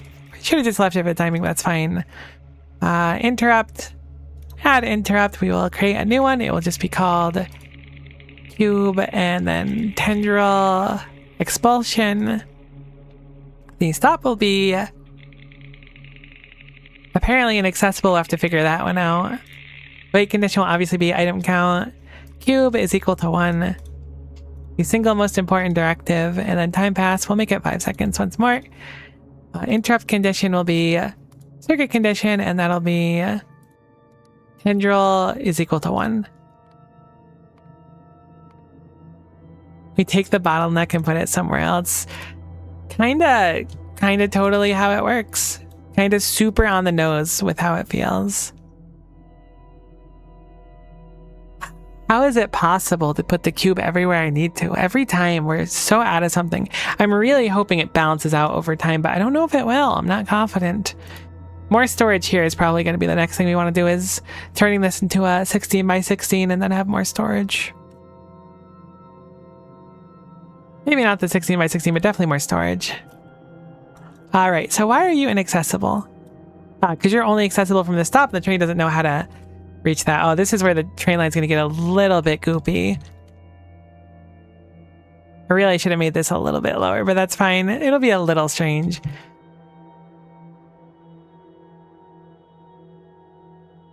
That should be fine now. Should be accessible from any stop with that line.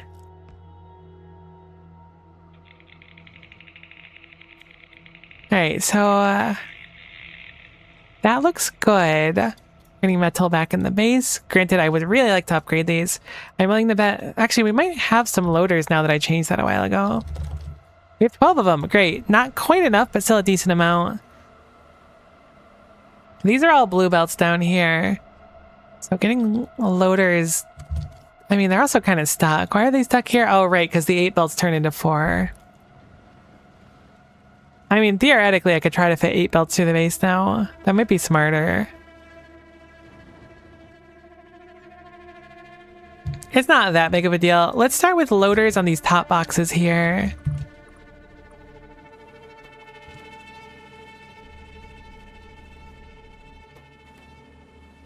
Probably just want more storage in general. These are quite small for how much metal we're using now, which again, we were backed up on metal the entire time before, so how did that happen?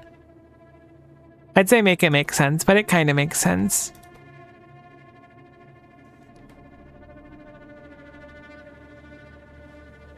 As long as it empties quickly and then satisfies this, and then the cube can go, we're going to be happy. I'm willing to bet it'll go one more round.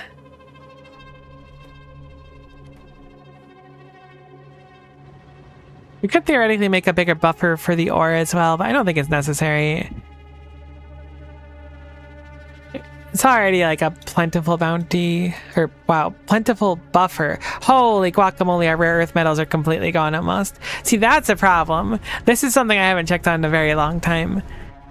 So we're probably going to want to do another one. We did set up a secondary mine for it over there, but that one only drops off over to this upper side, which has not been tapped into literally at all.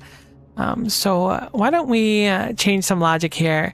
Let's change it so I should really name these stops actually, because it's going to be a little bit confusing. Make this rare earth metals pickup 1. I probably meant to redo that at one point. I kept them as their default names. Make that 1. You get the rare earth metals icon. And then we'll make this rare earth metals drop off 2 over here. I'm going to just switch it so that the dramatically more full mine will drop off here instead, which will be good. I think I planned for that in the past, so rare earth metals drop off, and then we'll do it 2, and we'll change it so that the signal here is going to be what's a good one? I guess the refined ones, because they're getting refined over here. So I'm going to change the train logic so that this train no longer has this stop. It's going to have instead drop off 1 with, or drop off 2, excuse me. That needs to be renamed to drop off 1. Either way, with empty cargo inventory. Actually, it's probably easier to just do the other way around. To just change this to rare earth metal pickup 2. That makes more sense to me. Let's do that. So rare earth metal pickup 2 is what we'll do instead, and we'll do full cargo or 5 seconds of activity. Shouldn't really happen either way. And now we'll change it so this one sitting over here, the trains are going to hit each other. No, they're not. We set up stuff. I was like, they're going to get gunked. You are going to go to pick up 1? My poor brain. Where's the other train at? Oh. It must be up here. It is. Okay, so you want to go to pick up 1 instead now. That makes sense. So you can do rare earth metals pick up 1, then drop off at 2. We're going to need to set up some more signals, clearly, because I didn't intend for these to be same line. Best, I really appreciate the raid. So good to see you. Hopefully you're doing just stellar today. I imagine you've been busy with the factory. I didn't see you go live earlier, though. It might have been that I was either asleep or went live before. Either way, it's super nice to see you. Hi, hello. Full cargo, and then we'll do an activity of 5 seconds. And then we'll go swap over here and rename this so we don't forget really quick. Where is it? Gosh, this is such a mess now. It's really a problem. There we go. 7 hours on making the upcycle everything on Volk base. I really love your Volk build. I gotta check it out. I haven't seen it for a couple of days, and I'm sure it's going to be even more magnanimous. Is that a word? Magnificent? I'm kind of glazing your Volk base a little bit, but it is very cool. I still talk fondly of your Roboport snap-to-grid blueprint. I will steal it one day. Okay, so this should be fine now. We do want to set up a few more of these as well, just so there's no like oopsies where the trains hit each other. It shouldn't happen, but it should be easy enough to fix up. Why are we making production modules? That's the question of the day. Or productivity modules. I guess it's the same thing conceptually. You have no modular casings because there's no green circuits. See, that makes sense. Because the green circuits are ultra gunked, so I understand it. This is literally never run, which is super unfortunate, because I was pretty confident that it was gonna run. Heck. Fine, no big deal. Ooh, redo the rail signal, cut that over here. Well, it's gotten a lot bigger on Volk now. I'm building a huge 21 belt bus at the moment. It's not even its final form. That sounds awesome, but also very intimidating. Okay, so that needs metal as well. I'm sure you can do it, though. I believe. This is wire, wire. There we go. There we go. Now these can run again. Which means these can run again, so this is a big positive for us. We should start making modules again one day. I didn't realize why they were broken, but now I get it. Alright, cool. So Cube Train is now living its best life, sending the cube, doing necessary cube-related activities, which is awesome. I love that Cube Train is living its best life, doing cube-related activities. I think, unfortunately, I'm, like, running out of things to stall on effectively. I'm not really stalling. I was fixing the base on, ironically. But now that the base kind of functions again, I think I need to face Quantum, whatever the heck it's called, which is really heckin' daunting. We do have the research for it, too, don't we? Heck, this is gonna suck so much. Maybe it won't be that bad. But it seems awful. It seems downright traumatic, but we'll figure it out. Certainly taking time, though. I did 3 7-hour streams this week and stuff is not even producing things properly yet. Well, crazy. How's cubing going for you? Honest to goodness, it makes me feel... I don't consider myself to be like a super smart person, but it makes me feel even more dumb, which is great. It's a very fun time. I'm really, really enjoying it. It's different, that's for sure.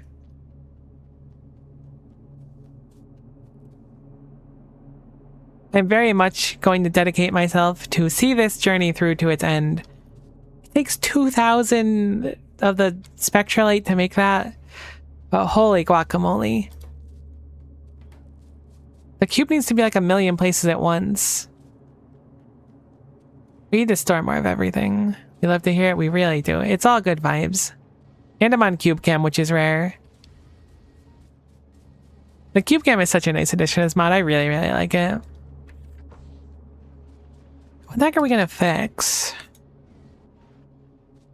I guess it's just store more of it and make this bigger. This is gonna be, we're going to pin in this. So improve spectralite, I deleted it before. We're pointing back, improve spectralite, because even to like make the next tier of machines and stuff, I'm really gonna need a better one.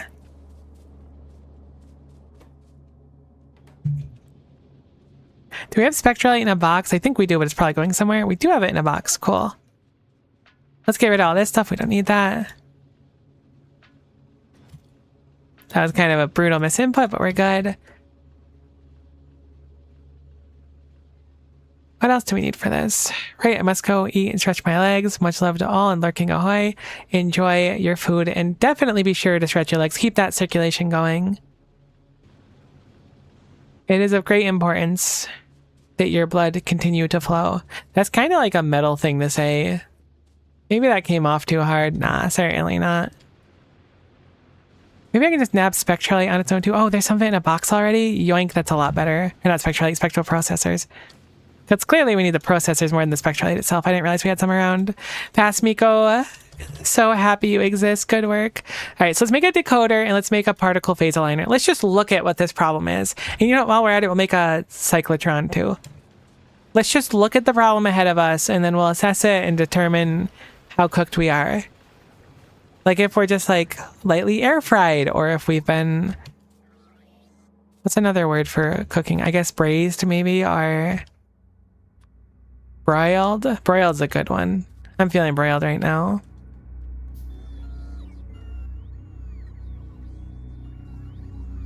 Okay, so let's put these down and play a little bit. Just like we did with the, oh, I forgot about the stupid mystery furnaces. Those are also a pin in them.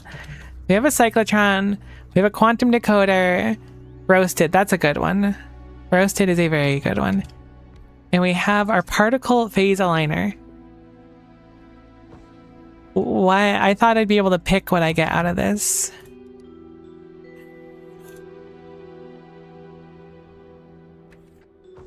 How do you get your first qubits? Alright, now I'm confused. I thought that you got them through that. Activates and cycles qubits through various flavors. So you put it in and it goes through a specific way? Oh, we can make it a fabricator. Okay. I have to play with this a little bit before we know what's going on here. So I'm going to put a fabricator down. We should have a bunch on us. Look at that qubit shell recipe. We don't have bottle consciousness or deep core crystal on us, but it shouldn't be too bad to find it. I assume we haven't processed it all, but we may have processed it all. Heck, it looks like the cube's stuck again. Why is it getting stuck? Surely the interrupt should prevent it. I tried to prioritize the stuff at the top, but maybe that's not how interrupts actually work. Don't know what went wrong. It looks like there's steam. Maybe I just have it so that it outputs incorrectly.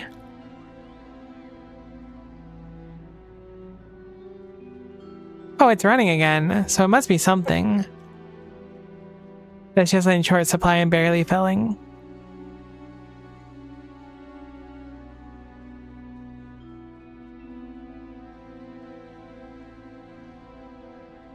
Here I go to fix another thing. Where are you, cube?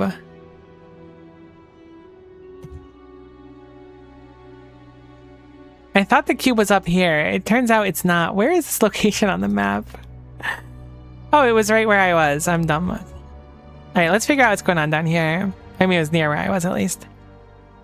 There's just too much steam, all right?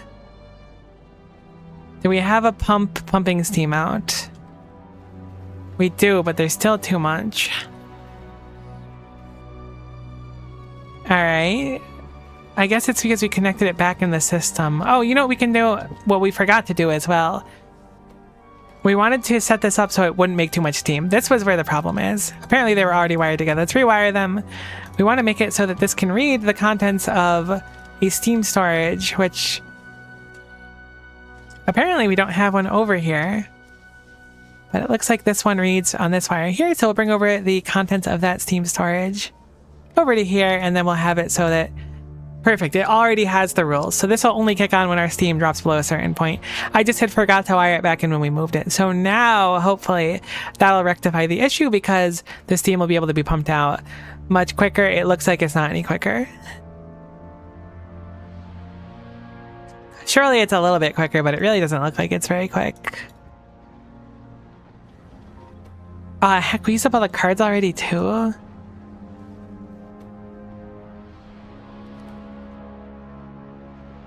I'm guessing the steam will be quicker once it depletes a little bit. It's just too full. Let's have it even lower. Let's have it at 100k. We just don't use a lot of it.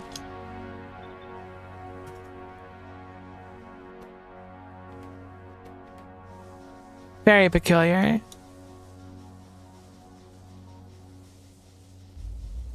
I wonder if I could power switch the nuclear reactor. I don't really know how it'd work out though.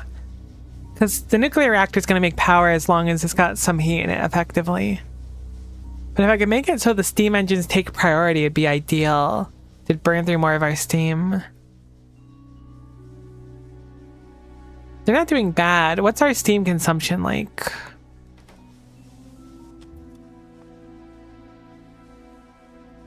We currently produce 106k per minute. Just dropped quite a bit. That's a surprise. But we consume 113k per minute. So that must be a good thing. There must be... that just keeps kicking on every time time passes for it to fill more.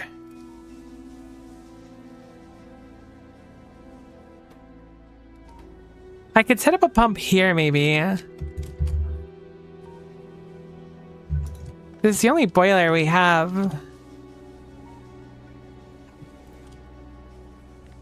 Although this really shouldn't matter either, right? Where's all the steam coming from? I guess we're making the steam technically and just not using it enough. This pump probably doesn't matter, actually. Unless our production just went down dramatically, but I don't think it did. It did go down, actually. Weird, I didn't think that'd make any steam without any fuel in it. Although maybe it just went down because it stopped producing it from the other machine. That's probably more the case, is that it's just fluctuating. Yeah, it just spikes up every time the machine kicks out another few thousand of it. So it's not really indicative of how it's functioning. Which is unfortunate. I don't really know a better way to burn through extra steam though, right? What would we do to get rid of extra steam? It's an interesting thought. Having the cube stay here for so long, I mean, this is an important material. I can just dump the steam manually every now and then, but that's really not a solution. If I do that, then it just works like crazy immediately. I mean, I could pull back on my steam production altogether and just keep the tank very low. That could be an option. I mean, this does make a crazy amount of steam. Maybe that's what I should be looking at instead. Make it our rule for this a lot less strict for coming over. Have this be like our real contingency rather than like the rule, so to speak. Because if we make enough with the other stuff, heck, I did the wrong one. If we make enough steam just by doing the card replication, surely we just don't have to do this at all, which is just a positive. So let's change the rules over here and try to have it function with that. So currently we have a rule where it comes over when there's less than 200 of them, and then it'll fill it up for a while. That's fine. What is the rule for the train coming over here? What is it checking for? Is looking for that circuit condition equal to 1. Great. That means we could just change the circuit condition whenever we want. It should be fine right now, though. With those rules, hopefully it'll keep it quite low. Because this makes a lot of steam.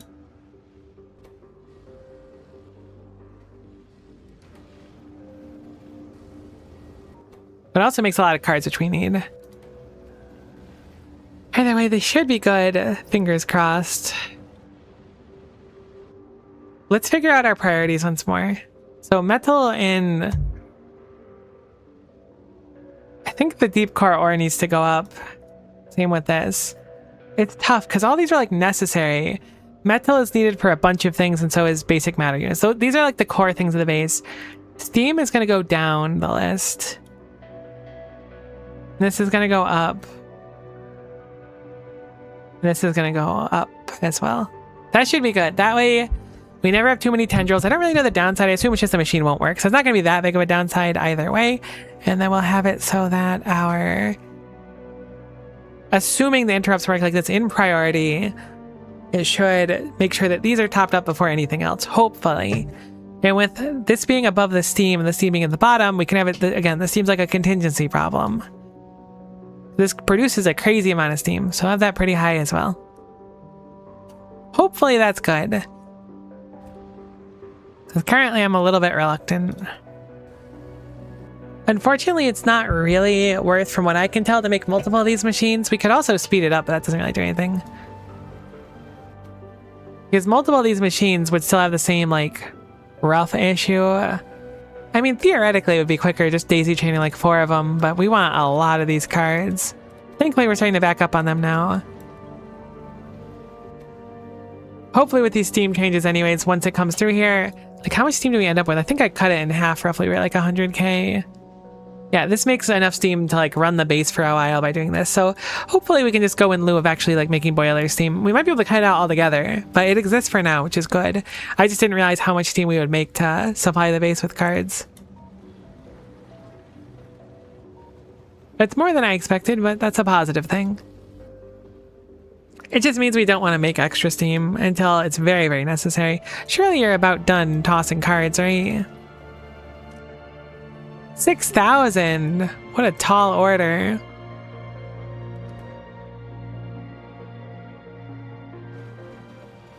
I mean, it's not bad or anything. It's good that it is trying to do that. What are all these bots doing? Apparently I have Spectralite inboxes over there. Ghostwire, I should say.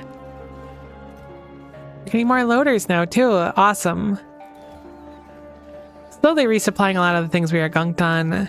Can totally make a bunch more rails whenever we want now, too. Now we have green circuits all the way down, too. Well, so the mall's running again, too. We fixed a lot of things. I'm still thinking about, like, what am I going to do with this section? Now we're out of metal. It's just we're spending too long in the areas now, which means we should probably buffer even more stuff. But when we start buffering even more stuff, then it spends more time buffering it. I'm hoping that this is just because the steam was all gunked. We'll have to see over time, though. It's probably just the steam was gunked. Theoretically, the steam was gunked. Fingers crossed the steam was gunked.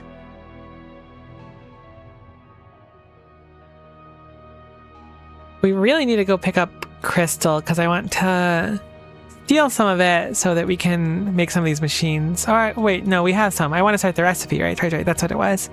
So what I'm going to do quickly is over here, we're going to have a box to just hold on to some extra crystals so we can use it just to test a few things.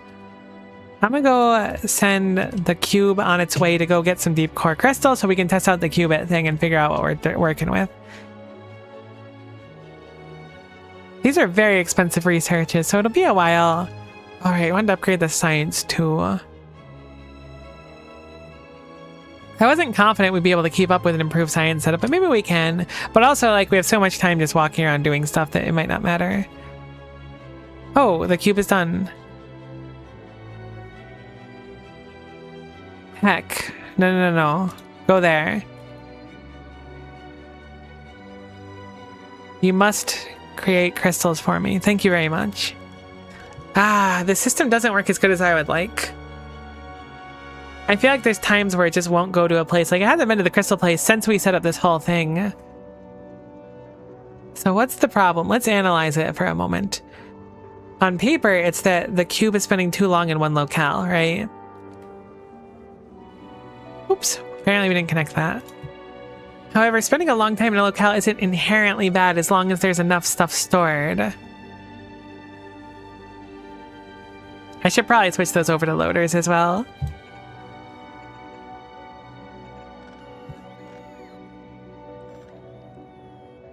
The train doesn't need them. The train can take its time.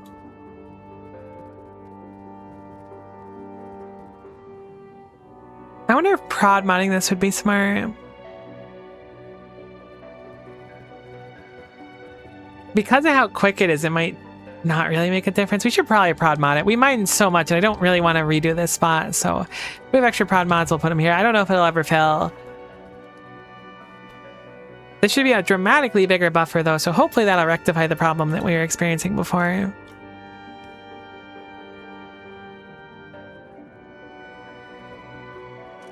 And this is currently checking for... We have over 15k to go outside, which we do now, so it's not going to make another loop once this one finishes. Going to repair and then go back on the train. Perfect. Looks good. Now this should get enough crystals, and this will be like I'm full on crystals, so it'll return, and then we can go steal a few of them. Cube train is now going up there. See, it went up here last time too, so I feel like there is some logic to its priorities. Oh, I never set the logic for the tendril expulsion either, did I? No, apparently I did. Okay, cool. I didn't think I did, but it seems I must have. It just takes a very long time to fill up. So we're going to turn these backwards now so that once this recipe goes, it'll dump the extra tendrils in here very quickly. Or at least quick enough, because it's going to go into an output rather than back to its input, so it's going to need to empty itself at some point. Cool. So that should work. The tendrils are working. Getting our metals back in the base once more.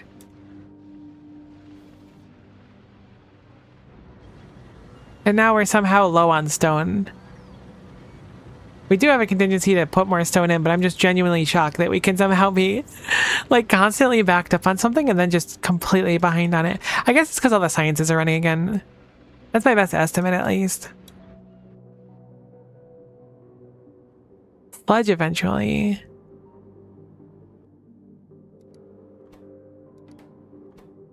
We're almost full on 234, so we're probably gonna need to start investing in sludge. Holy guacamole, we ran out of 235. Double holy guacamole, we ran out of uranium ore? Triple holy guacamole. It turns out that I had cut off the sulfuric acid in the middle of nowhere at one point, so we just haven't been mining it. So it's fine-ish. Do we have any of these in boxes? I feel like we should. Yeah, we made a bunch of them now. We'll expand out our uranium mine now that we peeked at it. We've looked into the void stared back, so we must answer its call. It does appear that some of our prod mods are going out, which is nice. That was a guacamole for sure. There was a tremendous amount of guacamole involved in that right there. That was quite troublesome. I'm really struggling though. Like, I thought that this train system would have fixed everything. Again, maybe it's just like the factory's been backed up for a while. But are we ever going to catch up is the question. I ran this too. How's our solution looking? It's okay. It's not bad. It's about where it usually is when it comes by here.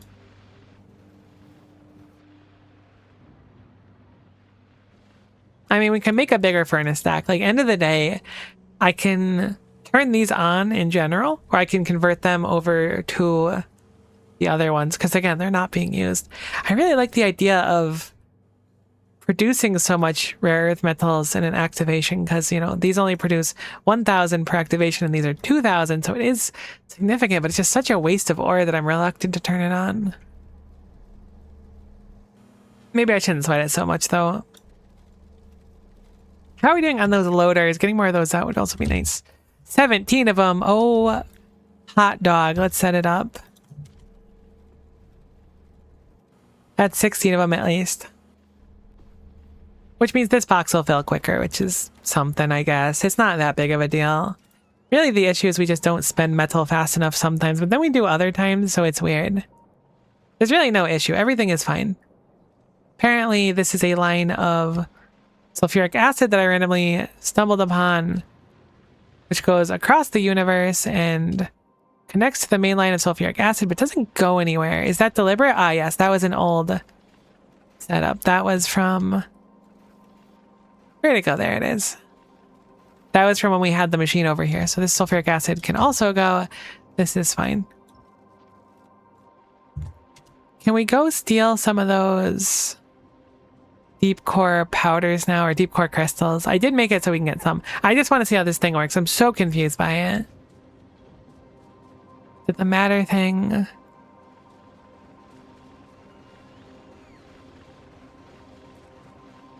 Friendly reminder that you do in fact matter. I really love how it zooms out like this. It's our big old companion cube that's a little bit lumpy on one side. So now we have crystal in a box, which is good, but at the same time, I'm a little concerned with the fact that we're going to need even more crystal. Probably want to have a few trains bring it over, maybe. Either way, for now, and hopefully start making whatever the heck these things are. If it fails, it gives us 50% of what we put in back. It gives us one of our shells back. If it succeeds, we get 10 data and no shells back. So 50% of the shells, I guess 25% of the shells. Actually, how many times are we going to fail on average? I guess that's a better question. Wait, what the heck is deep core crystal? Oh, wait, we have a bunch of deep core crystal. It's this stuff over here. Oops, I mixed up the material. That's fine. I thought it was the raw stuff, but it makes more sense this way. And then we'll grab some bottled consciousness, which is coming down a belt right here. I just want to see how it works. I'm just really curious about it. So we can prod mount these, which is good. Also outputs a Vesselheim flask at what ratio? 75%. So it's another source of flask, which is a little bit annoying. Each recipe, however, outputs 2 shells. So I have a cubit shell. What do I do with a cubit shell? Why is this one an up maker? What makes it an up maker? I do not understand. Why do you make up? It cycles qubits. Oh, no, it cycles them. I understand. So if I put you in, you turn into the next one. Okay, so up to down. Okay. I understand. I didn't get it at first, but I get it now. That is up, this is down. So if I put in a down, what a funky sound. I kind of dig it. And then I put... Don't I have an up qubit in my inventory? I guess I don't. And then I put an up. It goes, womp womp, you're wrong. This is insane. This is going to take so many of these. I mean, there's 21 available combinations, right? Let's assume that, I mean, each one is an equal probability, and it's going to change each time. Surely you would expect the medium success rate, or median success rate, to be like 10, 10.5, the middle ground. Sometimes you'll get it immediately, sometimes you'll get it at the very end.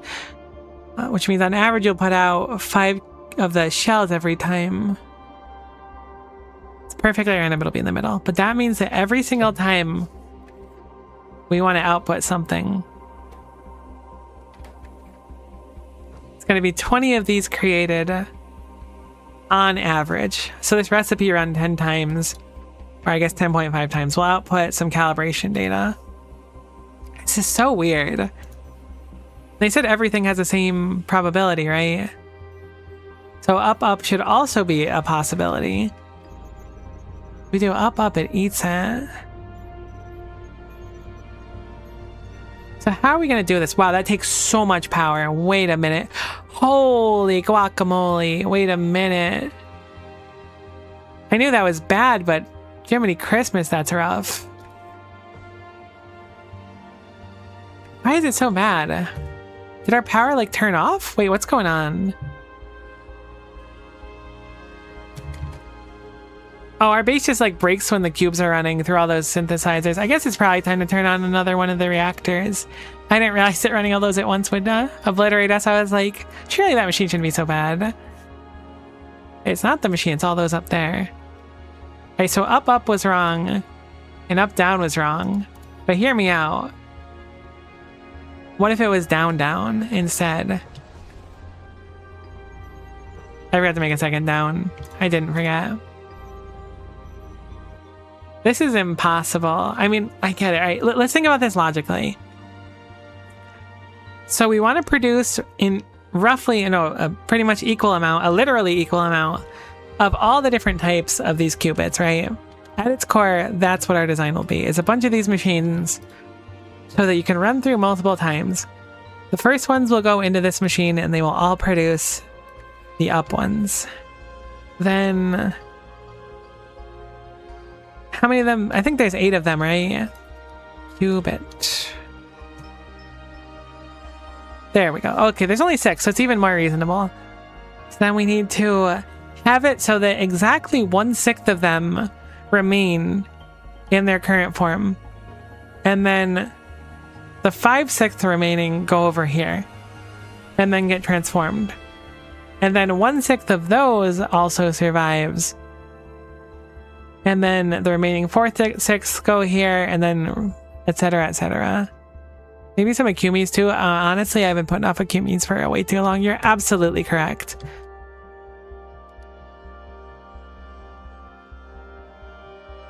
Let's see. We can do, thanks for the pet D'Amico. I'm grateful for the giant floating hand above me. I guess it's not really that giant. It's kind of huge though, thinking about it, because my head's like head-sized and that hand is very much bigger than my head. Best 30 seconds of my day, hands down. Okay, but then we're getting a bunch of Besselheim flasks too, which I guess can go back into final consciousness. Oh, this is so rough. It's bigger than your head. It's true. Maybe my head's really tiny, but I don't think it is. My head looks normal to me. So the question remains, I don't think this is impossible. It feels more approachable now that I've seen how it runs. But the question remains, how do we make it so that, well, there's a few things we need to do. One, we need to create an equal distribution of them, which I don't think is that bad inherently. But doing it in a time that is appropriate becomes a lot more complex, right? Because making an up one, which is the first one, is going to be dramatically quicker than making, I assume bottom is the final one. It has to go through 5 additional cycles to reach a bottom one. This being said, we need to make 6 times as many up ones as bottom ones as well.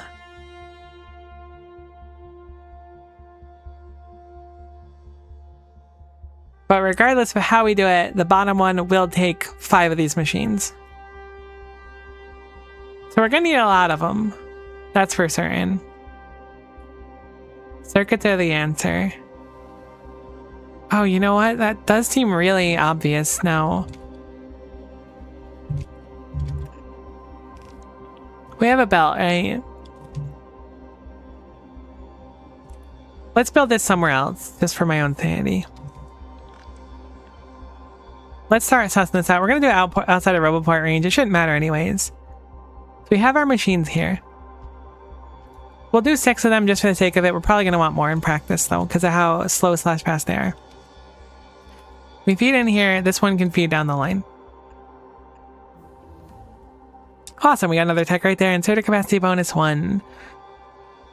So now, if we have a belt over here, we can simply have the inserter read the belt and look at the contents of the belt.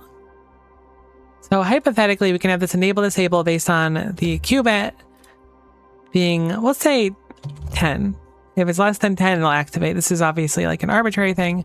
We can continue this onward all the way down. We'll only pull out with that specific number. This works in theory. Whoops, I forgot to actually filter it. I guess the wiring is all that really matters. Oops, I put on the wrong thing. I always do that. I always put the stupid rules on the belt itself. If I like this design, I might retrofit it. We'll make it 11 because that's my lucky number. So if it's less than 11, it'll put some out. Doesn't matter what it's filtered for, but we'll filter it anyways just for visual. We'll filter this for that. Fire across here. Now, this produces some problems in itself, but it's an okay start. So we're going to have to take it step by step. On its own, this works, but we need to remember that that one on the far right is going to take a very, very, very long time to run. Like a very long time, which is less than ideal. It also means that this is going to be running constantly, and then these will be running less and less as the line goes down.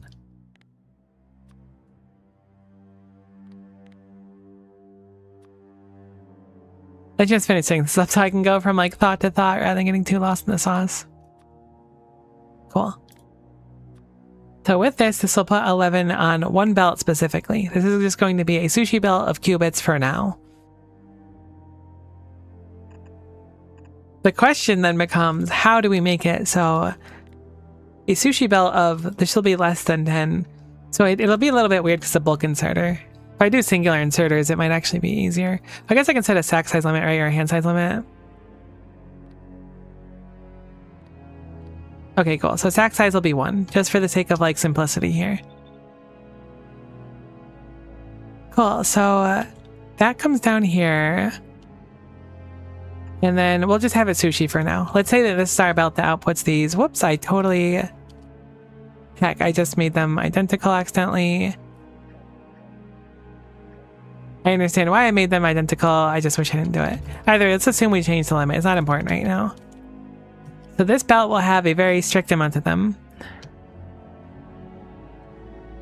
Hello, hello, welcome. Hopefully you're doing well today. Procuro? Is that how you would say it? Kind of spitballing there. Kind of awful with names myself, but either way, it's super nice to see you. Thanks for stopping in. Okay, so these come out here. We are going to have one of those machines that get fed, right? Let's go grab the machine, which is this one over here. I actually don't know how many of these machines we need. I'm going to assume we're going to want a few of them at once. We'll say 4 of them, just for the sake of simplicity. Now, what we need to figure out how to do is to feed a specific amount to them at once. Is this easier than I think it is? No, there's no way. Wait. This is the easy part, putting them on a belt, but what do we do from here? They're on a belt, great. How do we make it so that the belt or an inserter or something splits it off in such a way that you get an equal amount to everything, but in an alternating order, right? I guess in theory I could send through the proper recipe every time, right? Like hypothetically, I was going to have them direct feed into here, but let's not. Let's move them back a little bit. Whoops, let's not do that. Move that down here.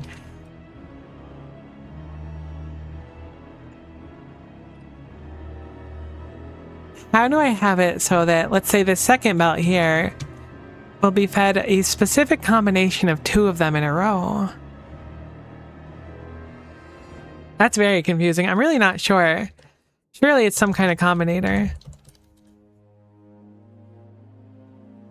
What is the selector combinator? It says sorting, but it says based on signals. Surely this is where we need to start. So let's figure out what this does. Mode of operation, select input, count inputs, random input. That one could be interesting. I don't think that's it. Stack size. Distinct input signals. Counts the number of distinct input signals. How would this work for us? It's looking for unique signals.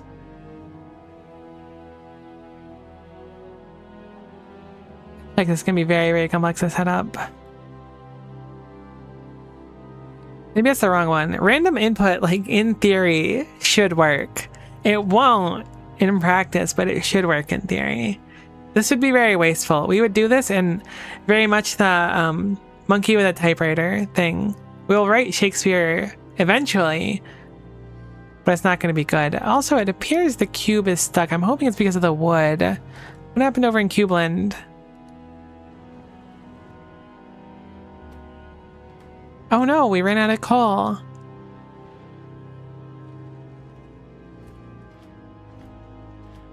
The coal train's about to leave, so it should be fine. Thankfully, I'll just let it run for now. Although that's a problem, potentially. It seems like we're falling behind on coal, which is fine because we actually need to mine like way more deep core ore, so I don't actually think it's a bad thing. I'm gonna add a rule. Oh, it's supposed to be ore. Perfect.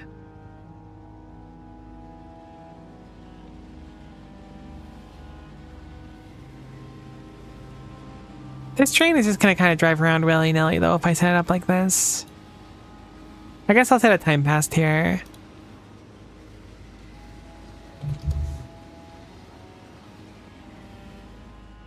This took me so long to find a solution for it that almost worked. What do you mean almost worked? The solution didn't work in the end? You're supposed to be like, oh, it's really simple. You just need to set up the combobulator circuit, which is a very easy to set up 3-circuit connection thing. I'm really stumped on this one looking at it. This is far beyond my knowledge. Perhaps I'll need to look into it a little bit. Surely the sorting is the important thing. Surely. I mean, alright, hear me out. What if we just do this, right? We just have a random input go into a random input 3 times. That does seem like it would work, right? Not actually. It's a terrible idea. I mean, maybe not terrible. But probably not what we want, so let's not do it. Alright, go drop off the coal stuff already. I'm impatient. I want to see the cube move again. Really though, what the heck are we gonna do? I can understand putting a limited amount of each of them on the belt. What I can't understand is how we make it so that specific things get picked off. I mean, I kind of have an idea, right?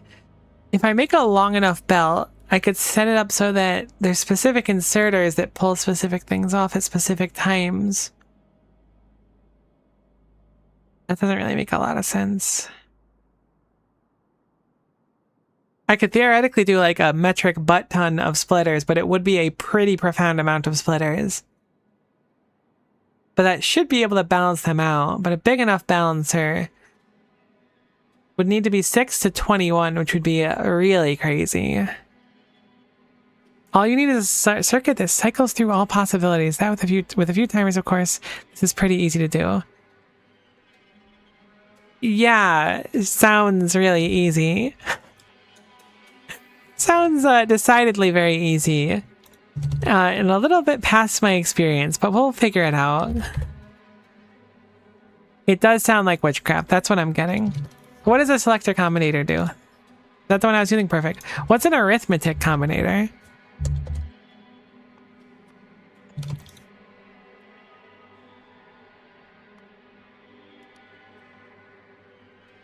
You do something multiplicative, I suppose.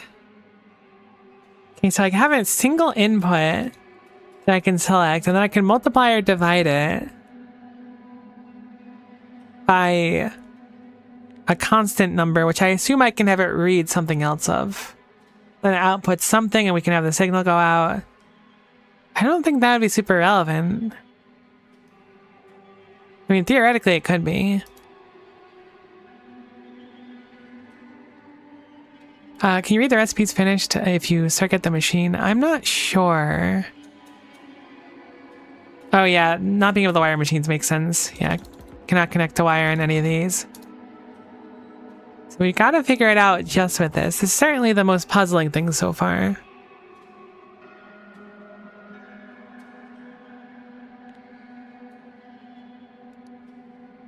A decider combinator can read a signal. Having it read how much is on a belt doesn't really do much. I mean, maybe it will. Oh, this is really racking my head. I mean, theoretically speaking, I could set up 21 of these separate decoders. No, that wouldn't make any sense either. Oh, this is so complex. I knew I was going to be daunted by this, but I'm really lost. What do we do? Surely it's got to be the selector. This has a random inputs. So what does this do hypothetically? Like if I plug in one of these, I think I have one. Let me see this visually where I am. So if I have you on a random input,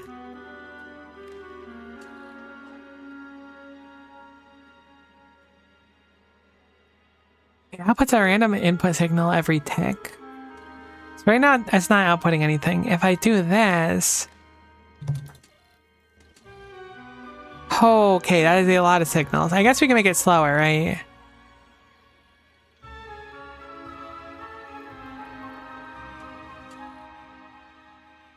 So once every second, or I guess 60 ticks, send a random signal. That's something. So it's not entirely random. I mean, it's semi-random. What if I do count inputs? Not quite what I want.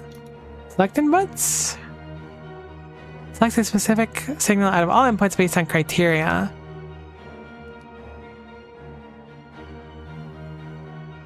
What is the criteria going to be, though? That doesn't make any sense. I can only select like one thing, right? Index is 0. It's outputting deep core ore 2. I set a constant to 1. You've gone for basic matter unit 1. 2 goes over to ghost crystal. But see, this doesn't change them. Now, assuming this is truly random, it will cycle through everything. But this isn't quite ideal, right? Because even if it cycles through literally everything. Like, I think there's times here where it's picking the same input multiple times in a row. Why do we have 2 deep core readers there, too?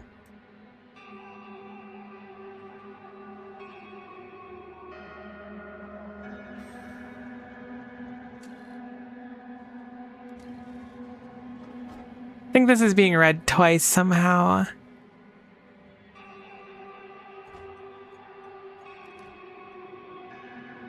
I'm gonna make a note for that right now because I'm deep in the sauce. I like never used pins before Ultra Q, but now I'm super lost in them. So if this is random, it'll send a random one in. So theoretically speaking, I can make combinators there that are checking for... What would I have them check for? If I make them out even, it becomes a little tougher to check for them, maybe. I guess I don't have to check for anything with the combinators, right? It's really just what they're going to output. Like, hypothetically here, if I had a combinator that output belt 1, we'll say, and a combinator that output loader 1. Can I set it 0 equal to 0? Is that allowed? I can. So I don't even need an input for the combinators, technically. This is assuming I'm not reading any belts or anything. Then we can have it so this outputs loader and this outputs belt, right? These are random. These are now inputting transport belt and loader once every 60 frames randomly. Sometimes we'll get loader a few times in a row. Sometimes we'll get transport belt. Sometimes we'll get loader like 30 times in a row. So this is making it so we now have a system in which we can have multiple possibilities. But what do we do with these possibilities? We can add a bunch of rules in this decider combinator. In this case, we'll keep it very simple because this might have to get very complex later on. I also might be on the wrong path, so I don't want to commit too hard to it. So we'll make this bell, make this loader.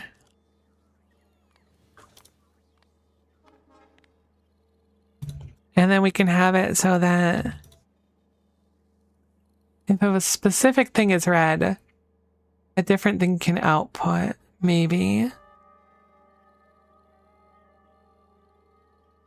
By the way, we can use a constant combinator if you want to output that's always set. Ah, that makes sense then. I kind of forgot constant combinators were a thing. Have I made any of those? I don't think I have. All right, let's make a few constant combinators. I completely forgot they exist. All right, so you can just pick something that outputs. You can toggle it if it's on or off, which is also interesting. But, you know, we'll have this be red bell and then red loader. We're learning a little bit. I know it's probably a little bit mundane. But I gotta suss some of this stuff out. It's very new for me. Now we can do... Whoops, probably don't want to search the word red. We'll do red bell is equal to 1. Then outputs bell, and then red loader is equal to 1. Very interesting. Good to know how those function. Okay, so then we still output the same thing in the end, which will be cycling between these. So having one combinator that does it isn't going to be enough. Theoretically, if I set these up with splitters, it should make it so that things are roughly randomly put through. I can already tell you there's another better way to work with qubits coming later up, or coming up later. However, require a little more brain power. Oh, baby, and this is taking a lot out of the tank. This is a lot of brain power. This is probably a really good thing to learn, but that scares me a little bit. Nice to see the cube moving on its own, though. Like, hypothetically, right? Can this have multiple outputs? It can. Okay, so we can have... I didn't know combinators could have multiple outputs. I thought it was only one. But what would be the point of multiple outputs here?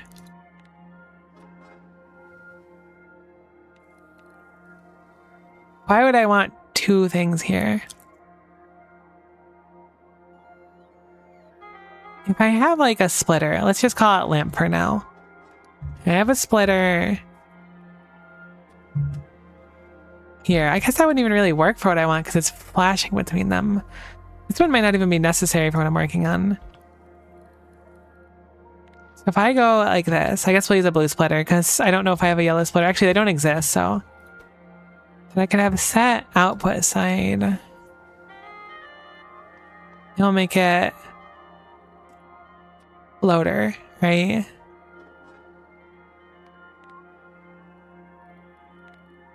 And then we'll make it loader once more and loader equal to 0. Or I guess not equal to 1.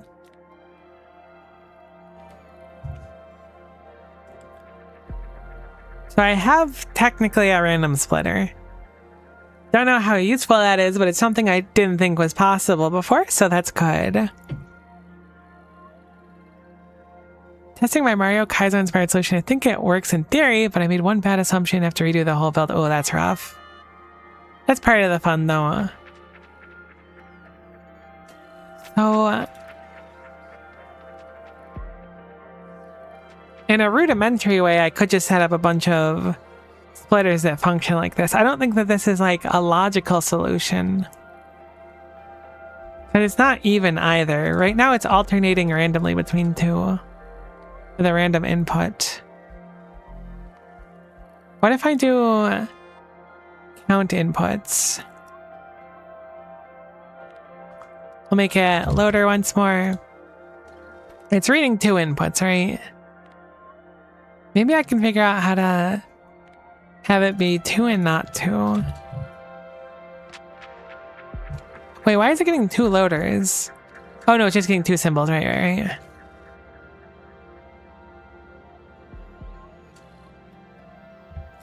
Can I like toggle one of you somehow? Like this would work. If I can figure out how to toggle this on and off, this would work. But how to do it is the question.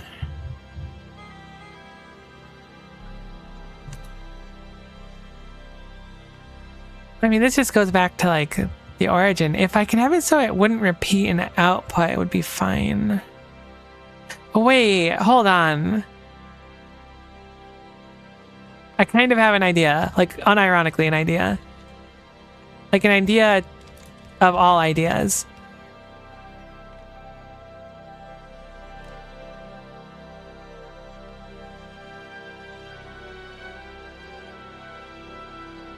Is it really so simple? There's no way. I mean, this kind of works, but it's not exactly what I want, but it might be sufficient.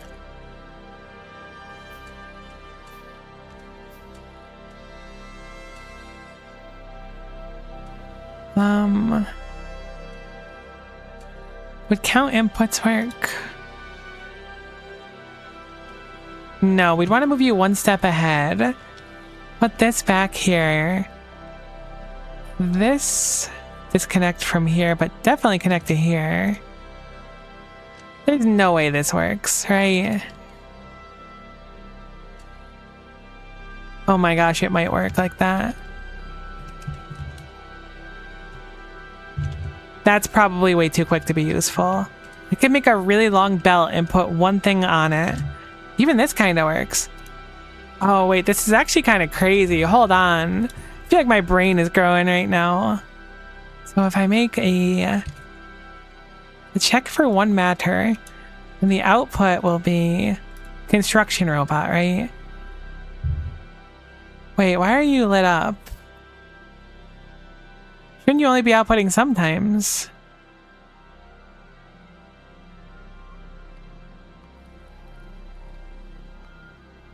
What's going wrong here? Are you reading on both sides of it? Matter equals matter? I mean, it does equal matter. Oh, duh. It should just be one. Okay, there we go. I was really lost in the sauce. Okay, cool. Clock discovered. Is this what people mean by a clock? It makes sense to me now that I've looked at it. So now, if this goes here and it's counting the inputs, what does it do? Here, I guess I should use red instead, actually. What are you outputting? I see that you're counting inputs, but I don't know what you actually output. Oh, I didn't put the signal yet. Pipe. So now I can just make it pipe. And this should be not perfect, but pretty close. Not equal to pipe and then equal to pipe. Oh, this is so wacky. How do people figure this stuff out? Pipe. Okay, so now it's 3/4 of the time on one and not on the other. So it should be simple enough to do that. Oh my gosh, it's perfect. I can't believe that works. That's so interesting. And then the selector combinator reads it. I guess technically speaking, the selector is not super necessary in this step. I could just have it check for the construction. But maybe it can be useful further down the line. So bizarre. Very, very strange. So if I have this, then theoretically I can design it in such a way that satisfies my original design plan. If this is how it works, right? I talked about 6, so we'll talk about 6 again. If I set it up like this in theory, whoops, like this. Now, This is exactly what I needed, kinda, right? Sort of. Not exactly, but it's really on the nose. 1/6 of the time, because there's 6 belts, it will go one way. And then 5/6 of the time, it will go the other way. Now, this is obviously looking at a state where things are moving at an appropriate pace where it just doesn't get unlucky and always go the other way. But this is interesting. Very, very interesting. I never understood what people meant when they said a clock, but I think I get it now. I mean, I certainly get it because it's functions. The math does in fact check out, and then I can just add an extra section for each one.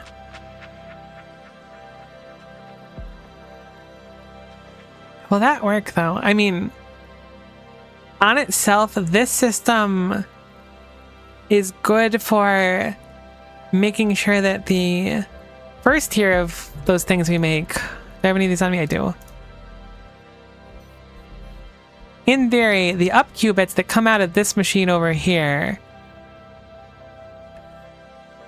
should hopefully function a good way. We might have to make the clock bigger, though. Because currently, this is just, 60 items per second. I guess we can make it slower, right? By changing the belt over to red.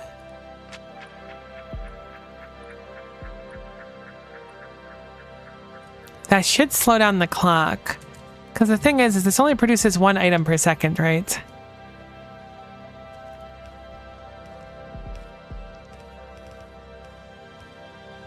So its current state, it's very likely it's going to go through one way, not the other. Or maybe faster is better. So strange.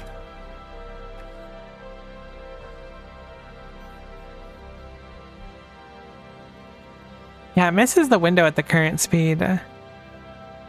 Oh, but it's not guaranteed to miss. Ah, heck, that might be perfect. So if I put through 9 of these, we should expect one of them to come through. I guess 1 to 2. Makes sense since it was kicked on for a second. That's a belt clock. It's also possible the clock using only circuits. My best guess is it would be with this thing. Just because there's an on-off you can toggle somehow here. But I don't really know how it'd be done.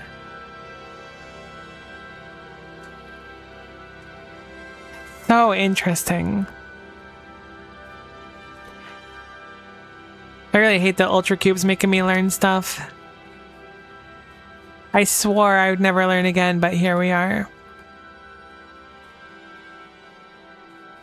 It's in the substrate maker, but unable to successfully substrate. What happened? What? Okay, these are both facing the wrong way now. I don't know how the heck that happened.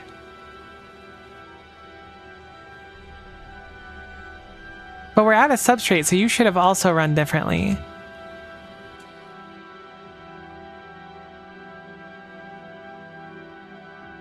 I guess you're trying to satisfy that number. I need to fix this. This is really scuffed right now. Maybe it's not scuffed, but it is totally scuffed, right?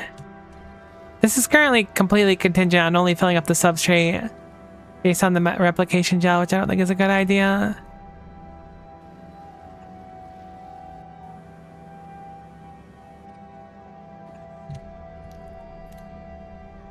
I'm going to set up a separate one here. Remember correctly, a decider feeding into itself can be a clock. Oh, that's interesting. Wonder why that would be. Ugh, learning. It's so true, though. Wise Wolf, my poor brain. Let's look at the gel, I think it's called. I mean, we probably just need a separate combinator altogether.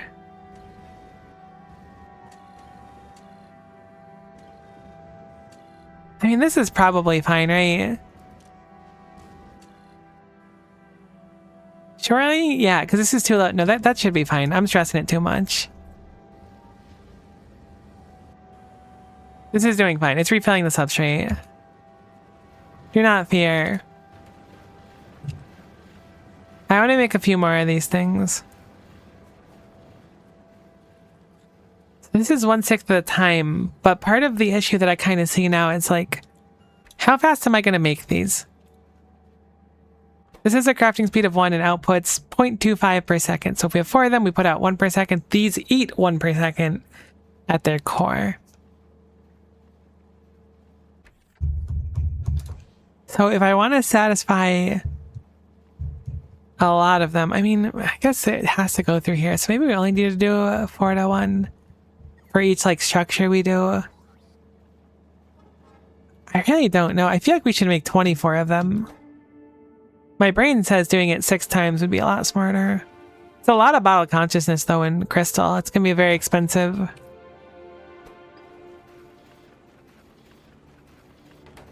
The flask output's also a pain. Perhaps we should work on... I'm going to make a note for myself once more. I know I'm always leaving so many notes, but where are they? There it is. Okay, we actually have Mondo Haunted Energy Cells.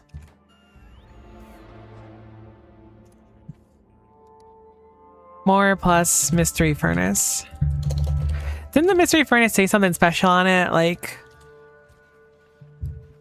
maybe as a tech where there might have been like a secret item we can get. What if we can get another cube? What happens if you put the cube in the Mystery Furnace? Oh, wait, I need to know. If you sacrifice Diamond Spirits, you'll get something in return. Okay, never mind. I thought it said something special about it, but I really want to put the cube in a Mystery Furnace now that it's on the table. Heck. Let me do that really quick. It probably doesn't even accept it, but if it does, I really want to know what we get out. Could be like really useful theoretically.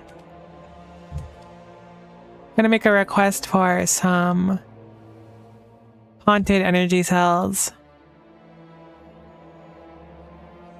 Sounds like the kind of thing you should save your game before doing. I was thinking the exact same thing, as it were. It does seem like it's a potentially a really bad idea. But man, I'm tempted now that I know it's a possibility. I mean, it also might not work. Oh, we have to go grab the cube too. This is my reward for figuring out how the heck that thing works. I have to go play with the cube for a little bit. Miko needs playtime.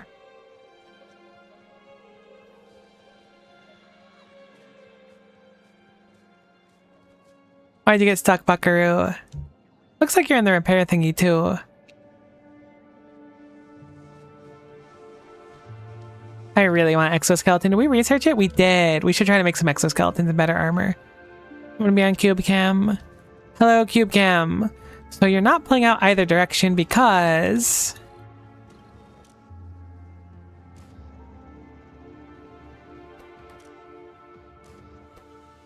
Eh? Right, because you're consumed. That's what the problem was. I remember now. You have to be consumed to go through there.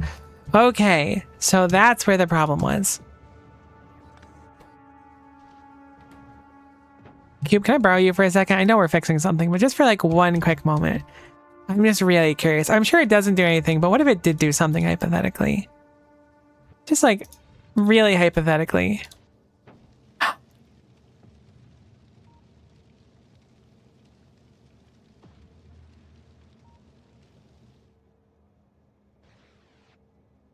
Honestly, that does kind of track. Wait, that's super interesting. Wait, that's really interesting. We have a way to turn our cube on ultra. Wait, that's actually extremely useful. That's tremendously useful for like the exact scenario I'm thinking about right now. That is directly what I need.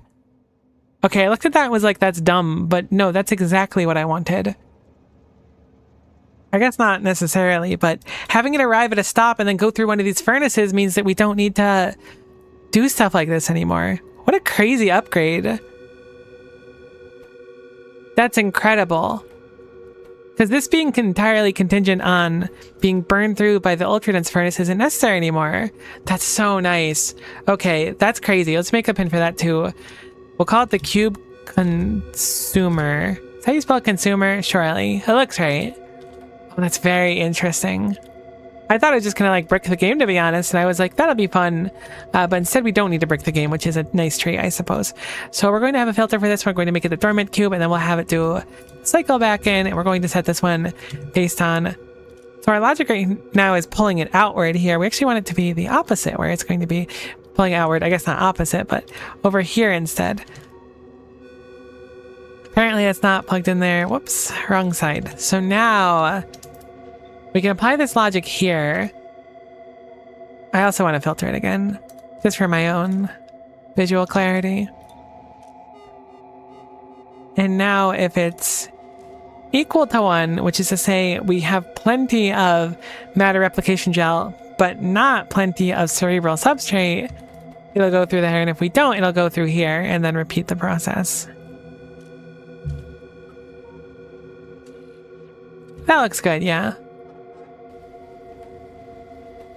This does use gel though, so I probably want to make the rule a little bit different. We'll make this over 15k, we'll say. Or 18k, just so there's like a bit of a buffer. There's really big chests, so it shouldn't matter too much. This is really cool though. This is actually like incredible. I did not think it'd be that useful. I was thinking about using the furnaces to burn through excess materials, but this in itself is quite nice. And only making 3 tendrils for it, that's nothing to drop in the bucket.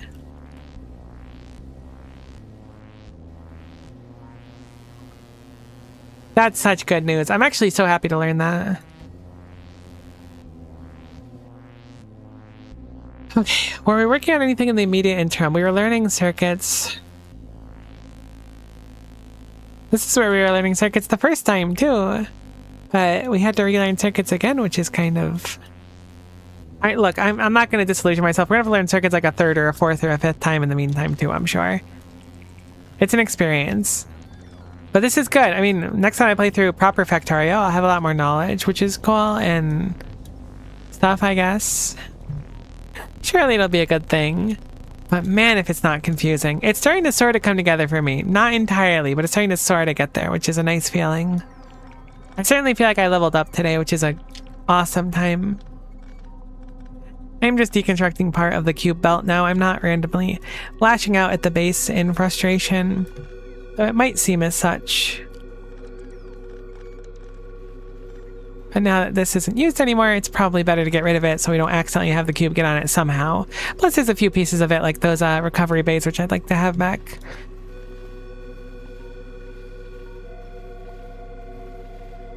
I'm going to be very careful around here with these wires, so I'm going to leave those.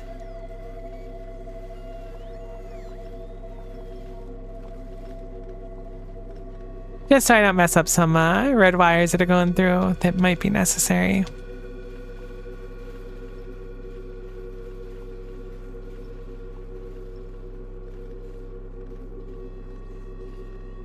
Cool. That's good enough for now to remove some stuff. At least learning keeps the mind sharp. Yeah, unfortunately my mind is kind of historically very smooth. Okay, I didn't set this up right yet, did I?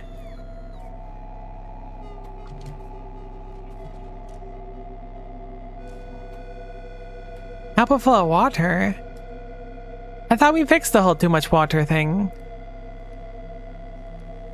I think I'll stay with regular Factorio. This breaks me enough. This scares me. It's daunting. It's fun though. It makes you think a lot more, but it is very daunting. But also the cube is involved, so it's a good time.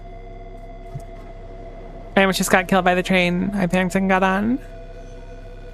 Okay, you know what? We've begun our research on forbidden ziggurat and just stopped entirely. I'm assuming it's because we're out of our white science, but let's see. Where is the science set up? There it is. It is white science, which is the one that is completely reliant on the cube splitting into 64 smaller cubes. Granted, I think our priority... I still don't know if the interrupts work the way I think they do. I think they do. I think our priority might need to raise that up a little bit. Yeah, that's like our bottom priority right now.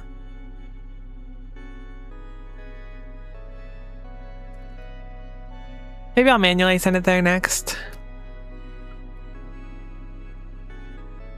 As if your brain is smooth, you can't say that in front of the factory. Oh, I sure can. The factory knows. The factory's like, damn, she's the one doing all the work. And I'm like, yeah, buddy, get used to it. Poor factory.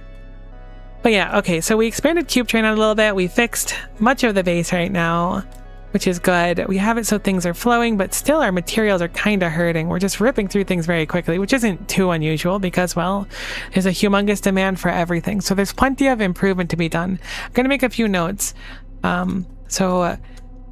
Improve / convert furnace stack. I think I might either start having it run through here just for the sake of running it through here and using some of that ore up, or just convert it all into using the refined ore.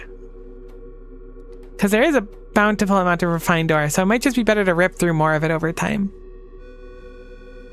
This being said, it looks like it struggles to get through on a belt here, so we might need to redesign the whole thing, which is fine. We have space. We can easily put it up here or move it over here. Either way, there's plenty of space. So I want to improve or convert our furnace stack over there. The cube consumer is very interesting. This is being read twice potentially. It only has one output though, so I'm guessing there's another combinator somewhere putting out the same logic.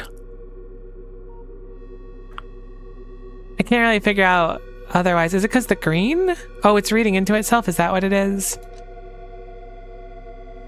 No, right? It would be reading red. I don't know why it was reading purple or twice. Is it the stop? It's probably the stop. I probably gave the stop the same logic. Maybe. Actually, wait, this stop wouldn't have logic, would it? This one just runs. Weird. I don't know why that is. They must be somewhere, though.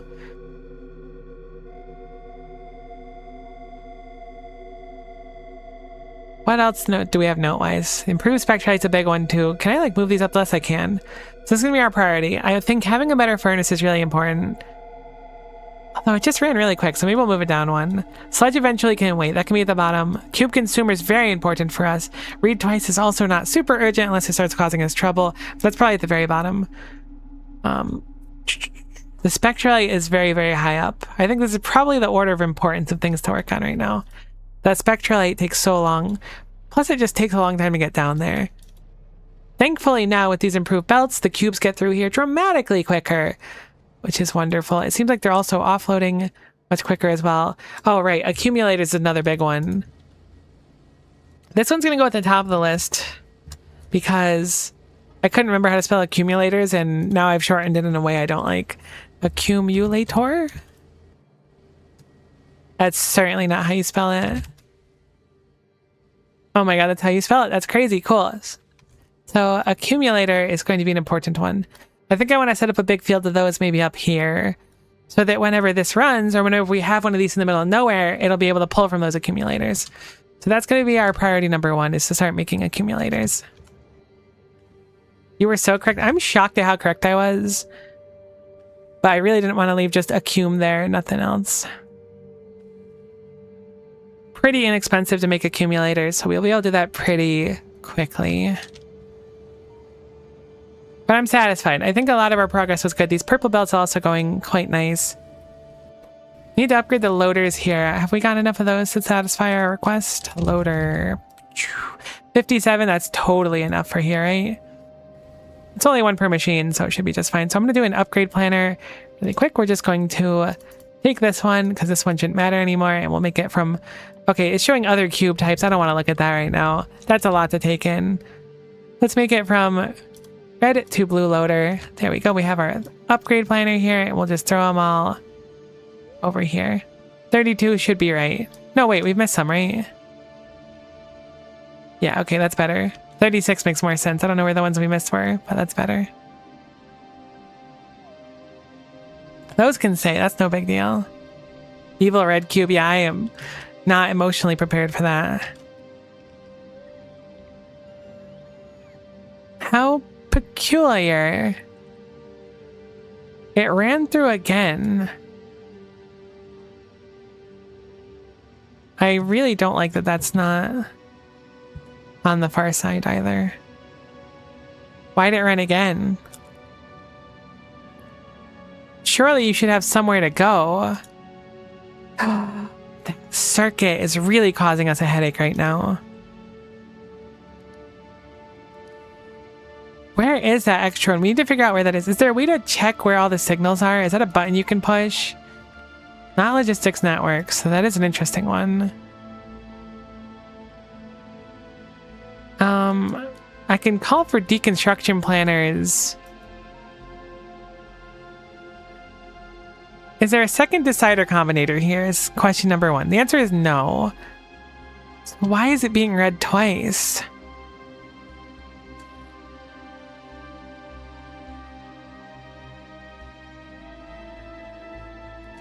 I do not understand where I output a second one of these into the system. And that is really problematic. I guess I can set it to do technically if there's just one outputting one randomly somewhere. Doesn't really feel like a good solution, but maybe an okay temporary one? I have no idea where it is in the slightest. Whoops, we'll save that for now. At least I'll go do crystals at one point. Where could it be?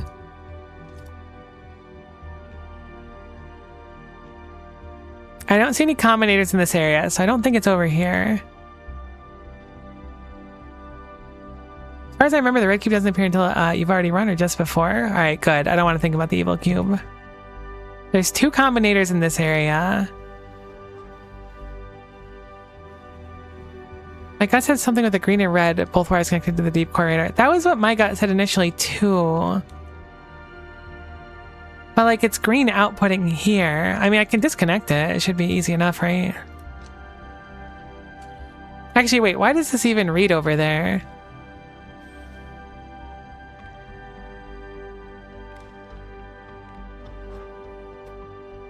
Why does this read over here?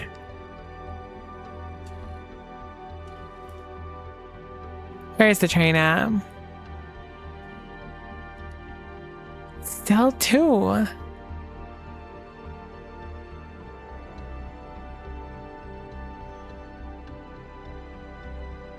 Okay, so the priorities definitely work, unless it's proximity based, but it's not going for the deep core literally at all. There's gotta be one I set up somewhere stupidly. Let's think, where do we use deep core stuff? Here is like basically the only place it does, but I don't think we would use a combinator over here.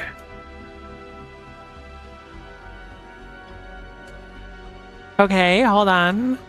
Oh, did I do crystal over here accidentally? Oh no, this is where I thought I was. Heck.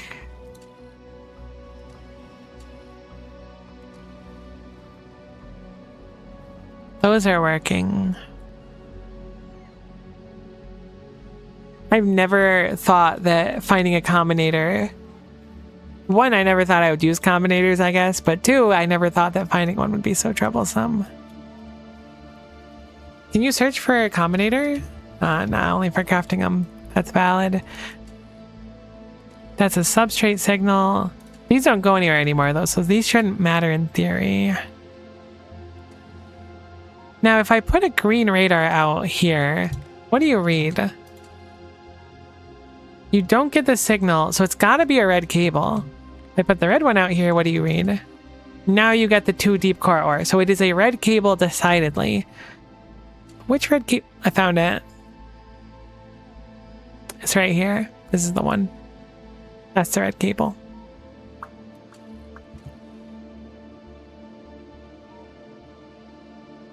This was when it was deciding if it was going to go to the core ore spot or not. So very much a relic of the past, but we did find it. Thank goodness. I was stressing that one.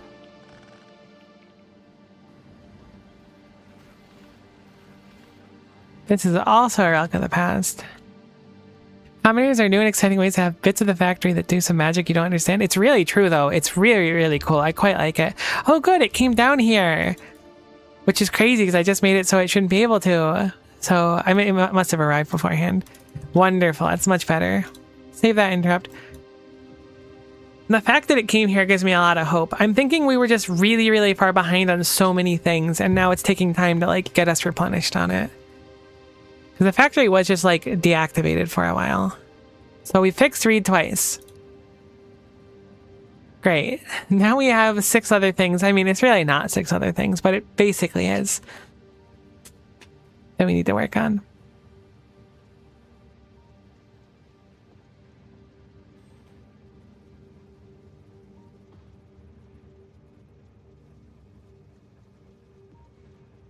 The cube. You're really right. It really is the cube.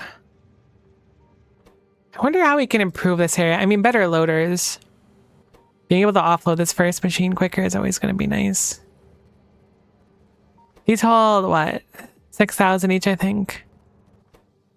Yeah, 6,000 looks about right. I mean, it's a lot of crystal, but we're going to need a lot more too. There's no reason to have a separate setup for them though. Because it's just going to need to go to a different stop. The cube has to be here to mine it. Yeah, look at that. It's unloading so slowly. I don't think we have more loaders. I think I just spent most of them. 35. Never mind. I don't know what I was talking about. More loaders, please. 66. That's a crazy amount of loaders. RBT Collins, I appreciate the follow, my friend. Hopefully you're doing just stellar today. Let's just get these ones out of the way, I suppose. Clearly I need more of them. But at least we're making more loaders. That's something. We have so many fast loaders default now. I should probably have a requester chest bringing fast loaders into the other loader maker. Not a surprise that advanced engine units is the thing cutting us out, but that's fine. How are we doing on prod mods? We've made basically none. Why is that? Modular casing hasn't been created yet. There is modular casing. I didn't filter this one right. Heck. Did that break all of them? It did. What a blunder. I guess it could have theoretically happened with efficiency modules too. It happened with efficiency modules, even better. I didn't filter the outputs of these, so they were just putting the modules themselves in the end of the belt, so they didn't work. I didn't notice until now, but again, good to notice it now rather than later, I suppose. It could certainly have happened sooner, by like probably 10 hours or so. I was like, why aren't we making any? We should have so many things for productivity modules now. There should be an abundance of productivity modules. There's 200 advanced engine units in here. It only takes one. All right, well, hopefully that'll be the 100 prod mods that we want now. Slowly but surely, the base is healing, question mark. I feel like there's more scars showing up every time. So it looks like we're being a lot more efficient, which is good. Our coal has fallen pretty drastically behind, which was a concern. I do know we can use mystery furnaces to turn this stuff into coal, but we're also like not really, we're kind of running out of that stuff now. How are we looking on coal over here? You're like not full at all. I'm gonna change this rule over to time count. Make it up to, we'll do 360 seconds. Oh, it's really been here for no time at all. I mean, that could be a good thing in practice. It filled up a good chunk. We'll do 2 minutes instead. So if 2 minutes pass, it'll go supply the coal. I really want to figure out how to get the coal better, though. Was there something we learned? I really miss the Factoriopedia. We can turn coal into tar. We're not going to do that, period. That's completely undesirable for me.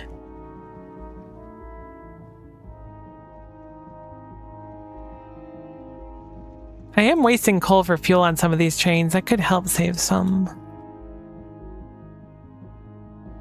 Should be the coal train arriving now, and then hopefully getting this to go. It's very expensive. Perhaps I'll go off of the enhanced recipe, but it's like 40k versus 8k, so it's 5 times as many inputs. I mean, activations, I should say. We can't afford the coal. So, certainly a tough thing to balance.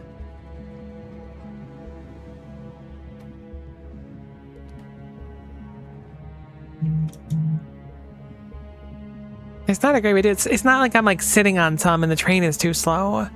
But all of our coal is completely reliant on this setup here, which makes plenty of ore, but just does not make plenty of coal.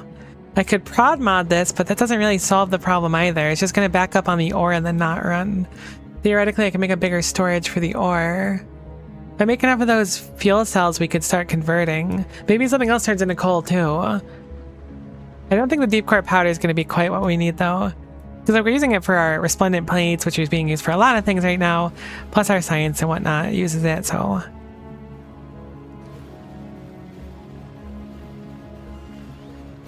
I think there's a very low probability that That's a good solution. But we do make a lot of deep core powder. It starts piling up after a while. I don't know. I'm really stuck on this one. Oh, right, it's this process here. Wait, this produces coal? I thought that produced coal. They both produce coal. Okay, see, that changes things. I thought it was only the crushers doing the other stuff, but this also makes coal. So I guess we can just get more ore? I guess processing it faster works too. We've upgraded our ore, so hopefully the coal will come along with it. We could theoretically process it faster as well. We transport and process the coal faster. The cube will have to come down here more often, but that's kind of a boon because it's just going to make it so that we have more of the materials. Okay, so one more note. Faster processing and more coal. That's a lot of notes. Normally I leave myself like 3 of them, but there's a lot to get done. How is our supply of gelatinous tar looking? It's going good. It goes up fairly quickly once it activates. It appears we've run out of coal once more, though.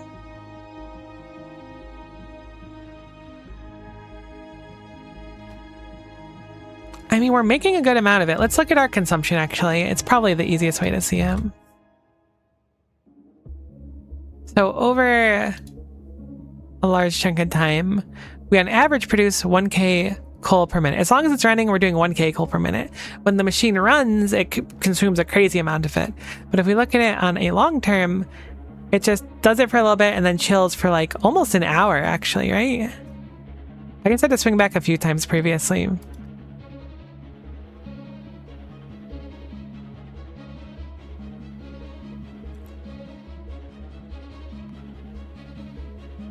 Like right here is what looks good. It consumes a bunch of it for a little bit and then stops for a long time. I'm guessing these are more spiky because of the issue that we've had where it's been kind of dry out.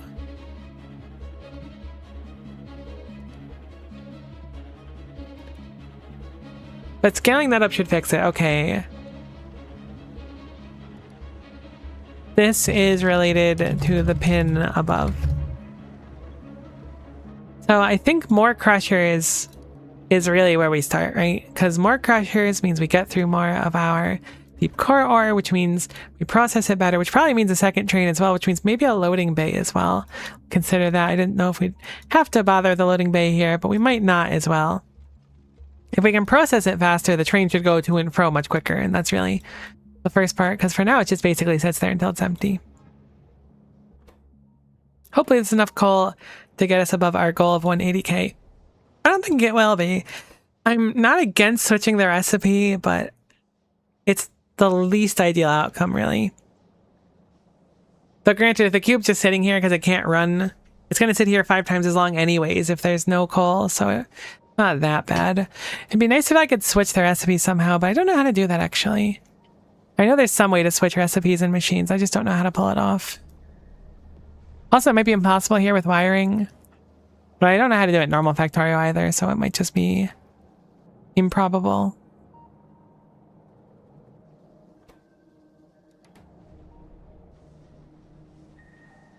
Either way, we have a whole heck of a lot to think about note-wise. This said, I know it's a little bit early for stream, but I think I'm going to wrap up here because it's starting to get, honestly, kind of, I don't want to say it's miserable here, but it's quite warm. I think it's humid because of all the thunderstorms. Thankfully, we didn't lose power, so that was lucky. I will be back tomorrow morning, per norm. We will be doing more Ultra Cube tomorrow. On Thursday, we'll be doing A Bat to the Heavens, and on Friday, we'll be doing Final Fantasy II. Probably getting closer to the end game, maybe. Apparently 10,000 of our purple science cards at 56 hours into our playthrough as well. Either way, thank you so much for watching. Hopefully you had a lovely time, and hopefully I'll see you tomorrow. Exclamation point Discord if you want to hang out there as well. And bye for now.